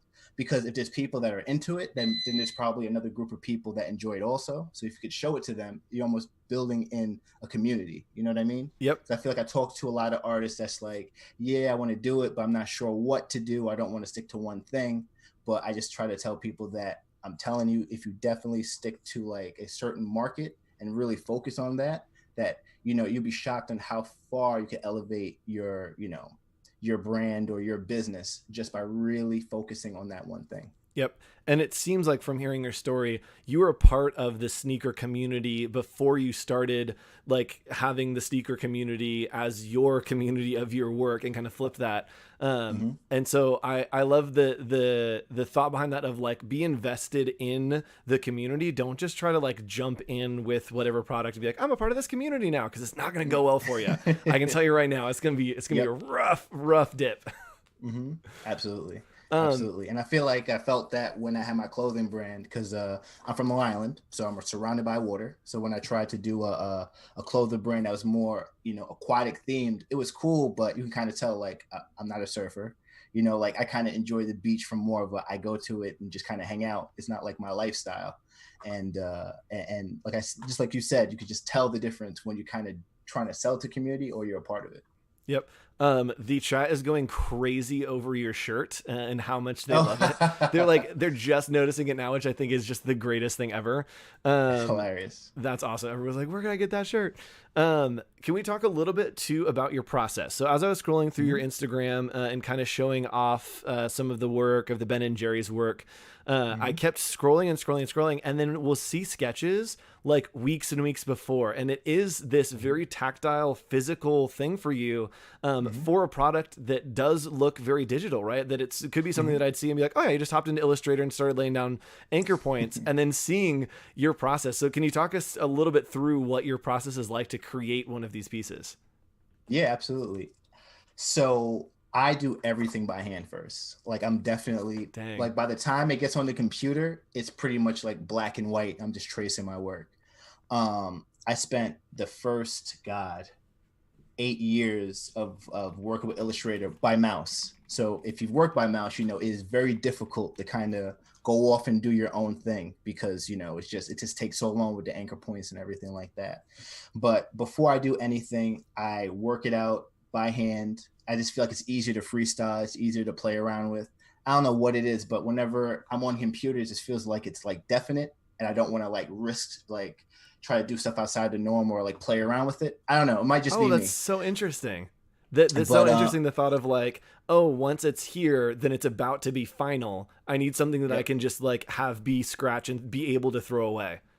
Yeah. Yeah. And like I said, I just think it's because of the mouse. But now probably this would be my second year with a Wacom Cintiq. And then with that one, I kind of really freestyle and add like really heavy details and stuff like that. But everything starts out as a sketch. I ink it out. I add all the details. If you look at my artwork, you see I'm really big on like thick and different line details and stuff like that. But all that's determined before I even get on the computer with like ink pen and stuff like that. Yep. And it's like, I'm looking at the difference between your Boba Fett the sketches that you have on the tracing paper and seeing those thick lines, that it is what you would see in like that vector style of like the vector thick line, but it's literally an ink pen. You're like, oh, you're doing it completely analog as if it was going to be in the computer. And then once you get in the computer, you're like, yeah, it's done. Like it's there. You know what I think it is? I just think it's like all those years of watching like Looney Tunes and stuff like that. Like my style is so influenced by cartoons. It's not even funny. So it's like a mixture between Disney and Looney Tunes. So like, I don't know why. I just feel uncomfortable if I don't have like the nice dark thick lines and stuff like that. So I didn't realize that was going to become my style. It's just something I was just comfortable with.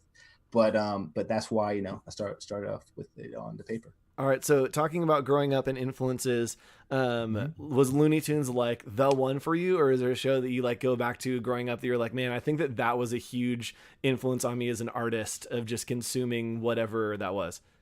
I mean, I watched every cartoon growing up, every cartoon, but Looney Tunes was like the thing where I was just like, you know what? Because they would have like the Looney Tunes like coloring books and like the art books and stuff like that. So all I was doing was trying to copy that. I didn't realize, I was like, you know what? I like those lines, but let me see if I can kind of put my own characters in place. And then that just became my style without me even knowing about it. But I feel like, me personally, Looney Tunes is definitely one of the best cartoons that's ever done it, period. You know? Yep. And it's interesting to hear on like the hindsight of 2020 of like, I'm trying to get the feel of Looney Tunes, and you're like, yeah, I want it to like be in that zone. And then looking back and knowing like now as like a more refined artist, you've practiced more, studied more, they're like, oh, it was the lines. I didn't realize that was a thing, but I was trying to make it feel like Looney Tunes and realized that it was the lines that did it. And now that's become the thing. That's awesome to see how it kind of just falls into place. Sometimes as an artist, we discover a style or a specific feeling through just trying to make it like feel right. Yep. That's Absolutely. awesome. Are you excited for the new Space Jam? That's the question that we're going to next. I am. I think I'm very optimistic. I think it's gonna be good. I'm biased. I'm a huge LeBron fan, so I'm really like rooting for him. But I think they have the right cast. I think the person who did Black Panther is a part of it. So I can't see this going wrong. And I think everybody understands the weight of Space Jam and what it's meant to people like myself. Yep. So I'm curious. I think it's gonna be good. You know. I hope so. The house that I live in, I have two roommates and they're a married couple. They just had a kid, and the kid's name is Sam. And probably every single day I walk downstairs and my good morning greeting is like, come on, it's Sam. And she's like a little one. She loves it so much. And so eventually she'll see Space Jam and be like, wait a minute, that's not the lyric. I'm like, no, it's about you. I promise. That's so funny. Yes, I did see, and again, this conversation is just off the rails now, but I saw some leaks about there being like other characters in Space Jam, which could be really interesting, that it's not just going to be Looney Tunes, that like there's going to be other like WB characters in it, like the Mask is going to be in it supposedly. And like, really? Yeah, right? And I'm like, okay, I'm interested to see what angle they take. And across that, I'm just excited to see some more like hand-done animation, some of that 2D, because they've been putting out new Looney Tunes.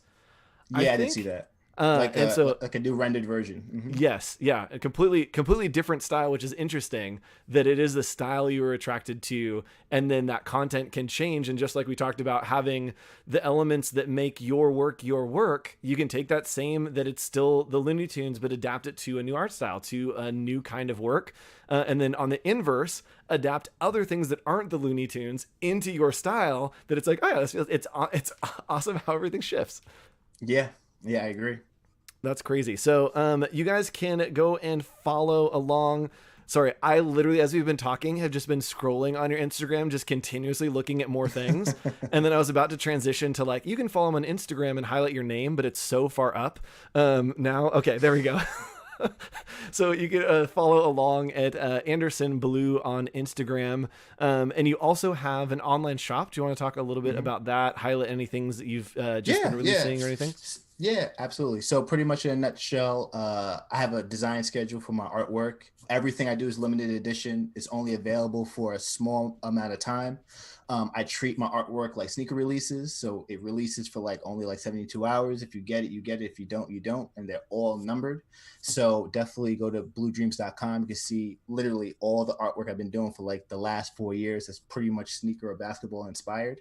And next month, I can't really leak this, but there's a very, very big project coming out with me and another big company that I can't wait to tell everybody. Nice. So definitely follow. And I think it's going to be a good one. It's probably one of my biggest moments in the Anderson Blue career. So I can't wait for everybody to see it. Oh, I'm excited. We've been getting all kinds of little teases like this today, and that's the content that I love. Like, not too much, just a little tease. Make sure you follow along. And I'm sure that we'll be posting about that when it happens as the mystery unfolds.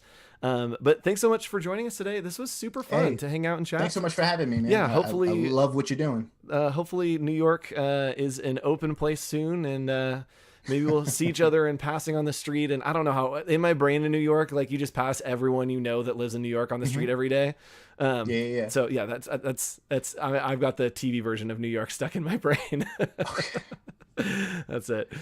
Cool. Well, thanks for hanging out. And we will talk to you later. Thank you, man. Bye. Appreciate you. Take care. All right, everybody. So we are about to do that thing that I told you we were going to do, and that is transition streams. We are going to transition over to the new link of the stream. And yes, there is a request to replay the intro for part 2. 100% we can replay the intro for part 2. Why not? So what we're going to do is there will be a link that one of our mods will be posting in chat. Go to that link right now. This is the toughest part of the day, transitioning from the stream that we have right now to the next one. YouTube will cut us off at 8 hours. So we are switching over to part 2. Go over to that link. I'm going to let this play for a little while and just keep talking for us to make sure that we are doing that we are all transitioning over there. There is the link. We're doing it. I'm going to throw up a holding slide for you guys to go ahead, go to that link, transfer over to the other one. There's still 97 of you here. Go away. Go away from here. Leave. All right. Stay tuned on the other channel.